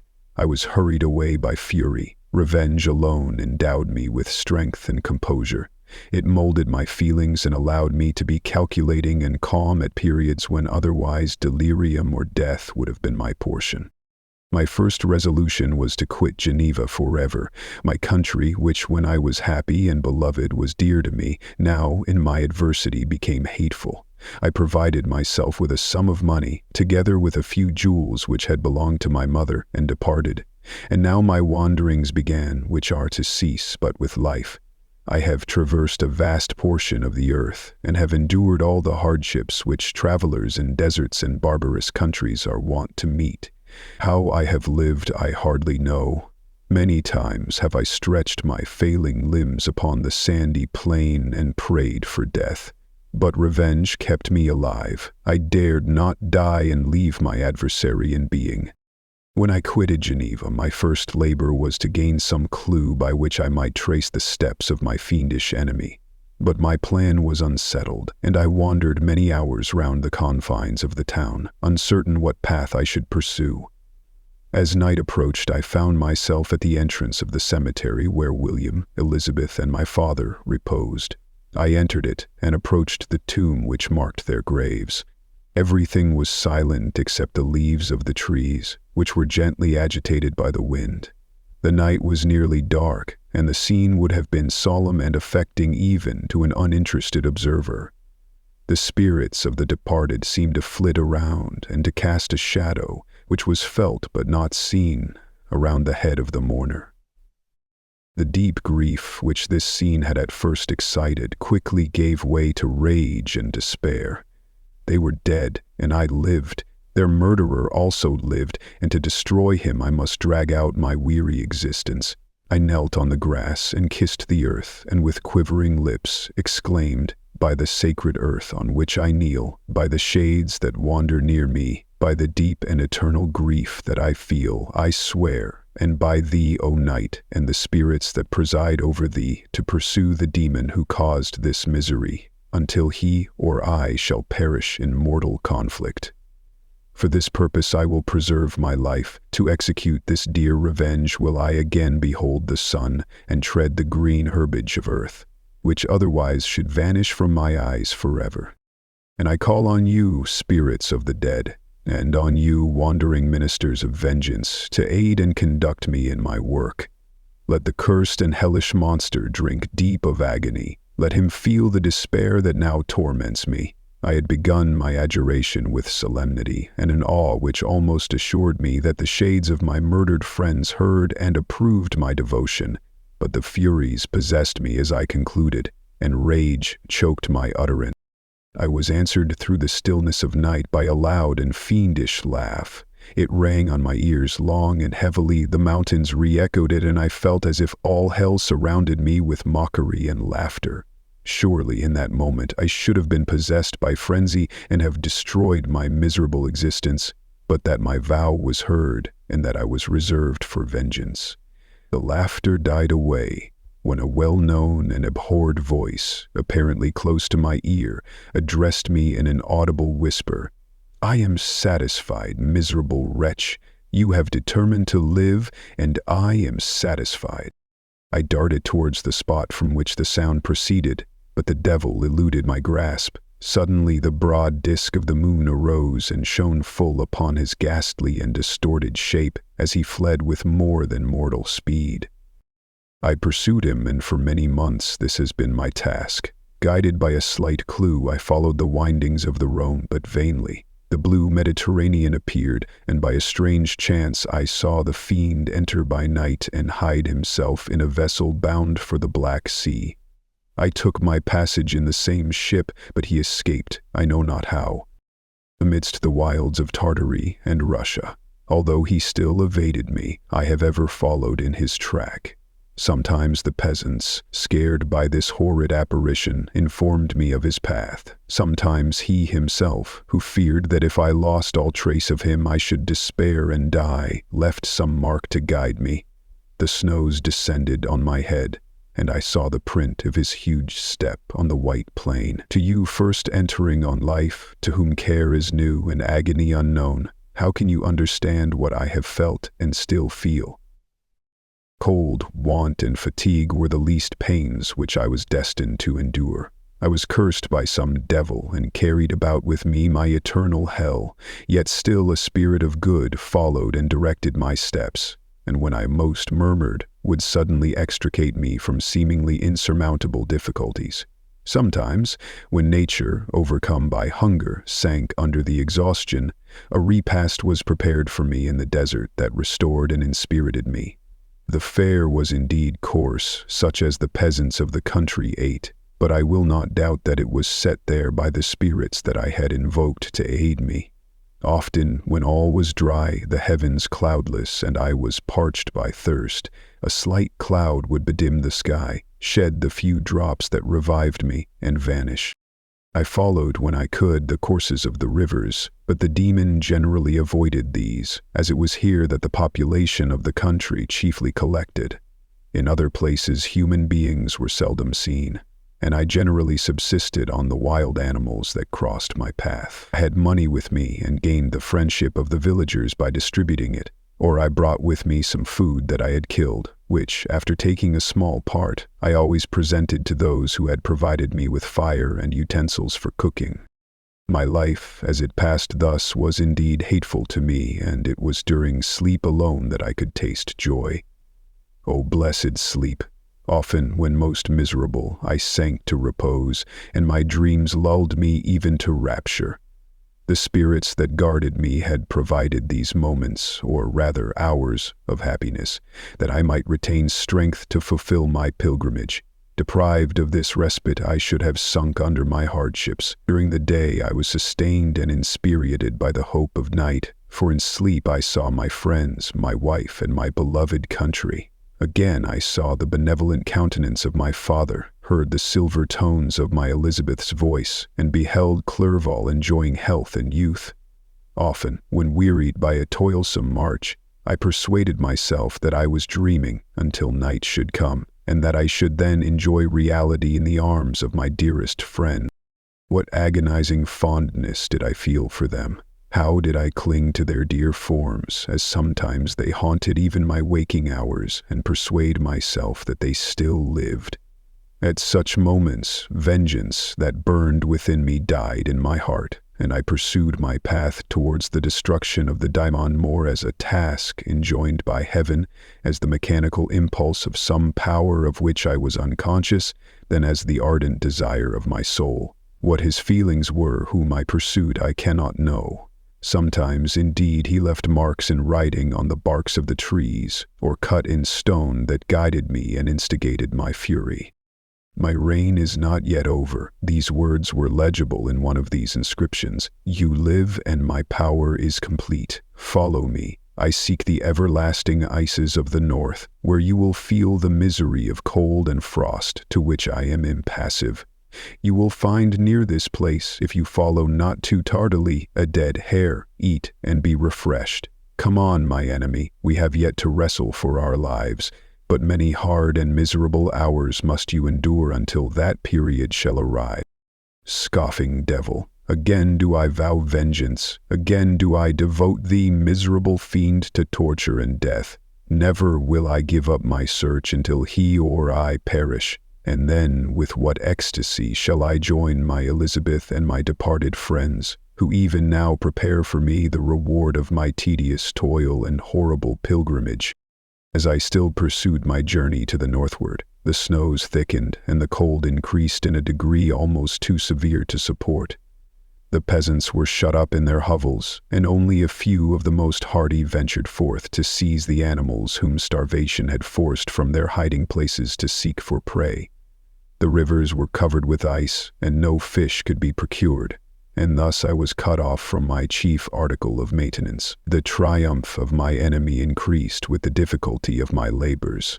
One inscription that he left was in these words: "Prepare. Your toils only begin. Wrap yourself in furs and provide food, for we shall soon enter upon a journey where your sufferings will satisfy my everlasting hatred." My courage and perseverance were invigorated by these scoffing words. I resolved not to fail in my purpose, and calling on heaven to support me, I continued with unabated fervor to traverse immense deserts until the ocean appeared at a distance and formed the utmost boundary of the horizon. Oh, how unlike it was to the blue seasons of the south. Covered with ice, it was only to be distinguished from land by its superior wildness and ruggedness. The Greeks wept for joy when they beheld the Mediterranean from the hills of Asia, and hailed with rapture the boundary of their toils. I did not weep, but I knelt down and with a full heart thanked my guiding spirit for conducting me in safety to the place where I hoped, notwithstanding my adversary's gib, to meet and grapple with him.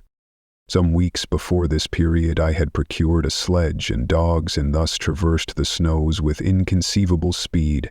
I know not whether the fiend possessed the same advantages, but I found that, as before I had daily lost ground in the pursuit, I now gained on him, so much so that when I first saw the ocean he was but 1 day's journey in advance, and I hoped to intercept him before he should reach the beach. With new courage, therefore, I pressed on, and in 2 days arrived at a wretched hamlet on the seashore.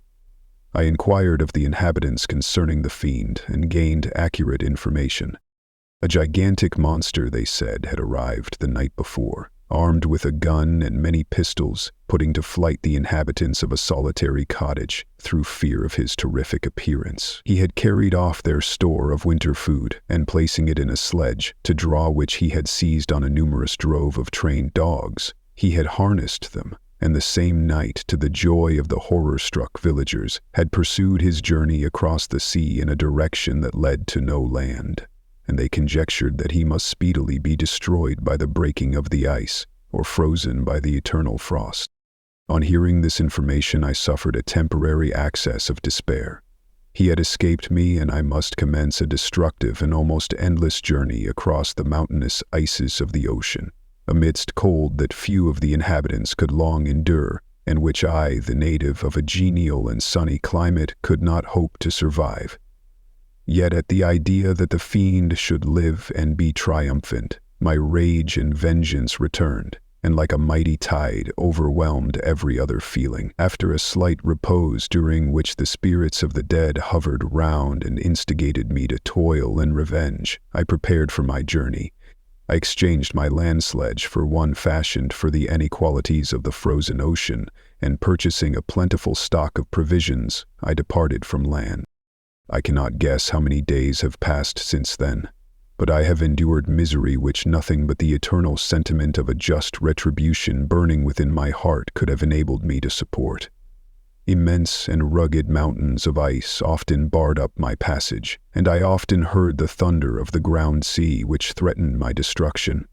But again the frost came and made the paths of the sea secure.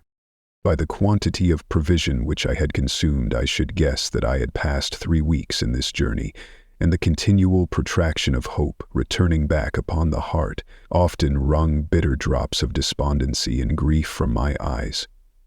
Despair had indeed almost secured her prey, and I should soon have sunk beneath this misery. Once, after the poor animals that conveyed me had, with incredible toil, gained the summit of a sloping ice mountain, and one, sinking under his fatigue, died, I viewed the expanse before me with anguish, when suddenly my eye caught a dark speck upon the dusky plain. I strained my sight to discover what it could be, and uttered a wild cry of ecstasy when I distinguished a sledge and the distorted proportions of a well-known form within. Oh, with what a burning gush did hope revisit my heart! Warm tears filled my eyes, which I hastily wiped away, that they might not intercept the view I had of the daimon. But still my sight was dimmed by the burning drops, until, giving way to the emotions that oppressed me, I wept aloud. But this was not the time for delay. I disencumbered the dogs of their dead companion, gave them a plentiful portion of food, and after an hour's rest, which was absolutely necessary, and yet which was bitterly irksome to me, I continued my route. The sledge was still visible, nor did I again lose sight of it except at the moments when, for a short time, some ice rock concealed it with its intervening crags. I indeed perceptibly gained on it, and when, after nearly 2 days' journey, I beheld my enemy at no more than a mile distant, my heart bounded within me. But now, when I appeared almost within grasp of my foe, my hopes were suddenly extinguished, and I lost all trace of him, more utterly than I had ever done before. A ground sea was heard. The thunder of its progress as the waters rolled and swelled beneath me became every moment more ominous and terrific.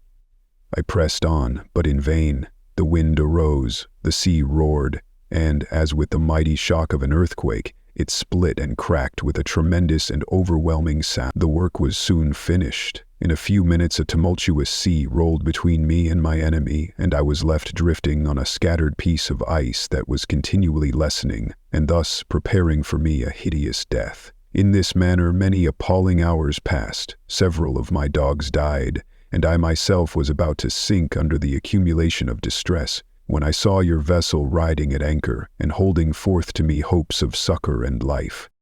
I had no conception that vessels ever came so far north and was astounded at the sight.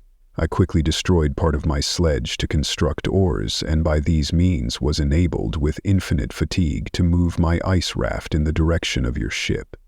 I had determined, if you were going southwards, still to trust myself to the mercy of the seas rather than abandon my purpose. I hoped to induce you to grant me a boat with which I could pursue my enemy, but your direction was northwards. You took me on board when my vigor was exhausted, and I should soon have sunk under my multiplied hardships into a death which I still dread, for my task is unfulfilled. Oh, when will my guiding spirit, in conducting me to the demon, allow me the rest I so much desire, or must I die and he yet live? If I do, swear to me, Walton, that he shall not escape, that you will seek him and satisfy my vengeance in his death. And do I dare to ask of you to undertake my pilgrimage, to endure the hardships that I have undergone? No, I am not so selfish. Yet when I am dead, if he should appear, if the ministers of vengeance should conduct him to you, swear that he shall not live. Swear that he shall not triumph over my accumulated woes and survive to add to the list of his dark crimes. He is eloquent and persuasive, and once his words had even power over my heart. But trust him not. His soul is as hellish as his form, full of treachery and fiend-like malice. Hear him not. Call on the names of William, Justine, Clerval, Elizabeth, my father, and of the wretched Victor, and thrust your sword into his heart. I will hover near and direct the steel aright.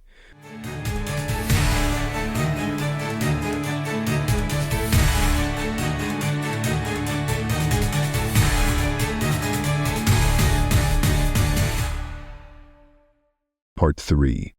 Walton, in continuation. August 26, 17. You have read this strange and terrific story, Margaret, and do you not feel your blood congeal with horror like that which even now curdles mine? Sometimes, seized with sudden agony, he could not continue his tale. At others, his voice broken yet piercing, uttered with difficulty the words so replete with anguish. His fine and lovely eyes were now lighted up with indignation, now subdued to downcast sorrow, and quenched in infinite wretchedness. Sometimes he commanded his countenance in tones and related the most horrible incidents with a tranquil voice, suppressing every mark of agitation. Then, like a volcano bursting forth, his face would suddenly change to an expression of the wildest rage, as he shrieked out imprecations on his persecutor. His tale is connected and told with an appearance of the simplest truth. Yet I own to you that the letters of Felix and Safie which he showed me, and the apparition of the monster seen from our ship, brought to me a greater conviction of the truth of his narrative than his asseverations, however earnest and connected. Such a monster has, then, really existence. I cannot doubt it, yet I am lost in surprise and admiration. Sometimes I endeavored to gain from Frankenstein the particulars of his creature's formation, but on this point he was impenetrable. "Are you mad, my friend?" said he, "or whither does your senseless curiosity lead you? Would you also create for yourself and the world a demoniacal enemy?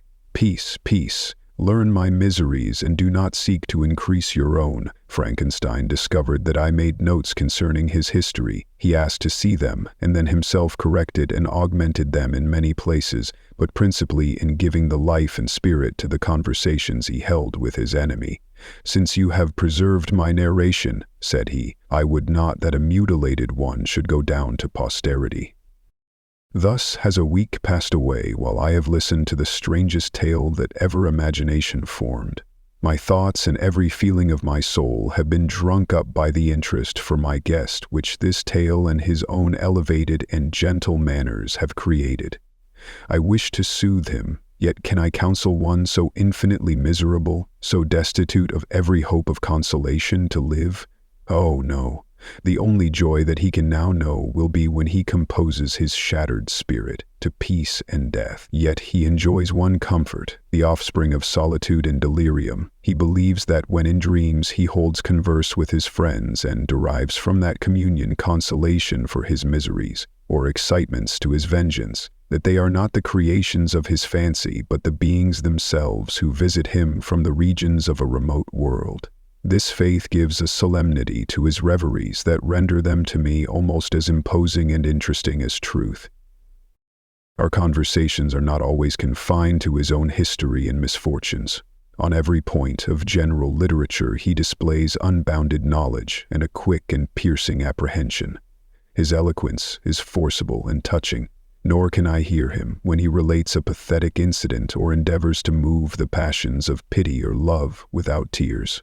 What a glorious creature must he have been in the days of his prosperity. When he is thus noble and godlike in ruin, he seems to feel his own worth and the greatness of his fall. When younger, said he, I believed myself destined for some great enterprise. My feelings are profound, but I possessed a coolness of judgment that fitted me for illustrious achievements. This sentiment of the worth of my nature supported me when others would have been oppressed, for I deemed it criminal to throw away in useless grief those talents that might be useful to my fellow creatures. When I reflected on the work I had completed, no less a one than the creation of a sensitive and rational animal, I could not rank myself with the herd of common projectors. But this thought, which supported me in the commencement of my career, now serves only to plunge me lower in the dust. All my speculations and hopes are as nothing, and, like the archangel who aspired to omnipotence, I am chained in an eternal hell. My imagination was vivid, yet my powers of analysis and application were intense. By the union of these qualities, I conceived the idea and executed the creation of a man. Even now I cannot recollect without passion my reveries while the work was incomplete. I trod heaven in my thoughts, now exulting in my powers, now burning with the idea of their effects. From my infancy I was imbued with high hopes and a lofty ambition, but how am I sunk? Oh, my friend, if you had known me as I once was, you would not recognize me in this state of degradation. Despondency rarely visited my heart. A high destiny seemed to bear me on, until I fell, never, never again to rise. Must I then lose this admirable being? I have longed for a friend. I have sought one who would sympathize with and love me. Behold, on these desert seas I have found such a one, but I fear I have gained him only to know his value and lose him. I would reconcile him to life, but he repulses the idea. I thank you, Walton, he said, for your kind intentions towards so miserable a wretch. But when you speak of new ties and fresh affections, think you that any can replace those who are gone? Can any man be to me as Clerval was, or any woman another Elizabeth? Even where the affections are not strongly moved by any superior excellence, the companions of our childhood always possess a certain power over our minds which hardly any later friend can obtain. They know our infantine dispositions, which, however they may be afterwards modified, are never eradicated, and they can judge of our actions with more certain conclusions as to the integrity of our motives. A sister or a brother can never, unless indeed such symptoms have been shown early, suspect the other of fraud or false dealing, when another friend, however strongly he may be attached, may in spite of himself be contemplated with suspicion. But I enjoyed friends, dear not only through habit and association but from their own merits, and wherever I am, the soothing voice of my Elizabeth and the conversation of Clerval will be ever whispered in my ear. They are dead, and but one feeling in such a solitude can persuade me to preserve my life. If I were engaged in any high undertaking or design, fraught with extensive utility to my fellow creatures, then could I live to fulfill it. But such is not my destiny. I must pursue and destroy the being to whom I gave existence. Then my lot on earth will be fulfilled, and I may die. September 2nd. My beloved sister, I write to you encompassed by peril and ignorant whether I am ever doomed to see again dear England and the dearer friends that inhabit it.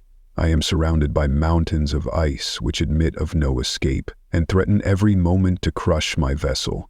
The brave fellows whom I have persuaded to be my companions look towards me for aid, but I have none to bestow. There is something terribly appalling in our situation, yet my courage and hopes do not yet it is terrible to reflect that the lives of all these men are endangered through me. If we are lost, my mad schemes are the cause. And what, Margaret, will be the state of your mind? You will not hear of my destruction, and you will anxiously await my return. Years will pass, and you will have visitings of despair and yet be tortured by hope.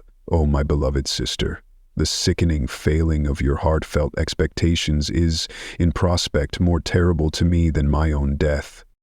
But you have a husband and lovely children. You may be happy. Heaven bless you and make you so. My unfortunate guest regards me with the tenderest compassion. He endeavors to fill me with hope and talks as if life were a possession which he valued. He reminds me how often the same accidents have happened to other navigators who have attempted this sea. And in spite of myself, he fills me with cheerful auguries. Even the sailors feel the power of his eloquence. When he speaks, they no longer despair. He rouses their energies, and while they hear his voice, they believe these vast mountains of ice are molehills which will vanish before the resolutions of man.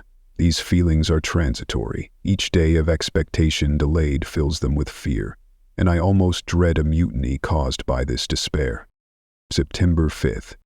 A scene has just passed of such uncommon interest that, although it is highly probable that these papers may never reach you, yet I cannot forbear recording it. We are still surrounded by mountains of ice, still in imminent danger of being crushed in their conflict. The cold is excessive, and many of my unfortunate comrades have already found a grave amidst this scene of desolation. Frankenstein has daily declined in health. A feverish fire still glimmers in his eyes, but he is exhausted, and when suddenly roused to any exertion, he speedily sinks again into apparent lifelessness. I mentioned in my last letter the fears I entertained of a mutiny. This morning, as I sat watching the wan countenance of my friend, his eyes half closed and his limbs hanging listlessly, I was roused by half a dozen of the sailors, who demanded admission into the cabin. They entered, and their leader addressed me. He told me that he and his companions had been chosen by the other sailors to come in deputation to me to make me a requisition which, in justice, I could not refuse. We were immured in ice and should probably never escape, but they feared that if, as was possible, the ice should dissipate and a free passage be opened, I should be rash enough to continue my voyage and lead them into fresh dangers, after they might happily have surmounted this. They insisted, therefore, that I should engage with a solemn promise that if the vessel should be freed, I would instantly direct my course southwards. This speech troubled me.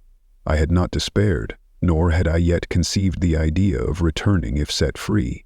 Yet could I in justice, or even in possibility, refuse this demand? I hesitated before I answered, when Frankenstein, who had at first been silent, and indeed appeared hardly to have force enough to attend, now roused himself. His eyes sparkled, and his cheeks flushed with momentary vigor. Turning towards the men, he said, "What do you mean? What do you demand of your captain? Are you then so easily turned from your design? Did you not call this a glorious expedition? And wherefore was it glorious? Not because the way was smooth and placid as a southern sea, but because it was full of dangers and terror. Because at every new incident your fortitude was to be called forth and your courage exhibited, because danger and death surrounded it, and these you were to brave and overcome. For this was it a glorious, for this was it an honorable undertaking. You were hereafter to be hailed as the benefactors of your species, your names adored as belonging to brave men who encountered death for honor and the benefit of mankind. And now, behold, with the first imagination of danger, or, if you will, the first mighty and terrific trial of your courage, you shrink away and are content to be handed down as men who had not strength enough to endure cold and peril. And so, poor souls, they were chilly and returned to their warm firesides. Why, that requires not this preparation. Ye need not have come thus far and dragged your captain to the shame of a defeat merely to prove yourselves cowards. Oh, be men, or be more than men. Be steady to your purposes and firm as a rock. This ice is not made of such stuff as your hearts may be. It is mutable and cannot withstand you if you say that it shall not. Do not return to your families with the stigma of disgrace marked on your brows. Return as heroes who have fought and conquered and who know not what it is to turn their backs on the foe. He spoke this with a voice so modulated to the different feelings expressed in his speech, with an eye so full of lofty design and heroism, that can you wonder that these men were moved? They looked at one another and were unable to reply. I spoke. I told them to retire and consider of what had been said, that I would not lead them farther north if they strenuously desired the contrary, but that I hoped that, with reflection, their courage would return. They retired, and I turned towards my friend, but he was sunk in languor and almost deprived of life. How all this will terminate I know not, but I had rather die than return shamefully my purpose unfulfilled. Yet I fear such will be my fate. The men, unsupported by ideas of glory and honor, can never willingly continue to endure their present hardships. September 7th. The die is cast. I have consented to return if we are not destroyed. Thus are my hopes blasted by cowardice and indecision. I come back ignorant and disappointed. It requires more philosophy than I possess to bear this injustice with patience. September 12th. It is past. I am returning to England. I have lost my hopes of utility and glory. I have lost my friend. But I will endeavor to detail these bitter circumstances to you, my dear sister. And while I am wafted towards England and towards you, I will not despond. September 9th, the ice began to move, and roarings like thunder were heard at a distance as the island split and cracked in every direction. We were in the most imminent peril, but, as we could only remain passive, my chief attention was occupied by my unfortunate guest, whose illness increased in such a degree that he was entirely confined to his bed. The ice cracked behind us and was driven with force towards the north. A breeze sprang from the west, and on the 11th, the passage towards the south became perfectly free. When the sailors saw this and that their return to their native country was apparently assured, a shout of tumultuous joy broke from them, loud and long continued. Frankenstein, who was dozing, awoke and asked the cause of the tumult. They shout, I said, because they will soon return to England. Do you, then, really return? Alas, yes, I cannot withstand their demands. I cannot lead them unwillingly to danger, and I must return. Do so if you will, but I will not. You may give up your purpose, but mine is assigned to me by heaven, and I dare not. I am weak, but surely the spirits who assist my vengeance will endow me with sufficient strength. Saying this, he endeavored to spring from the bed, but the exertion was too great for him. He fell back and fainted. It was long before he was restored, and I often thought that life was entirely extinct. At length, he opened his eyes. He breathed with difficulty and was unable to speak. The surgeon gave him a composing draught and ordered us to leave him undisturbed. In the meantime, he told me that my friend had certainly not many hours to live. His sentence was pronounced, and I could only grieve and be patient. I sat by his bed, watching him. His eyes were closed, and I thought he slept, but presently he called to me in a feeble voice, and bidding me come near, said, "Alas, the strength I relied on is gone. I feel that I shall soon die, and he, my enemy and persecutor, may still be in being. Think not, Walton, that in the last moments of my existence I feel that burning hatred and ardent desire of revenge I once expressed. But I feel myself justified in desiring the death of my adversary. During these last days I have been occupied in examining my past conduct, nor do I find it blamable. In a fit of enthusiastic madness, I created a rational creature and was bound towards him to assure, as far as was in my power, his happiness and well-being. This was my duty, but there was another still paramount to that. My duties towards the beings of my own species had greater claims to my attention because they included a greater proportion of happiness or misery. Urged by this view, I refused, and I did right in refusing, to create a companion for the first creature. He showed unparalleled malignity and selfishness in evil. He destroyed my friends. He devoted to destruction beings who possessed exquisite sensations, happiness, and wisdom, nor do I know where this thirst for vengeance may end. Miserable himself that he may render no other wretched, he ought to die. The task of his destruction was mine, but I have failed. When actuated by selfish and vicious motives, I asked you to undertake my unfinished work, and I renew this request now, when I am only induced by reason and virtue. Yet I cannot ask you to renounce your country and friends to fulfill this task, and now that you are returning to England, you will have little chance of meeting with him. But the consideration of these points, and the well-balancing of what you may esteem your duties, I leave to you. My judgment and ideas are already disturbed by the near approach of death. I dare not ask you to do what I think right, for I may still be misled by passion.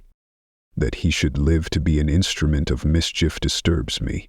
In other respects, this hour, when I momentarily expect my release, is the only happy one which I have enjoyed for several years. The forms of the beloved dead flit before me, and I hasten to their arms.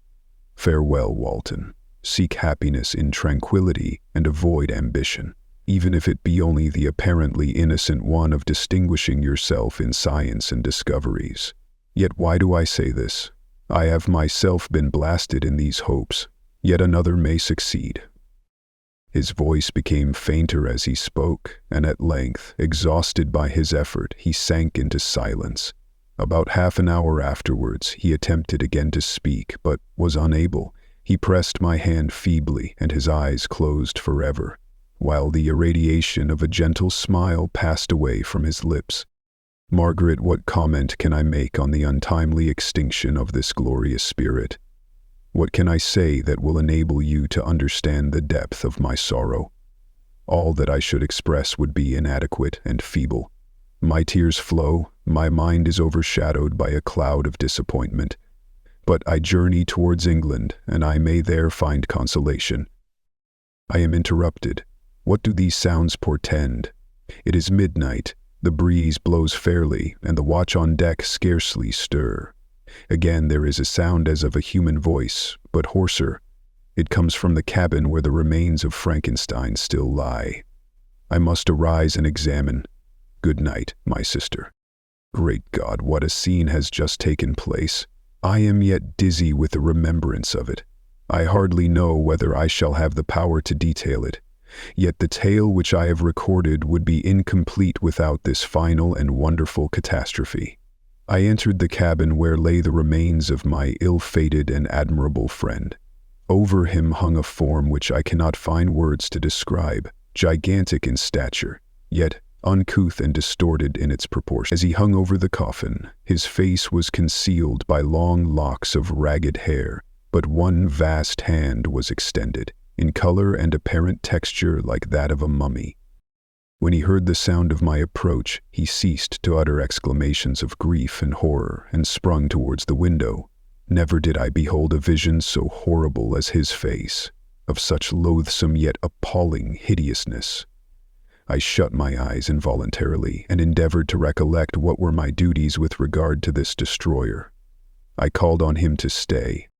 He paused, looking on me with wonder, and again turning towards the lifeless form of his creator, he seemed to forget my presence, and every feature and gesture seemed instigated by the wildest rage of some uncontrollable passion. "That is also my victim," he exclaimed. "In his murder, my crimes are consummated. The miserable series of my being is wound to its close. O Frankenstein, generous and self-devoted being, what does it avail that I now ask thee to pardon me? I who irretrievably destroyed thee by destroying all thou lovest. Alas, he is cold, he cannot answer me. His voice seemed suffocated, and my first impulses, which had suggested to me the duty of obeying the dying request of my friend and destroying his enemy, were now suspended by a mixture of curiosity and compassion. I approached this tremendous being. I dared not again raise my eyes to his face. There was something so scaring and unearthly in his ugliness. I attempted to speak, but the words died away on my lips. The monster continued to utter wild and incoherent self-reproaches. At length I gathered resolution to address him, in a pause of the tempest of his passion. "Your repentance," I said, "is now superfluous. If you had listened to the voice of conscience and heeded the stings of remorse before you had urged your diabolical vengeance to this extremity, Frankenstein would yet have lived." "And do you dream?" said the demon. "Do you think that I was then dead to agony and remorse? He continued, pointing to the corpse, he suffered not in the consummation of the deed. Oh, not the 10,000th portion of the anguish that was mine during the lingering detail of its execution. A frightful selfishness hurried me on, while my heart was poisoned with remorse. Think you that the groans of Clerval were music to my ears? My heart was fashioned to be susceptible of love and sympathy, and when wrenched by misery to vice and hatred, it did not endure the violence of the change without tortures such as you cannot even imagine. After the murder of Clerval, I returned to Switzerland, heartbroken and overcome. I pitied Frankenstein. My pity amounted to horror. I abhorred myself. But when I discovered that he, the author at once of my existence and of its unspeakable torments, dared to hope for happiness, that while he accumulated wretchedness and despair upon me, he sought his own enjoyment in feelings and passions from the indulgence of which I was forever barred, then impotent envy and bitter indignation filled me with an insatiable thirst for vengeance. I recollected my threat and resolved that it should be accomplished. I knew that I was preparing for myself a deadly torture, but I was the slave, not the master, of an impulse which I detested yet could not disobey. Yet when she died, nay, then I was not miserable. I had cast off all feeling, subdued all anguish to riot in the excess of my despair. Evil thenceforth became my good. Urged thus far, I had no choice but to adapt my nature to an element which I had willingly chosen. The completion of my demoniacal design became an insatiable passion. And now it is ended. There is my last victim. I was at first touched by the expressions of his misery, yet, when I called to mind what Frankenstein had said of his powers of eloquence and persuasion, and when I again cast my eyes on the lifeless form of my friend, indignation was rekindled within me. "Wretch," I said, "it is well that you come here to whine over the desolation that you have made. You throw a torch into a pile of buildings, and when they are consumed, you sit among the ruins and lament the fall. Hypocritical fiend! If he whom you mourn still lived, still would he be the object, again would he become the prey of your accursed vengeance. It is not pity that you feel, you lament only because the victim of your malignity is withdrawn from your power." "Oh, it is not thus, interrupted the being. "Yet such must be the impression conveyed to you by what appears to be the purport of my actions. Yet I seek not a fellow feeling in my misery. No sympathy may I ever find. When I first sought it, it was the love of virtue, the feelings of happiness and affection with which my whole being overflowed, that I wished to be participated. But now that virtue has become to me a shadow, and that happiness and affection are turned into bitter and loathing despair, in what should I seek for sympathy? I am content to suffer alone while my sufferings shall endure. When I die, I am well satisfied that abhorrence and opprobrium should load my memory. Once my fancy was soothed with dreams of virtue, of fame, and of enjoyment. Once I falsely hoped to meet with beings who, pardoning my outward form, would love me for the excellent qualities which I was capable of unfolding. I was nourished with high thoughts of honor and devotion, but now crime has degraded me beneath the meanest animal. No guilt, no mischief, no malignity, no misery can be found comparable to mine.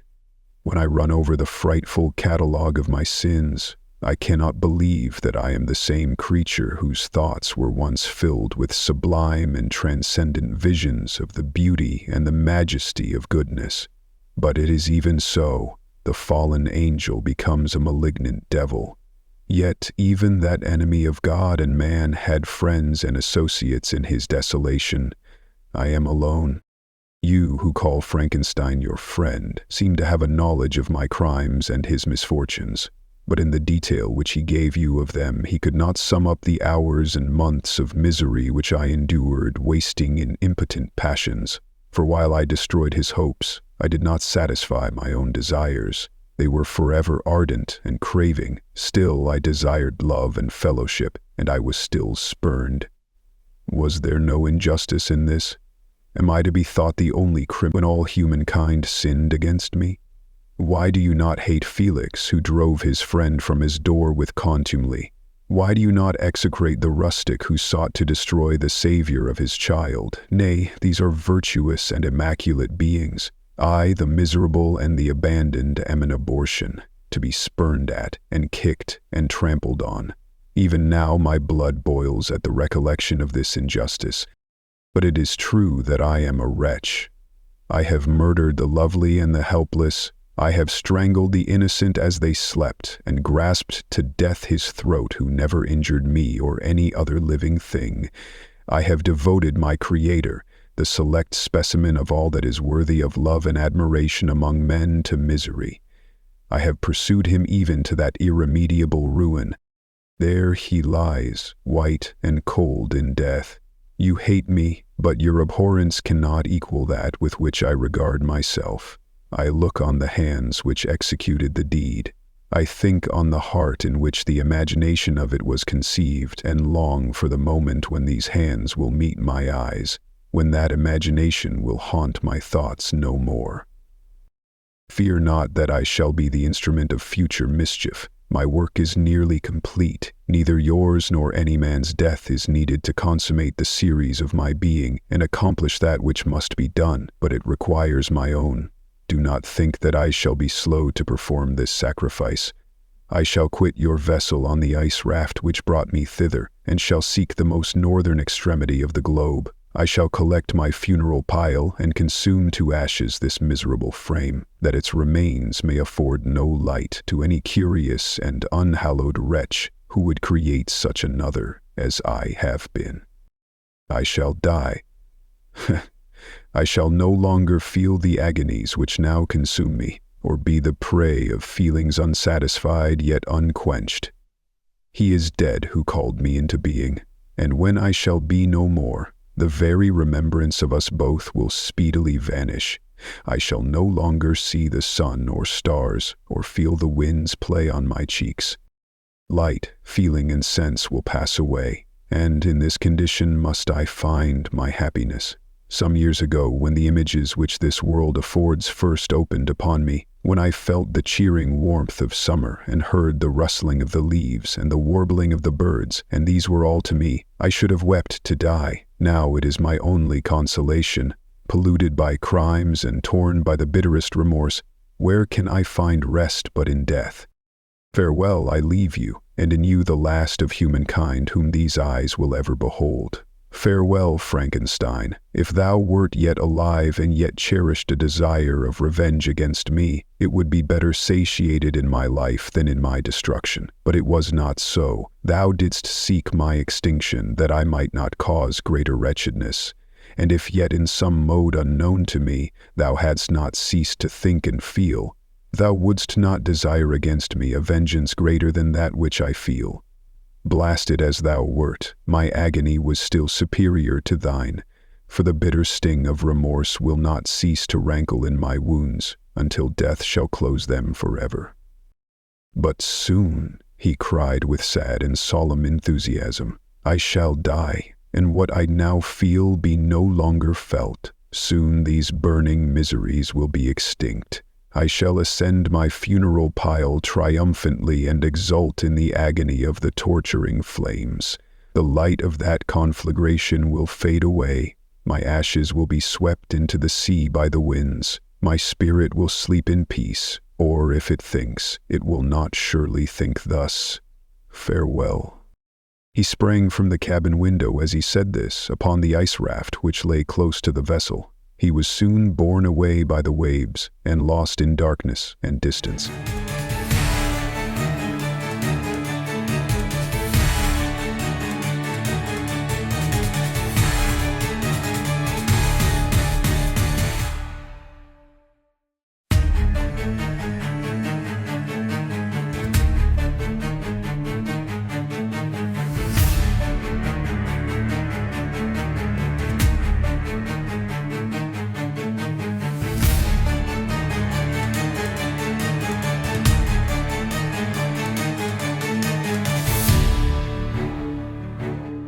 The end of Audiobook Frankenstein, or The Modern Prometheus, a Gothic novel written by English author Mary Shelley.